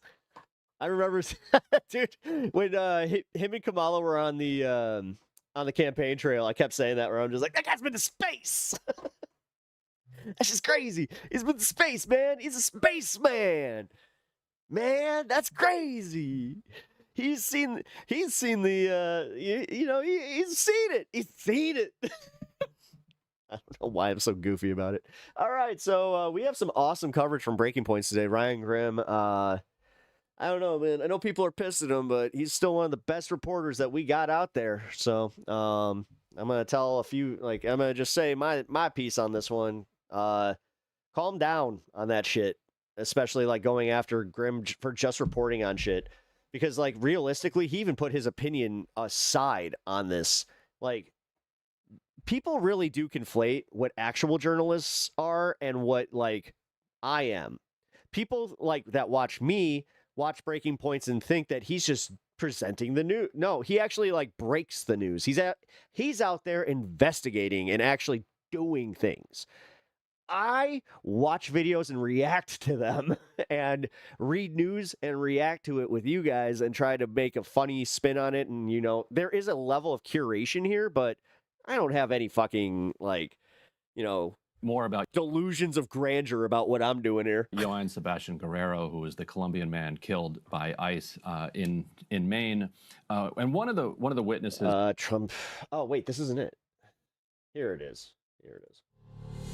My bad. All right. Good morning and welcome to Breaking Points. Emily is joining us from the wrong story up. road, My bad. which you would know if you'd signed. My last comments do not not stand here. Up for the newsletter. Actually, we didn't tease it, but we can put the newsletter up there. She's Reminder: if you go to breakingpoints.com, you can sign up for this free newsletter that sums up the show. All right. For premium So, subscribers, here's it's going what I to have gotta the do. link to the I got ad-free to, full show. For those who are just getting the newsletter, I'll be it's right just going to tell them what was in the show, and then they can find that wherever they want. But Emily, thank you for joining us from the road. I know you'll be able to be here for a segment or two, and looking forward to a safe trip back. Yes, no, I appreciate you guys. Like, this is one of the things I love about the team is I had to get home for a family thing pretty quickly, and it's just amazing. You guys pick up so much of the slack. So I'm really grateful, happy to be joining from the Milwaukee airport today. And we've got a big show. Actually, strikes launched, military strikes against Iran launched just in the hours before we began recording this. So we're going to break down updates from Iran, and we have much more to get to. Ryan, as well, you have a huge slate of guests lined up. So Robert Pape is going to be here, going to cover that ICE shooting. There's so much to get to this morning. Yeah, Juan David Rojas will be here to talk about who the man was who was shot by ICE agents in Maine. Another Mexican man was shot in not shot, was hit by a truck in Florida after an encounter with ICE. Emily will stick around with us to talk about the New York ban on data centers, or at least a moratorium on data centers. We're going to also talk about an interview we did yesterday on DropSite with Ro Khanna, where he and Jeremy Scahill went back on the legitimacy of armed resistance, as well as whether or not there should be a full arms embargo on Israel. We'll also have news in that. Julian Andrione from DropSite News interviewed AOC about whether or not she supports an arms embargo, and she said, in fact, yes, she does. At the back end of the show, we'll be joined by Donovan McKinney, who's a kind of DSA and Justice Democrats-backed candidate running in Detroit, who is very likely to oust an incumbent in early August. So you're going to want to stick around for that. We'll also ask him about the Abdul El-Sayed Haley Stevens race, the Will Lawrence race, which is getting hot in Michigan as well. Wanted to start with some. We're going to call it good news. What led up to it is not good news, but the event this morning is, in fact, great news. Mujahid al-Sadi, a very well-respected, well-regarded veteran journalist in the West Bank who's written for DropSite as well, was finally released after nearly 2 years, and we put up A7, of administrative detention in Israeli custody. In other words, no charges whatsoever were ever filed against Mujahid. He last wrote for DropSite in September of 2024. Here he is being reunited with his father. Again, there are thousands of Palestinians, many journalists, and here he is meeting his family on the road after being dropped off, who are able, under the Israeli, let's call it law, to be able to be kept in prison for 6 months on what they call administrative detention, meaning 0 charges, no right to challenge your detention, and then every 6 months they can just re-up it. That's we insane. have been petitioning for his release for nearly 2 years now, and we're deeply glad for him and his family that he's released, and looking forward to seeing him get back to the what kind of the business of journalism. Emily, he's being released into the reignition of the war between the United States, Israel, and Iran. We could not get anywhere near through all of the period of the memorandum of understanding without it unraveling. We can put up A0 here. CENTCOM announcing a new wave of strikes. It's 6 a.m. Eastern today. CENTCOM announced. Oh shit, Meta! I'm so sorry. I didn't even realize that you had a redeemed Macho Man impression. Forces began launching a wave of strikes against Iran. The strikes are designed to further degrade military capabilities Iranian forces have used to attack commercial shipping in the Strait of Hormuz. Now, the target so far for the United States. Talking about the war in Iran, yeah. Maybe not the best time to talk about macho madness. Yeah. Maybe we'll take it a little slow here and do it afterwards. Yeah. United States have included a barracks that would the Iranian Army's 388th Brigade in Bampur. So this was a dormitory that was housing conscripts that the United States kind of struck overnight, resulting in what appears to be a mass casualty event. Now, clearly, if you are conscripted into the military, you are a military asset and a military target. But it's just not remotely obvious, like how there's a kind of military benefit to striking a dormitory filled with conscripts in any event. That's what they did. CENTCOM's explanation, as people just saw on their screen, is that this was being used to degrade, or it was being used Strait of Hormuz wise, was being used to degrade Where the capacities. fuck is she even broadcasting from? In the They're claiming, fight in right? Strait of They're Hormuz. claiming This is everything. like- Yeah, they're Like, claiming she's everything. obviously backstage somewhere for something, or is that like a closed mall or something? Like, goddamn, that looks like a closed mall. They're hitting is related somehow to Oh Iran's my ability God, to is she broadcasting from a fucking rest stop? control the strait. Although, of course, as long as you have a few landmines and a few drones left, you can I think that she's literally at a rest stop right now, outside of Madison, Wisconsin. I swear to God, I recognize this. control the Strait of Hormuz. So I don't quite know how hitting this dorm, but go ahead.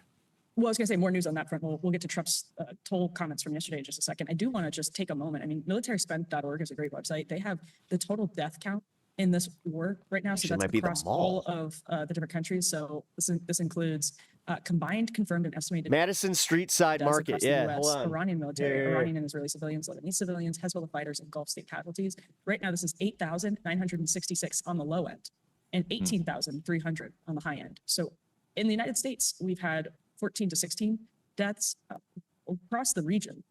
This death toll is much higher than I think we've even discussed here in the U.S. That's a good point. And also, I think, even though the U.S. has not achieved its kind of military objectives, like the level of destruction that has been rained down upon Iran is, should not be That's a rest stop. I swear to God, I think that's a rest stop or a bus stop. Yeah. Some new grain sites were hit overnight by the United States inside Iran. We also hit a kind of mineral water The processing fact that there's a closed, like a closed store behind her. facility. So we're going after the the very basics Weird. of life there, and that's of course after the Israelis have boasted just about gonna having say, a destroyed little weird. every village that they could reach in southern Lebanon. But let's listen to a little bit of Trump explaining his rationale here. Let's A2. With the plants, with everything else. And we would like to invest tremendously in the United States as opposed to charging a fee.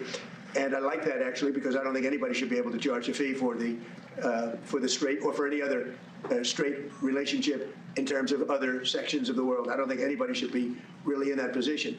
But we were doing it as a reimbursement. The Gulf states are going to invest a tremendous amount of money into the United States, and that was very satisfactory to me. I think it's actually much better. So, Emily, that is Trump saying that, okay, maybe the 20% fee that he was going to charge was a little bit high. And so he's back to, I guess, doing it for free, except in exchange for the generosity of the Gulf states. He didn't Trump completely announcing that he was endorse going to charge a 20% fee was Again, this is what I was talking about. The fact that he's an actual journalist, people are pissed off that he went above and beyond in so yes, there was added scrutiny to the victim, but the thing is, he was just reporting the fact that the places that were reporting on it exclusively were totally taking information out. They were negating to report on certain information because they knew that it was going to sensationalize what they were trying to push. That's bullshit. So Ryan was just being a journalist. He was actually doing the thing where he's like, no, that's not okay. They're curating a story. Like, even because he laid it out. He said he was glad that Plattner was dropping out. He believed the victim. But he did say that he was like, this was irresponsible on Politico. And for him to not call that out, that's actually being complacent in bad journalism and letting shit slide that should never slide, because this is actually the problem with America, where we have this thing where we would rather be like told something that we want to hear instead of an inconvenient truth. Because the U.S. had consistently been saying that the principle is that there, in international waterways, there cannot be Also, thank you, Cavis Russ. Thank you for the follow. Charged, and Iran had been talking about charging a 1% to 2% fee, something like $1 million per ship. The Iranians quickly embraced Trump's You idea. guys have not already subbed over on YouTube. I could also use some help over there as well. Put forward this and double this tap 20% that fee, screen and if they you said, haven't done so. We agree. There should be a fee. We're going to charge 1%. He's going to charge Plug 20. time. Which would you prefer? So yeah. Let's roll a little bit more Trump and then discuss. Or go ahead. Did you have a Ryan, I reaction was to going to that? say, just to tee this up. So that was Trump talking in the White House yesterday. We have more sound bites from that press availability he did, but he also sat down for an interview with Fox News where he talked a little bit about the deal-making process. And I know, Ryan, you have some reporting behind the scenes that you're going to get to, but this is Donald Trump yesterday with Trey Yingst of Fox News talking about where things stand. And again, let's just we don't need to do this. Breaking Point's audience understands this perfectly clearly, but before the war, there were no, the Strait of Hormuz was open, and there was, of course, no war. So, I mean, it's just ridiculous even to hear him now say things like what you're about to hear from this Fox News interview. This is A3. 3 days ago, we had a deal. When was the last time you spoke with an Iranian official? well, not me, but let's say my representatives. I have spoken to them, but my representatives over I have spoken to him, even though I haven't spoken to him. the course God, of For people that like have given him way too much credit, saying that he's a good liar and that's why he's gotten away with this, no, he's not even a good liar. What he's good at doing is just being like, I didn't lie, nuh-uh, nuh-uh, nuh-uh, and you just get tired and you're like, all right. Well, actually, is this even worth my time? And what message was delivered? They want to make a deal, but every time they make a deal, they break it. They don't want to die. People don't want to die. Yeah, about an hour ago. And what message was delivered? He says that a lot. To make a deal, you're not going to have any. You're not going to have anybody You're left. banned from both X and Twitch. We're being very careful with the civilian Unfortunate. population, as you know. But I said, you better make a deal. You're not going to have anything left. And you think they will? They should. I don't know if they will or not. Well, that's a not so veiled threat against civilians, which we've seen Yep. at different points in the war. Ryan, let's also now take a Yeah, look. Emily, are you? See, I don't like being this guy, but at what point is Emily actually going to just be like, you know what? I'm kind of sorry, because she really did go to bat for Trump's whole thing, and just during the election season, she was very convinced that this was the right way to go, and just absolutely nothing from her, nothing. Her and Sagar have both just been conveniently very quiet on that side of just apology or just oh God, I definitely got taken. I got taken. Well, actually, just let's pause on that point for a moment. We've seen that a couple times over the course of the war. Him make threats like that. Yeah, and what's so unusual about Trump is that he makes so many wild threats against his enemies. He's going to annihilate their civilization. There won't be anybody left. That the Iranians even insisted on putting into the MOU. Not today. Sorry, Ghost. That he would stop making threats.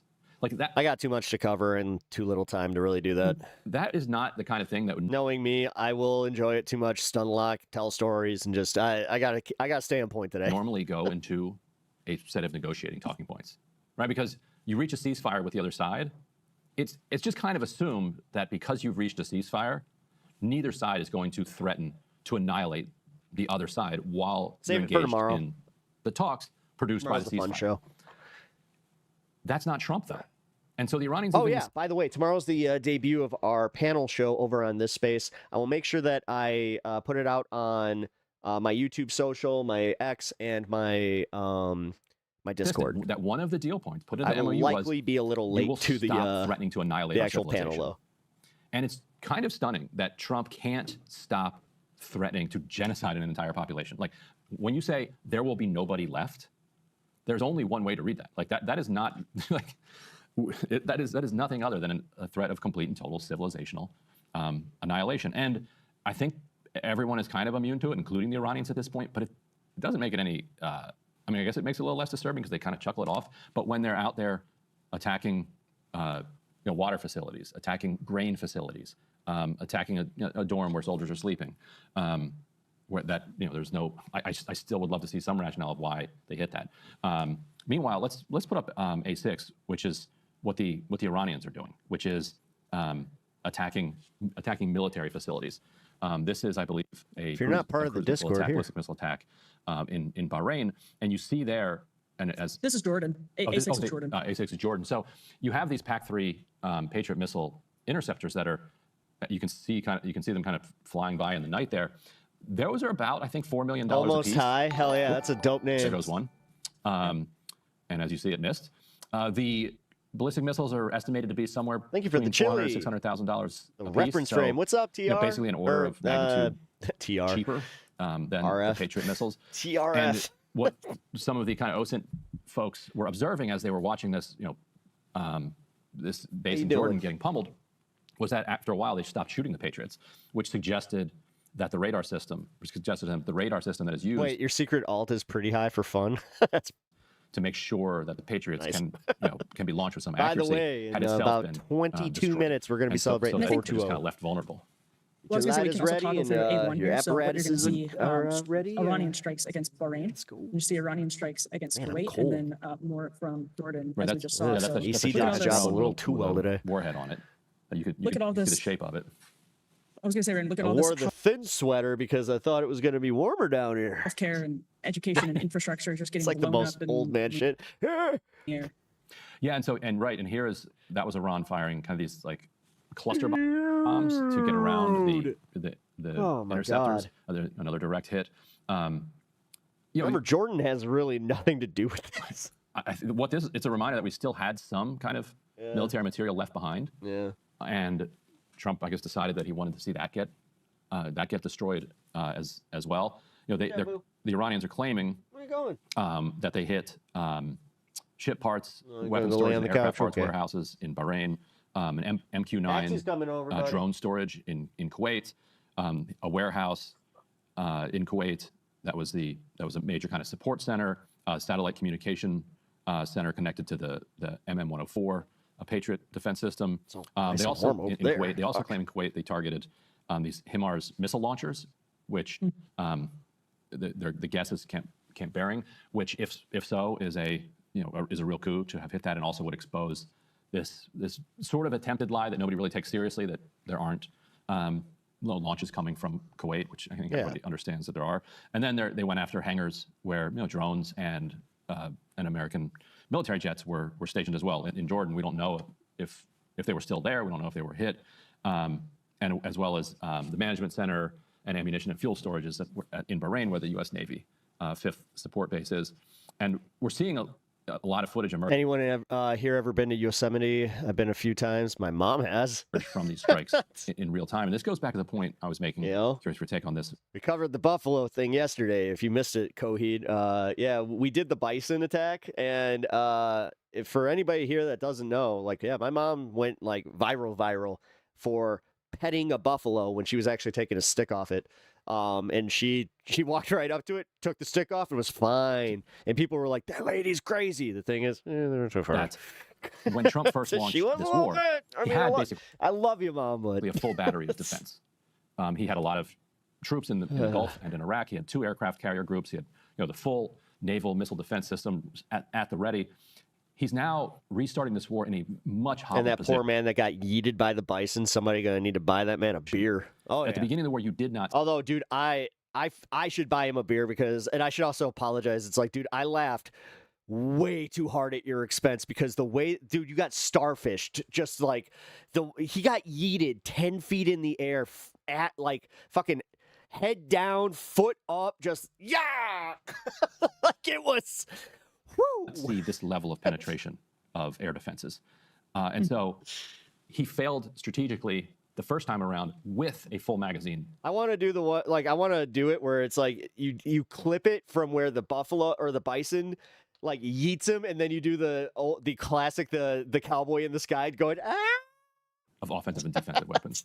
I don't understand how he thinks he's going to do better this time around in a much weakened and depleted position. It's okay to laugh as long as you feel sorry for the poor. Oh, dude. I mean, he had a broken leg, and his side, the bruise that he had to have on his side, because I watched it break down. The bison didn't even hit him with the horns. He hit him with the top of the head, which I hate to say this, but the side of the head, at least you're gonna I don't know. Yes, the horns do hurt, but oh my fucking, that, just taking the full brunt of the fucking, the dome. Well, and I was gonna say, you're about to bring on Robert Pate, but the only way that Heck, he can is the half dome in Yosemite in the 90s is a beautiful experience. right? The only way is to either stay in this holding pattern for a I unfortunately don't have any video of my mom probably break down if I saw one. Yeah, it's kind of sad. That's actually some of the only real video of my mom I have right now.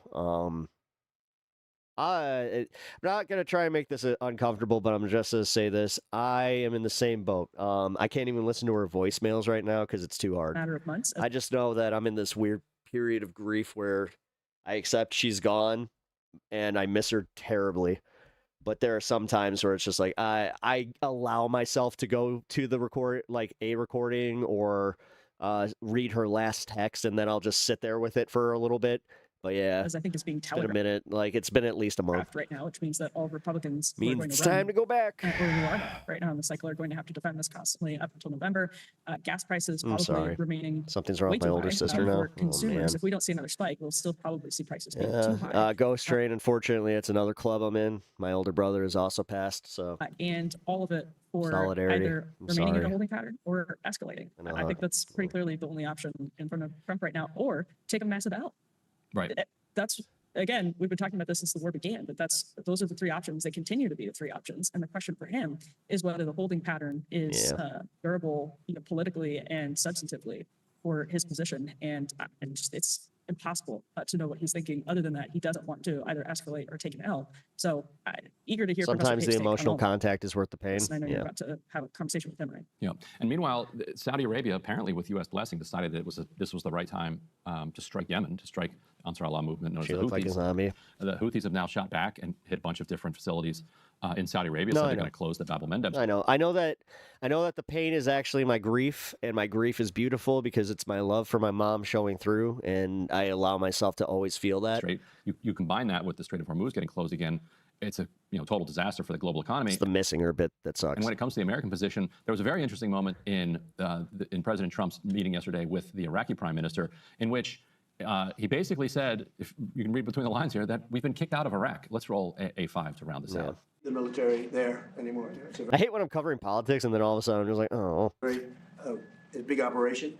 And what we do have is the oil companies added more are all gold. going in now, and they're I like gold. doing partnerships with Iraq, and they're getting along very well. The relationship is a whole big relationship where we don't need the military there. We're there to help them.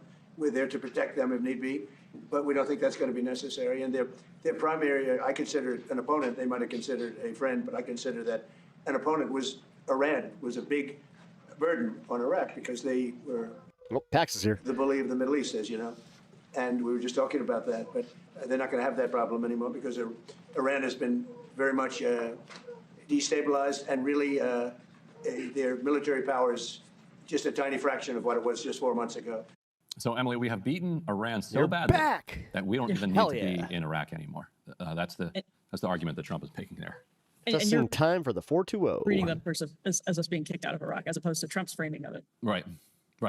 Yeah, American troops in Iraq were always the greatest vulnerability to Iran because they're to Iran because they are the closest and the easiest targets. Before we launched the war, we basically just moved as much of the personnel out of the green zone as we could, which is fortunate as it got completely lit up, not just by Iran, but also the Iranian allied militias that are there. So yeah, there's Trump talking about that we're basically finally done with Iraq, but it was, don't worry, it was his choice and it was on his terms, it was victorious, and we've just so weakened Iran that we don't even need to be there anymore. So I guess congratulations to us and to the American people for one more victory under the second Trump term. Well, certainly a victory for the PAPE theory. And if we see this start to escalate, I mean, you just mentioned strikes on Yemen. The region is hanging by a thread, obviously. So it could, again, we don't need to tell Breaking Point's viewers this, but it could get significantly worse than it is, just at any moment. Yes, So it could. Well, let's bring in Professor Pape. All right, the good professor. Hey, if you like. All right. I'm getting through it here, folks. Getting through it.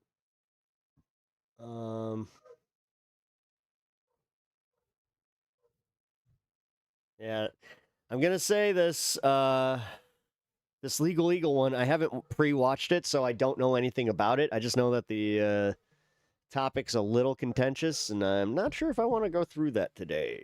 We'll see. Your family suffers from cancer because unfortunately, that's the same with mine. My dad had 2 different types of cancer. He had prostate cancer and mouth cancer. He had stage 4 mouth cancer. He has been in remission for 15 years now. My mom, on the fortunate side, did not have any cancers. Her genetics, surprisingly, are really good. Unfortunately, she had complications from post-COVID pneumonia that stopped her heart. So that was unfortunately, I hate to say it too, because it is one of those things where it's just like, if she, if this American healthcare system wasn't so messed up, she would have been able to go to her local facility and wouldn't have had to wait the day or the night that took her from us. Apparently one of my Washington step siblings, distant children or something, just went and had a ton of children, no responsibility.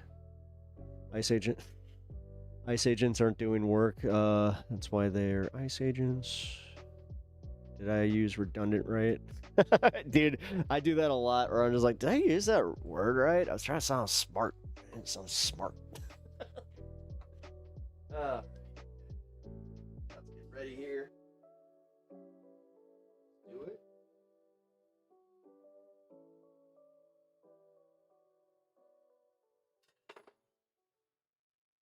Robin stuff. Oh, boy. Okay, I'm struggling to see amongst the local or the long text. I got piss poor eyes too. I got new glasses coming soon though. I'm excited for those. I did see that the Democrats actually voted to not merge Israel and the U.S. military, which is objectively a good thing. You know, if you're America first, you would actually think, yeah, same thing. I mean, the America firsters, the fact is like that they were kind of like toying with like being okay with it because they're just like, well, my Zionism and like my need to have my place in the final battle of, you know, Armageddon does kind of supersede my whole, you know, critique of America, like in America first, you know, and I guess, you know, there's America, like they really spin this shit. Hey, positive Pep, you did it. Yes, I did. I did. Look, I'm positive. That's me being positive. Hey, I'm positive here.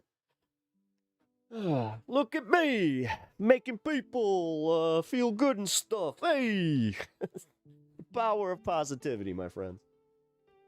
Alrighty. Oh my god. The ice thing. I'm gonna, you know what? I want to save that for tomorrow. I don't know. I should.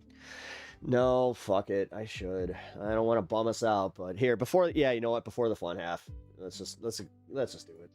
Surveillance footage from the scene gives us a glimpse into how the situation unfolded. We want to warn our viewers, some of the video you're about to see may be disturbing. Here's CNN's Yahya Abu Ghazala. Any relation?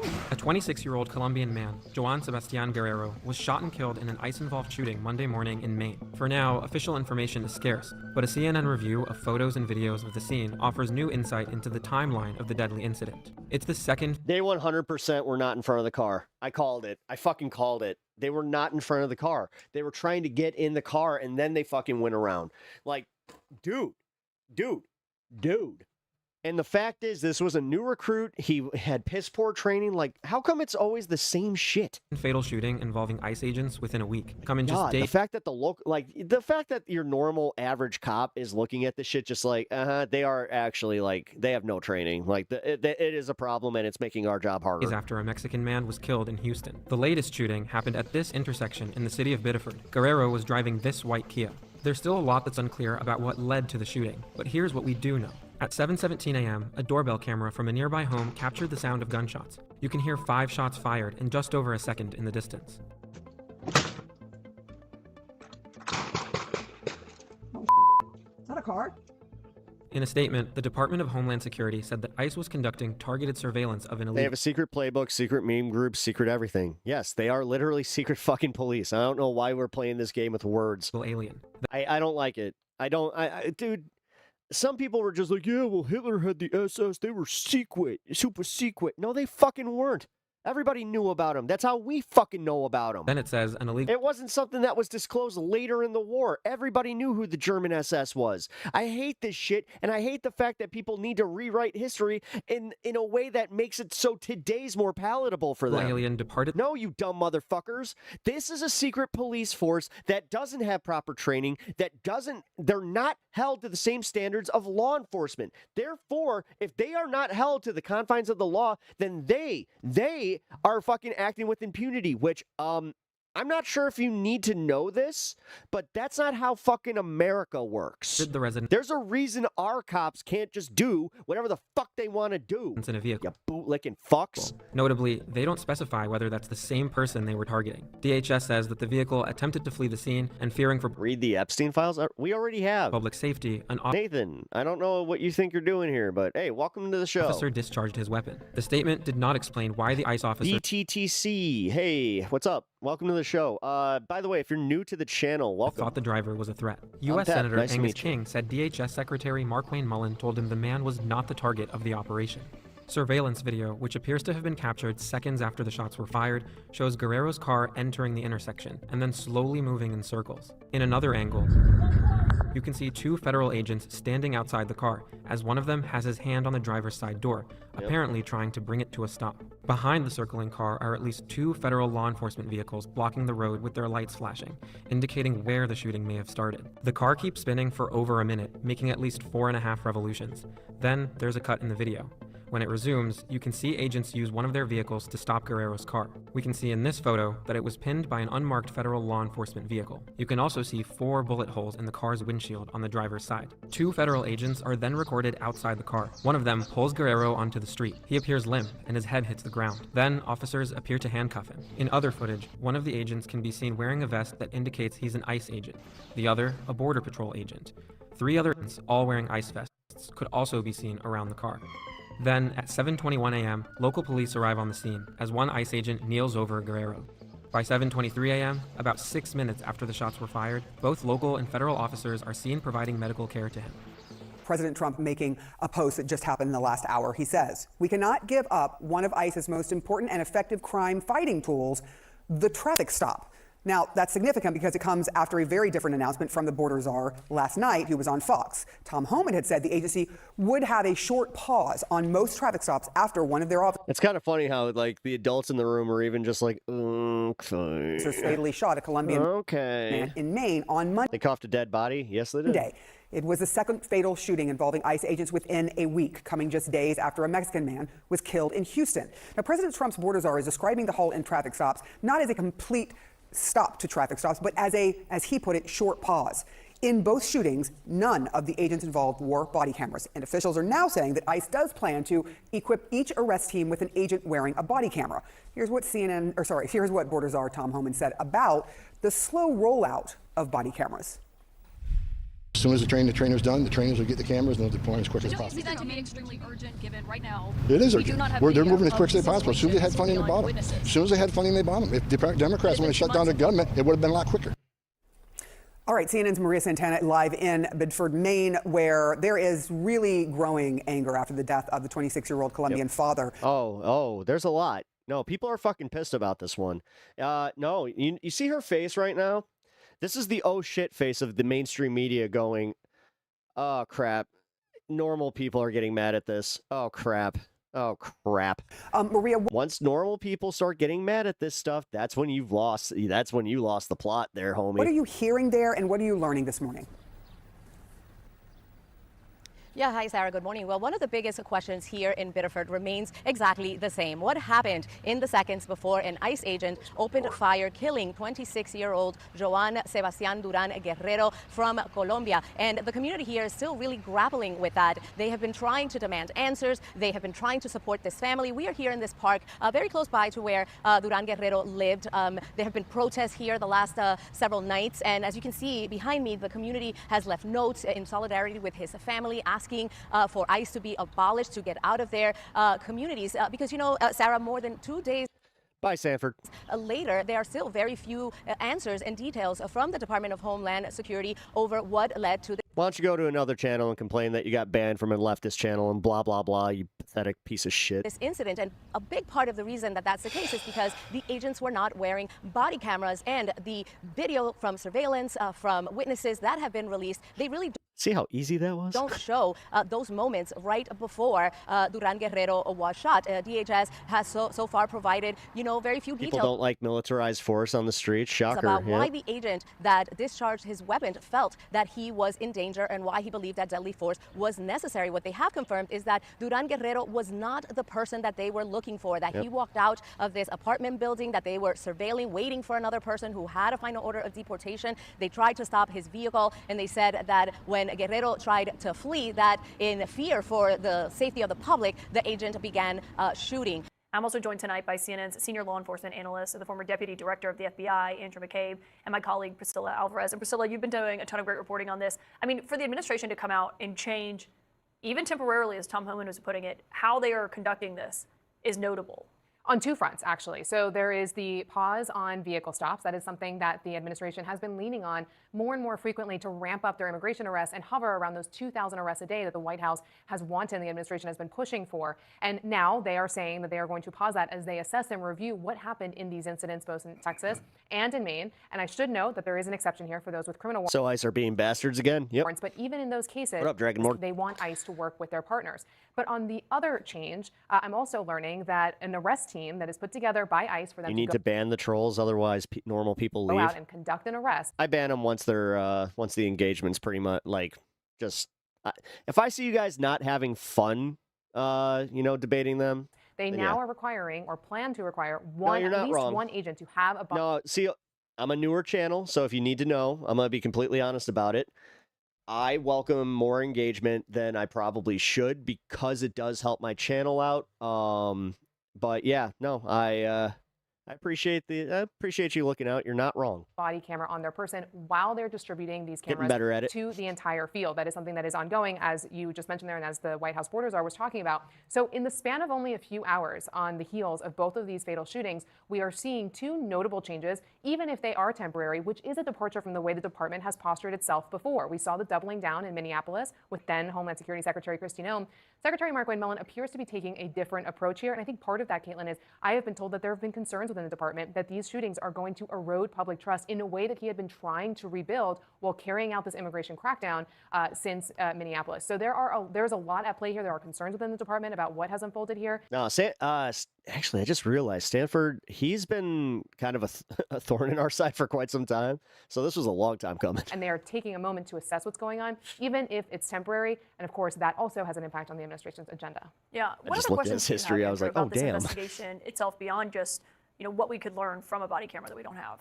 I have a lot of questions. I think one of them, and this is a frequent question of mine, is where is the FBI in this work? And I say that not just for the killing of Mr. Guerrero yesterday, but as we look back over these incidents, at least over this year, you see a pattern of not only not living up to their responsibility of conducting what we call color of law offense investigations or civil rights investigations, but actually going in the other direction. So certainly in the case of Renee Good, in the case of Alex Preddy, investigations were opened right away to investigate assaults on law enforcement officers, just as was done in the case in Houston last week. We know that the FBI comes in and does a thorough crime scene evaluation and then keeps that evidence, refuses to share it with local Golden poop. Thank you. Authorities, hampering district attorneys and state's attorneys from doing the investigations of a killing on their own streets. The evidence that they seize from the crime scene involving Renee Good. Also, Nate, what is up? How you doing? Thanks for holding it down over on Twitch today. To turn over. The state of Minnesota had to sue them for it, and they finally turned it over Russ, today. Or yesterday. Caves Russ. Also, welcome to the show. If you're still here, I apologize. I just kind of realized that my Twitch was not being integrated because I forgot that I have to turn this on. In the last 24 hours. So There we rather than being a force of Sorry, I had to reset oversight chat like and halfway through fair, stream. complete investigations, the FBI, under its current leadership, We has almost taken got the through a side full stream without any problems. of facilitating ICE's ability to basically walk I'm away close. from these instances scot-free. Do we know anything Here else I go on to bed. Good night, Dragonborn. Thank you for popping in. If you can hit the like button on your way out, I appreciate that. And thank you for thanks for hanging. officers, the agents who were involved in what happened in Maine? We're still gathering details on who they were, not only in Maine, but also in Texas. Generally speaking, the standard protocol is that these agents would go on administrative leave for a period of time as these investigations are ongoing. We have seen, to your point, that there have been cases and criminal charges brought against agents. This happened in Minneapolis, given their the way they Twitch gets no love. I'm sorry. the events all the love of to an Twitch arrest here. of a What's up, Venezuelan man. Twitchers? So we'll see what comes out of this. Bloggers and Tom all has also that. talked about investigations brought against agents when they did not conduct themselves well. But one of the questions that is also unanswered is what was their training? And not only that, but when did they join ICE? Are these veteran ICE agents? Are they newer ICE agents that were part of that massive recruiting push last year? So those questions remain unanswered. The department has not shared who they are, but certainly we're trying to figure that out as these investigations happen. I think it's important to note that that case in Minnesota where they brought criminal charges against the agents, that happened because the case that they brought against the immigrants fell apart. U.S. has never been at peace in my lifetime. I lived through the 90s, so I can say that I actually did. They're questioning. They realized that the agent they were working with had actually lied about how the shooting took place, actually fired on these immigrants through the front door of their house. Law enforcement is not a business. You send a force out on the street every day to conduct arrests, and every one of those operations carries with it the threat of violence and possible death. you reduce your odds of having probably those be the sort last of one for a horrible long results time, but- by hiring the right people, by subjecting Got them lucky to a at the grocery store and standardized found training that protects them from engaging in the sort of activity that might create those risks and from supervising them closely. None of that is being done right now from the results that we see on the streets involving ICE agents. And at the same time, they're under intense pressure to reach these ridiculous numbers of 2,000 arrests a day. That is a combination of factors that leads directly to what we're seeing, and that is innocent people getting hurt and killed. Well, I mean, that's really one of the most stunning parts of this is the person that they were going after in both of these situations was not, or the person who was killed was not the target here. It wasn't like this was someone who was running away from them because they were actually the target. They were here legally, we believe, at least in Maine. Or not even running away. These are, when ICE goes out to conduct these operations, they call them targeted operations. They have an idea of who they are going to seek. Before, they used to fill out worksheets that actually laid out, this is the target we are going out for today. They did away with those worksheets last year. So they're going out, and what they're finding, for example, in Houston, is when they ran the plates, that the individual that they were pursuing was undocumented, and that made them fair game. So there was an acknowledgement, this is not the target. We don't believe this is a target based off the registered owner of the stand, but we are going to arrest them anyways, because it all comes back to numbers and this idea of collaterals, that even if you're going to arrest a target, but there is another undocumented immigrant in the vicinity, or you come across them, they too can be arrested. And that is how ICE has been operating. It's not the first time they've operated that way, but certainly we can't stress enough how much pressure they're under to really ramp up these arrests so that the administration can reach its historic goals. Priscilla Alvarez, great reporting. Andrew McCabe, thank you for being here. That sounded dangerously close to complacence. Just going to be honest. All right, the trial by mob thing, I think we'll just cover that tomorrow. I really, let's toy with what we're going to do here, because easy there, Pokemon boy. Hey, watch it. I like my Pokemon. Shut up. Let me enjoy stuff.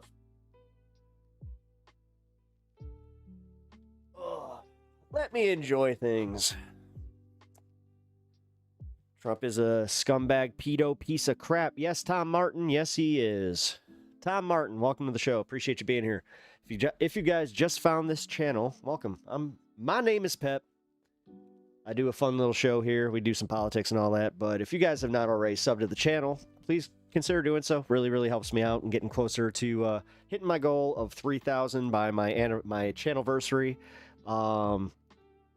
I know it's such a silly thing, but August 10th, guys, is my channelversary. I'm looking forward to celebrating with all you guys. Don't know what I'm going to do. Maybe I'll do a streamathon. Who knows?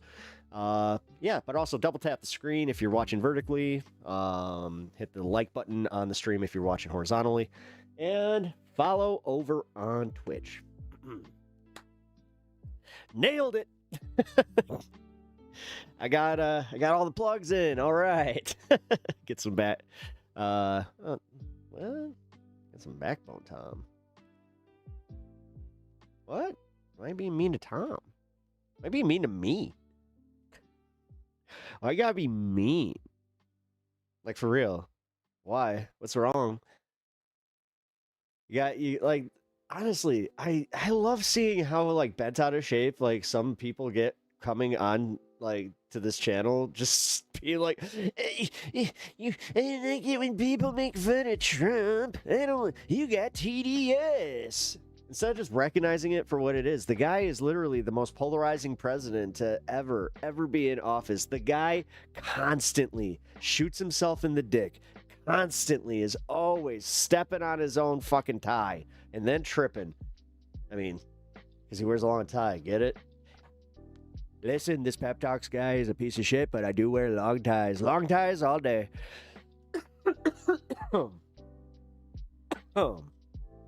Also, Congress is trying to get rid of daylight savings time. Seeming, again, I remember that they did that once. It screwed everyone up really bad. Did it? I don't think it's ever happened. Did they? Did they ever get rid of daylight savings time? No, they never have. Not yet. Arizona and Hawaii permanently remain in standard time. While the U.S. House of Representatives recently passed the bill, still awaits the Senate approval. Okay, so yeah, I hope it does. I don't know. Let's see. Let's see. Does it make my days long? Like, do we get more sun during the actual like day? Because you know, not all of us are fucking waking up at the ass crack of dawn to go feed our chickens. It's not like we have technology or anything that can also help with that, like alarm clocks. Like, what are we doing? Well, it's for the farmers to have more light. It's like, so they can't work a little later? Wait a minute. You guys all demand that from us. Why the fuck can't they? Darker mornings, longer days. I'm down with that. I'm actually down with that. Let's go. Honestly, Trump puts a signature on that, then I can actually say, like, without any fucking like bullshit, I could just be like, anytime that a Republican's like, can you name one good thing that Trump has done? I'll just be like, he got rid of daylight savings time. He reclassified weed, and then he got rid of daylight savings time. You get two. All right, you know what? Maybe it's not all bad. He can, if he can admit that I did something good, then that's something I can work with. This PepTalks guy, not the worst. Maybe not. Maybe he'll come around. Or maybe I'll become a leftist. Who knows? After what happened with Zoran Mamdani, I gotta say that maybe I'm open to it. You guys saw that all of a sudden I stopped wearing the makeup. I put on a sharp scarf and then tried a new style. Dude, that was hilarious. Like, just, I don't care what your politics are. That was fucking hilarious. When he met with Mamdani, he was so taken with him too. He was just, that whole thing where he's just like, hey, what do you think? Do you think that I'm a dictator? And he's just like, yeah. And he's just like, at least he's honest, huh? Guys, isn't he great? Isn't he great? Zoran, I gotta say, kind of turned me around on this. He's just fucking keeps patting him on the shoulders, and then the next day, no makeup. That was the craziest part. Slicked back hair, like he did a new hairstyle. So he like slicked back the hair, no makeup. That was crazy. That was like the first time we've seen his actual face color. And then, yeah, he had the red scarf covering the neck. See? Like, honestly, not a bad look for the guy. And then he had the fucking pea coat. Then all of a sudden, people started making fun of him, like, saying, oh, what? One leftist comes in there, Mamdani comes in there, and all of a sudden he changes his style. And he's just like, hold on, no, that was just a transitional style. It was very cold that day. I had to borrow a jacket. Zoran Mamdani left his jacket, and he had his sharp scarf there. And I said, you know what? Why not? It's a little nippy out there. Don't want to get cold on my way. Going into the helicopter. You know, I got the best helicopters. He doesn't have a brain. Yeah. Oh, we all do. But be careful posting that shit on YouTube and in my chat. I'll just say this, like, keep it TOS. That does not really comply with the TOS as much. So just be careful. That's fine. That's more fine. But you don't have to, like, spam it, dude. We agree with you. I don't think Trump is sleeping. I think he is just having delusions of him being a king, and instead of what he is, which is, I mean, yep, Mamdani gave himself an 18% pay raise. Okay. Did he give the rest of the politicians in New York a pay raise? I don't know. It seems like you guys really are trying so hard to make people hate him, and there's just nothing you can do about it. Mamdani's cool, dude. Mamdani's literally like, he's go-karting. He's out there go-karting, making you guys really upset. Oh my God. You guys get really upset really easy. And then he balanced the budget, which really blew up in your face. Because you guys kept saying, he was just like, oh, well, yeah, we've got to balance this, but he balanced the budget. Isn't that weird? He lowered the crime rate. Isn't that weird? But whatever. You guys don't recognize reality. The reality that you want is for New York to just, it's on fire. It's an apocalyptic nightmare. Thanks, Mom, dummy. Like, dude, whatever. You guys are fucking so predictable with your stupid bullshit. So aggro. The thing is, why? Why would they be so angry and aggravated when there's so much winning. I mean, they literally have all the branches of government, including the Supreme Court. So why are they so angry all the time? Why are they just so big mad all the fucking time? Like, I'm sorry if my like president, because you know I don't actually give a shit about any fucking politician that much. It's genuinely weird that people do like love Trump that much, where it's like, dude, your whole identity is tied to this guy. You understand how weird that is? But whatever, I digress. Cult Trump sucked. Ass sucks. Sorry. You just gave me like my dyslexic. I have dyslexia. Like I actually have. You know, I have been diagnosed with dyslexia, and I thought I was reading that backwards, and then I'm like, oh no, he typed that backwards. The DSA want to replace the Supreme Court. Sure. I'm fine with it. The Supreme Court doesn't seem to be doing that great, and they don't want to replace the Supreme Court as much as they want to have term limits. They want to either a rotating court or they want to add 5 more justices. I think they want to add up to 13 justices because that's how many districts there are. So they want to have representation for each district, which I think is, yeah, it makes sense. It actually makes a lot of sense. The only reason you're scared of reform is because it's working for you right now, and you're just like, well, if you change that, then that's not fair to us. Meanwhile, we're trying to rewrite the fucking Constitution itself. It's just like, dude, shut up. You got nothing. Nothing. Dyslexia is retardation. No, it's not. It's actually not, but whatever. If you see it that way, that's fine. That kind of just shows how much of a brainless piece of shit you are. Like, honestly, the fact that you guys like have to resort to like 3rd grade level bullying tells me exactly where, again, you guys are. You are miserable. You are so angry. You're miserable. You hate to see the fact that nothing is going your way. The fact that Trump keeps fucking you. Like, that's my favorite part, is that he keeps fucking up so bad. And it's just like, you recognize it. You recognize that the inflation's still high. You recognize gas prices still too fucking high. But, yeah, whatever. Sorry about the quality of my chat. Oh, don't worry, Ghost Dog. Thank you for the 5. My chats sometimes. I know I'm not the clearest writer. Clinking beer mugs emoji. Yeah. Dyslexia gotta suck. Fucking suck. No, it does. I have to take a extra few seconds to really rejumble, and then I have to. This is the part that really sucks, and this is a little insight into why sometimes I might get your comments wrong.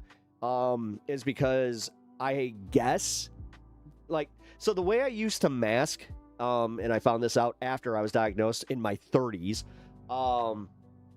But the way I used to mask is I used to guess where the sentence was going, and I was pretty good at it. Like, I really was.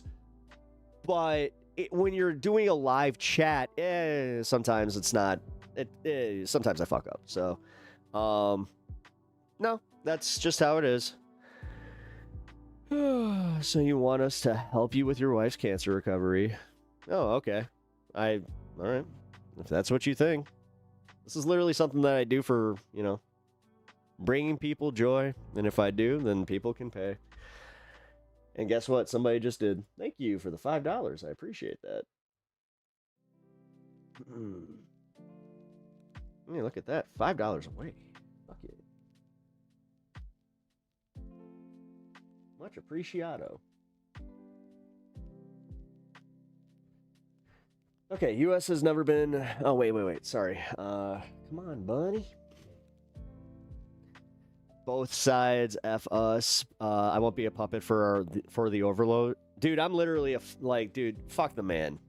Like, I want to bring that back. Fuck the man. Like, dude. Like... The fact is, you got an entire political party that's now based on, I love this man! I love the man, because you have the government. Like, now you're the man. So anybody that was like, this is why the joke on the, don't tread on me crowd is so funny. Because it's just like, tread harder, daddy. Yeah, I love the government, because we're in charge of it. Yeah, even though it's not making my life objectively better. Yeah, I love this. It's only making the billionaires more rich and us more poor. But you know what? I'll be a billionaire someday. Just got to make sure I'm protecting my future wealth. Ugh, yuck. You fucking dummies. Both sides start wars. Both sides get... Yeah, no, I understand that. That's why I'm a leftist. I'm not a both sideser. I'm literally like, no, let's get all money out of politics. Funny enough, it's just like...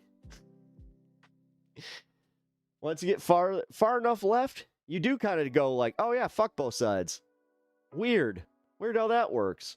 And then it's just like, well, that's just communism. It's like, no, it's not. I want democratic socialism. You guys just don't want to look up what democratic socialism is because it scares you that you might like it. It's the same reason. Man, it's the same reason that we know if you were in one of those studies where they're showing you some gay corn, you're out there fucking loving yourself. You're literally just like, getting all hard and shit. Fucking can't even admit it. You weirdos. You fucking weirdos. That's why you're so angry all the time, is because you can't admit that you might be gay or a little bit gay. Because you don't understand how sexuality works, obviously. I mean, let's be real. You'd be lucky if, for everybody that's just like, I just want a man and woman. It's just like, You ever actually seen some real life boobies that you didn't pay for? Does it grow upside down or something? Yes. Yes, it does. I love making the wealthy wealthier. Yep, fish. Isn't that fun? Isn't that like that's a goal right there? But anyone visiting this country should have a fair due process, because that's how we founded this country. Because we're better than the dictators in the Arab countries who just throw people in jail. I mean,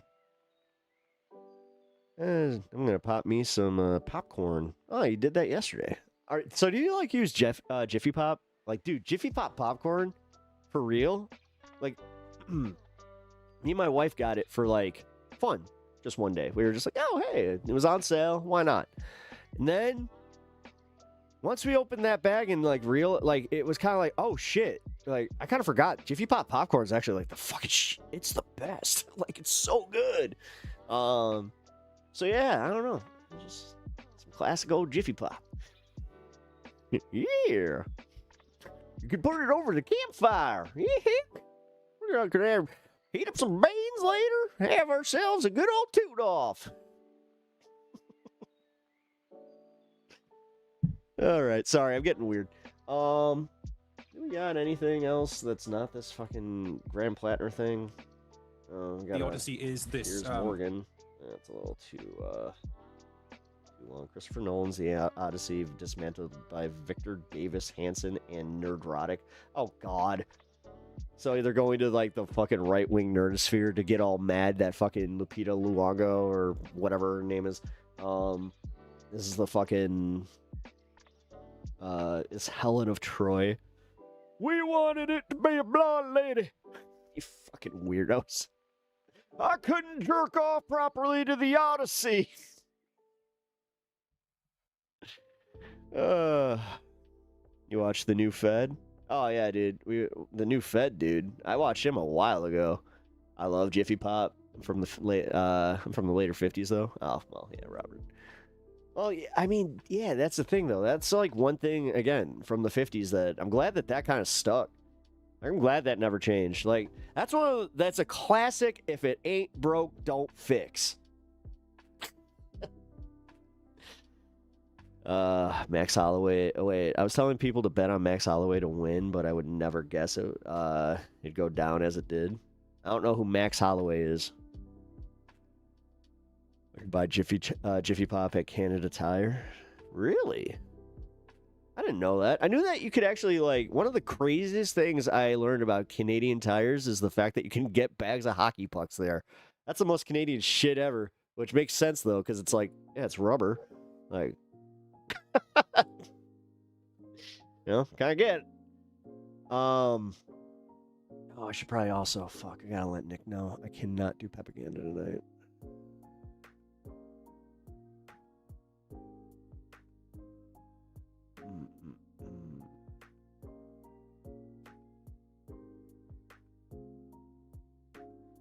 I'll let him know in a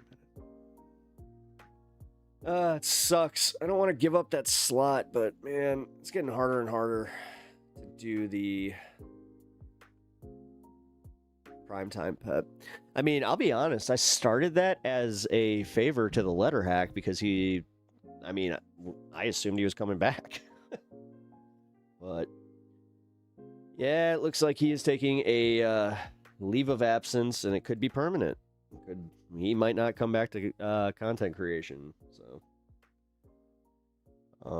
I know that we're kind of hoping that he decides differently, but yeah, kind of sucks. Fuck. Yeah. Yeah, it sucks. It really does suck. But that's this game, man. This game does it. Like, and there, there's other stuff. And the other thing is he is, he's taking this for a very professional reason. Like, he's got another project that, like, it needs his attention. And, like, he kind of broke it down for me. I'll just speak for myself.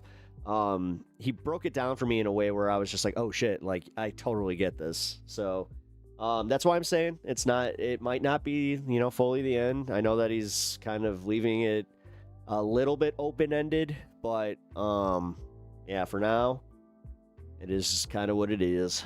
Have you heard of the far-right British Pakistani politician? No, I haven't. Great. More. Woohoo! But, oh, hey, by the way, if you're hanging over on Twitch, hello. What are you talking about? Sorry, I just joined late. Oh, it's okay. Who was I just talking about? Jesus Christ. This is the reason that I can stream, is because I don't really look back. Short-term memory is fried. Who was I talking about? Shit! Holloway is the last guy who knocked Conor McGregor. Oh, we're talking about letter hack. Thank you. Yeah, we're talking about the letter hack. If you don't know who the letter hack is, he is a content creator who is also an artist, and he does a lot of cool stuff. Jonathan Swift, thank you for your 3-stream streak. I appreciate you, and hey, man, I'm glad that you enjoyed the show. It's actually, dude, that's dope. Who? The hack. The letter hack. All I know is, yeah, I hope he's good. Look up Ben Habib. Do I have to? I don't want to. I really don't want to, because...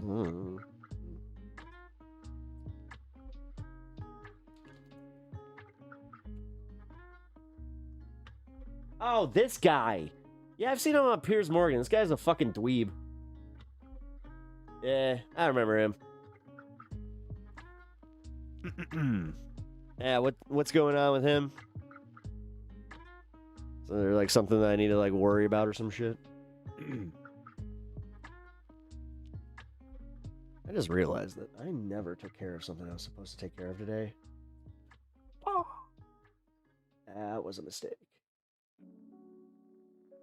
Hold on, guys. I need to get this going here. He's saying stuff like these immigrants need to be deported. Yeah, that's like, why, Jonathan? With all due respect, why are you like surprised that a right winger's saying this shit? Like, dude, you're the first one who's gonna be. Okay. Now you answered my question. I was like, you're gonna be the first one on a plane to Rwanda if that shit happens. All right, that's kind of. All right, that's a funny take. I was like, where are you going with this? All right, we landed that plane. Cool. Just so you guys know, I'm only going to be on for about 12 more minutes. We're going to be doing the 5-hour show today. Also, I am pretty sure I'm not going to be able to do Pepaganda. I think I've already covered that, but if you guys don't know what Pepaganda is, I do a exclusive show over on this space. But I also do it on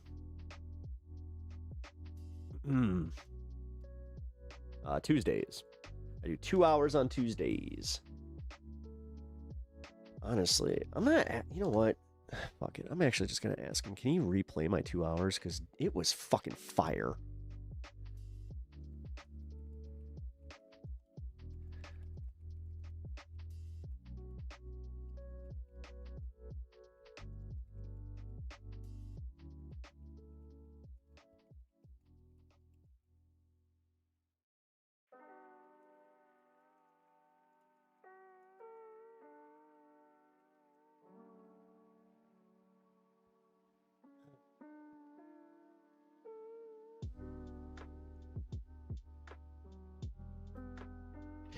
All right.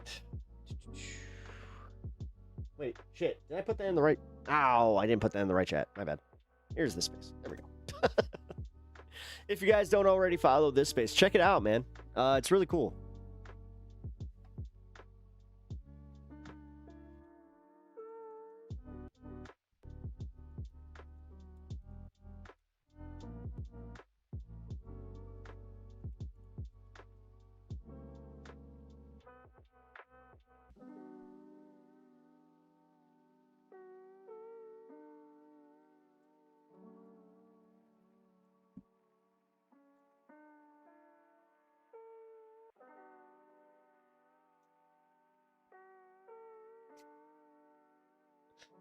All right. Man, highest and best use of syndicated content is to show some fucking fire. Well, okay, so I'm gonna just say that we do have some like really good syndicated content. I know that it's something that a lot of people aren't necessarily thrilled about, but like tonight, for instance, we're replaying the Pepaganda show from last night or from yesterday. I'm really proud of the 2 hours that I did. I did 2 hours of just of a rant, and it was fire content. Like you know, it's kind of weird. I'm gonna just be give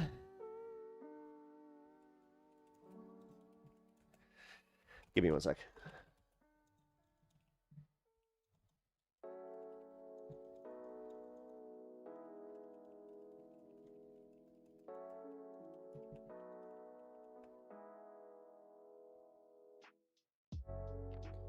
Wait, what?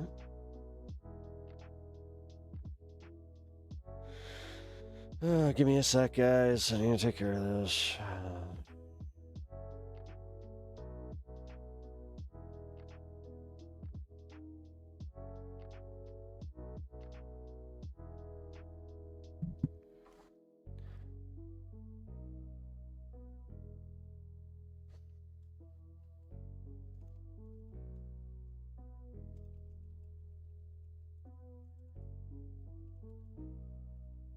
All right, there we go. Sorry, I need to take that intermission to take care of some official business. All right, so now I can say with certainty. Yeah, so what we're doing is we are replaying the the show from yesterday, which honestly, not the best way to get more views on that video. I just kind of realized that, but realistically, guys, I'm so proud of the content that was that I put out. So if you guys have not already checked it out and you are curious to see my rant from yesterday, go check out this space. Oh my god, why is everybody fucking trying to get a hold of me right now?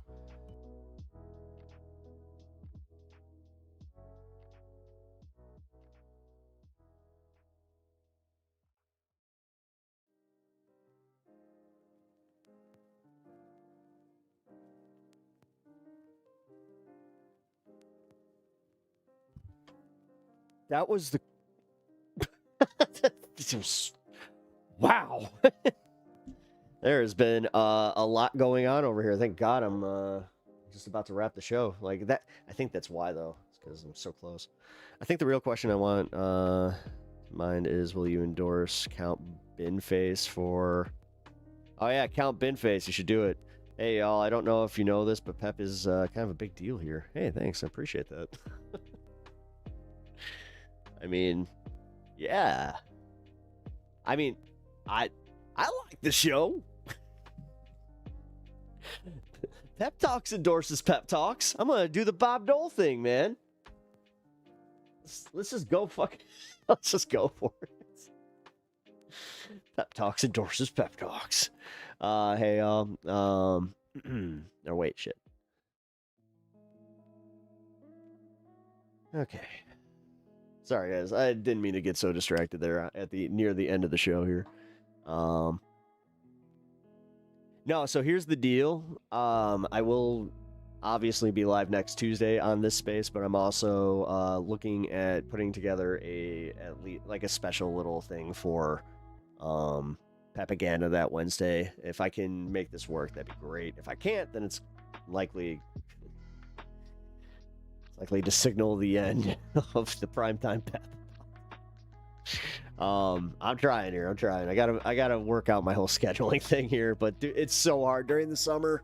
Unfortunately, we got a lot going on. I got family stuff, so I think we are all high on politics right now. Good. You know, let's get higher on politics. Or off politics, I should say.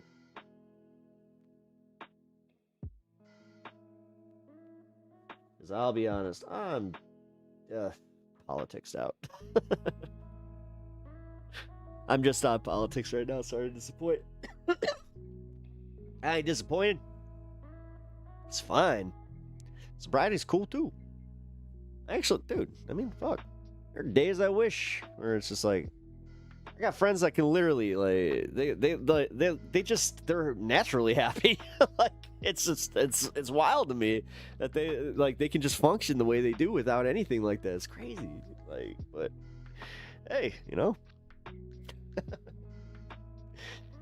Yeah, just stay safe with the politics, you know, because it gets a little crazy, you know. I mean, like, I don't even know. You don't even know. What do you mean you don't even know, Jonathan? What, you don't want to check out this space? It's okay. I mean, hey, you don't gotta. Whatever. It's where I do my project kind of stuff. Like I do more experimental stuff over on this space because it does allow me like the opportunity to do so. So I love that, and I'm also gonna say that yeah, it's where I got friends over there. We have a panel show debuting tomorrow. Like I'm fucking excited for that. I'm a little nervous. I'm not gonna lie. Like, yeah, we're gonna do a panel show. I'm starting to recognize that I do have like, you know, I got some differing opinions than some people. I hope it goes well. I'm sitting here just like, I hope I don't get. Hope it doesn't get spicy. Let's just say that. I don't think it will. I think it's going to be perfectly fine. I think everything's going to go great. I'm going to talk about some fun stuff, maybe some not so fun stuff, and try and make it fun, kind of like we do here. That's like my biggest worry is like when we're in the middle of something and we're like trying to take it serious. It's just like, don't do it, don't ruin it. Don't ruin it with a joke.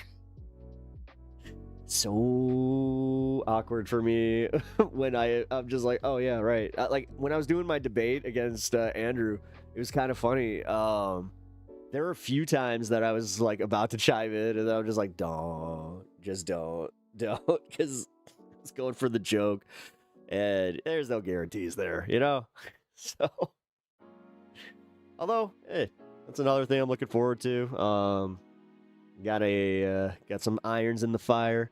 We got some interesting content coming up here in the near future of Pep Talks. It is definitely going to be fun. You guys are going to be seeing some more crossover with some people from this space. I'm going to be doing some more collaborations, not just Alex. As much as I love Devil's Advocate Productions and Alex, we are definitely going to be doing that. Jessica Rabbit, you have subscribed, and I thought you were already subscribed. Did I? Oh, wait a minute. Okay, so were you unsubbed and then resubbed, or did you unsub and then resub? I love the name, by the way. I'm just actually curious if you don't mind chiming in, but if you're just if you're just a lurking and you don't want to put yourself out there, that's okay. Oh man, I have to end stream here. That sucks because soon it's gonna be Alex Space. I know, dude. Dude's like literally staging a takeover. Nah, listen, that dude holds it down, man. He's a hard worker. He really is, and I'm fucking happy to be part of stuff with him. I'm glad I met him. He definitely does not take himself too seriously, and I like that. I think that, like, okay, so Alex is like when you have a friend and like then you got, you're trying to break out into like a new friend circle, and it's kind of like it's their friend circle though, and you're kind of like, the friend of the friend. And you're just kind of like, you're trying to vibe, but you're not quite sure. He's good with that, where it's like he's perfect, or it's just like, this is my boy Pep. Might be a little abrasive, but he's a good guy. Like, I don't mean to put him on the spot like that, but god damn it. Are we really one away from this fucking... Alright, well. That sucks. That's gonna drive me nuts. That means he's the glue. He is like the drummer of this space. I mean, some people would say the bassist is technically the glue of the band, but I would say the drummer is definitely the glue.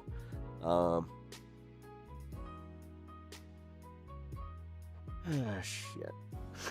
Debating doing it myself. Let's see.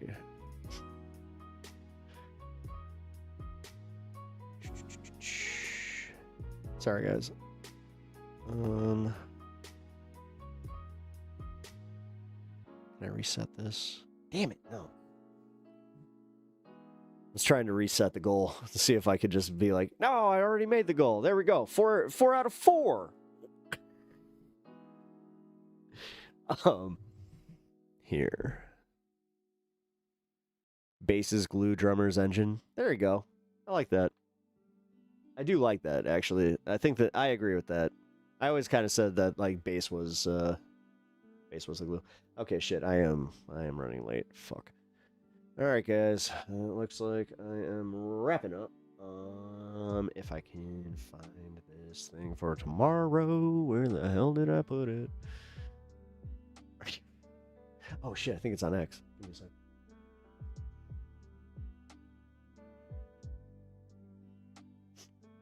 This is where the show will unravel just a bit because, yeah, I'm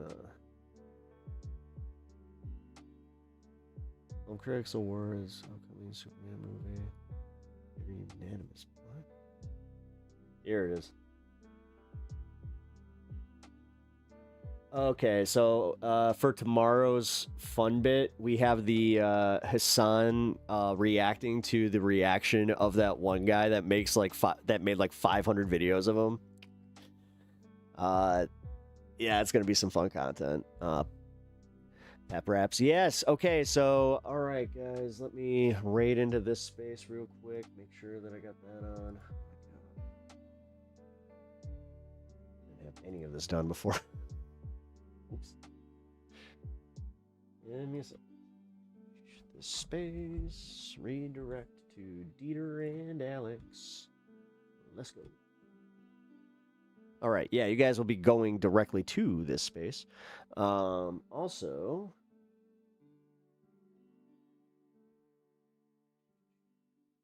who is on Twitch? DA is on Twitch. I will raid DA.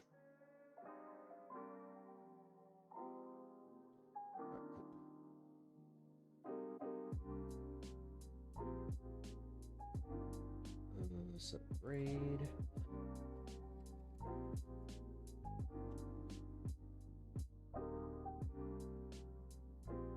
All right, guys.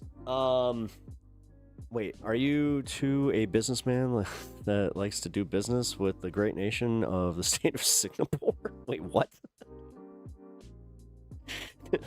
I feel like I missed something. Trying to here. All right, I got to wrap. I do love you guys. Thank you for hanging tonight. Thank you to everybody that God, kindly contributed to the show today. And also thank you for everybody for just supporting the show and supporting all the projects that I have going on right now. Also, you know what? Thanks for just being cool. It's, you know, it's always good energy and positive vibes. So, like I said, if you guys can check out this space tonight, or if you just want to check out the vid on your own time, I know that it is getting released separately. Definitely watch the last episode of Pepaganda that I did. I'm very proud of it. It was 2 hours of solid content.